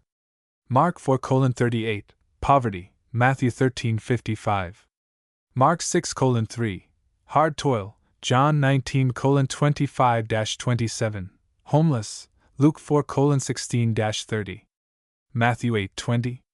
Luke 9:58. Discipline of waiting. There's more of God since Jesus went back, the Nazareth home fellowship with his brothers. In the shop of Nazareth, a man on the throne. 2. The divine Jesus. Jehovah Jesus, John 1:1-18. The intimacy of John, John 13:23. 19:26. 20:2. 21:7-20. With Jesus, John 18:15. John writes of Jesus when he wrote Getting the Range, his literary style, the beginning, the word, this was Jesus, the tragic tone. God's spokesman, the Creator, was Jehovah. Jehovah is Jesus, the spokesman. Old Testament revelations, Adam, Enoch, Noah, Abraham, Isaac, Jacob, Moses, the elders of Israel, Isaiah, Ezekiel, whom these saw various ways of speaking. John's Gospel, a battlefield finding the man whom Moses saw, Jesus' own standpoint. Down from heaven, John 3:13-31. 6:38, 8:42. Would go back again, John 6 hours 62 minutes. John 16:5, 10. 13:1. Come on an errand, then going back, John 16:28, 13:3. He only had seen the Father, John 6:46. Only begotten Son, John 3:16, 18. His own Father, John 5:17-18. 10:32-33, 19:7. Jesus' answer to Jews' objection, John 5:19-47. He wrote of me, the true meaning, I and the Father one, John 10:30. The Father in me, John 10:38. The name Father in Old Testament, 2 Samuel 7 verse 14. 1 Chronicles 17 verse 13. 22:10, Psalm 68 verse 5. 89:26, 103:13. Isaiah 63 verse 16. 64:8, Jeremiah 3 verses 4 and 19. Malachi 3:17. Jehovah, the common name, traced Jesus' use of Father about 180 times. Manna, John 6:32. Jesus is God wooing man. Abraham saw and was glad. John 8:33-59. Supposed meanings, natural meaning, I am, Jesus is Jehovah come himself to woo man. 3. The winsome Jesus. The face of Jesus. Jesus drew crowds, men, women, children, bad people, enemies. His personality, face impress of experiences, the glory of God in that face, 2 Corinthians 4 verse 6. Hebrews 1 verse 3. The music of God in the voice of Jesus, the eye, Jesus' eyes, Luke 4:16-30. John 8:59. 10:31, 7:32, 45, 46. 18:6, Mark 10:32. 9:36, 10:13-16.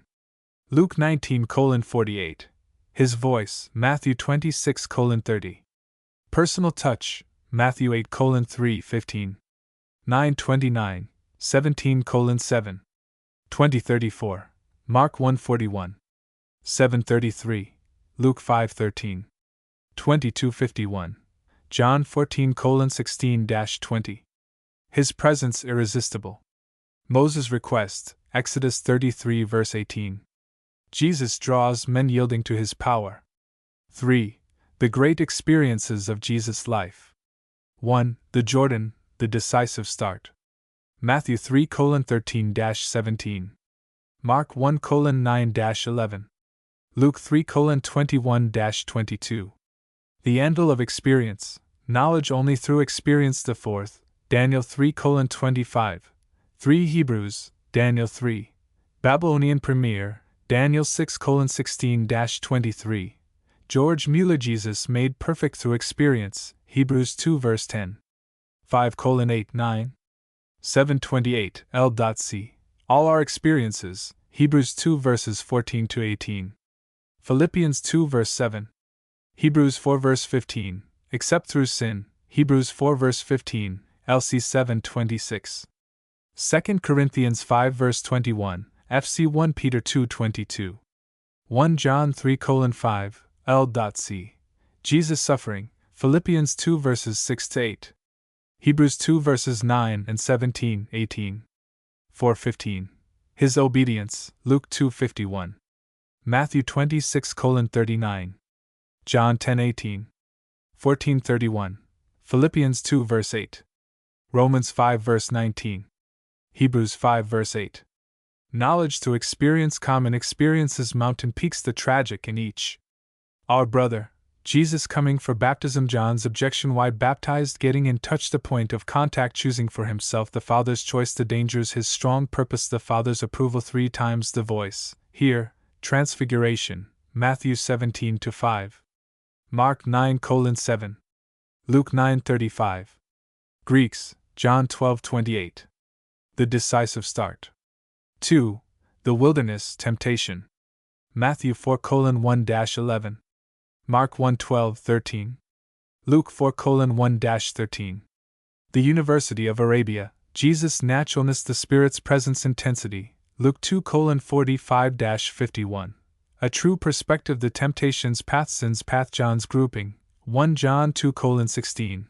The Spirit's plan. Why the devil's weakness. The Spirit's leading. A wilderness for every God-used man, Moses, Elijah, Paul. Earth's ugliest, deepest scar, Jesus the only one led up to be tempted. The wilderness. Its history, Genesis 13 verses 10-13. 18:16-19:38. Jesus really tempted. No wrong here. An inner response. Every temptation by the devil. Waiting. The Father's word. The tempter's skill. Acting divinely. A stone for hunger. Not wrong in itself. Recognizing temptation. Man. Waiting. The Father's word. The trained inner ear. Not our power but God's through our obedience. Love never tests. A more agreeable setting. Touching tender chords. The religious temptation only through consent. Bad scripture quoting. Psalm 91. A helpful dust cloth. Using power only to help. A true quotation. Deuteronomy 6 verse 16. The devil acknowledges the king.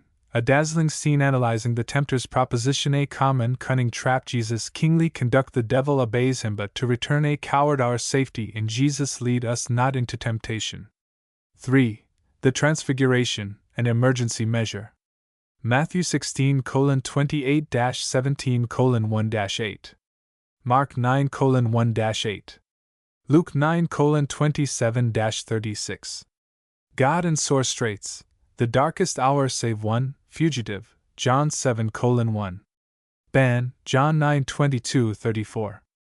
Pushing, Matthew 15:1. Mark 7:1. The danger zone. Withdrew, Matthew 4:12. 12:15, 14:13. 15:21. Tabernacles, John 7:32. 8:59.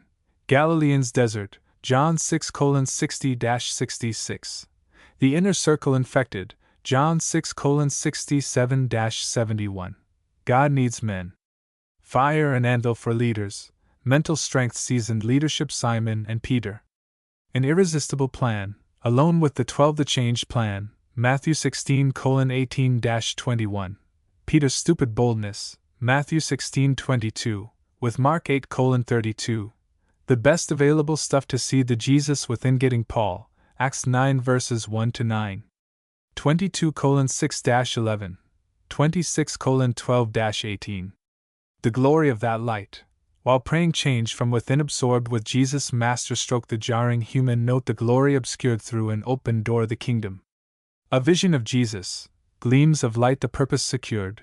John 20:19, 24, 26-29. An indelible impress. John 1:14, 12:41. Mark 9:3 with 1 Peter 1:16-17. Acts 12:2. Changed while looking. Acts 22 verse 11. 2 Corinthians 3 verse 18. 4. Gethsemane, the strange, lone struggle. Matthew 26:36-46. Mark 14:32-42. Luke 22:39-46. Hebrews 5 verse 7. The pathway in. Messengers ahead. Jesus felt the cross drawing near, the look of his face. Luke 9:51-55. His disciples afraid. Mark 10:32. Indignation against sin. John 11:33-38.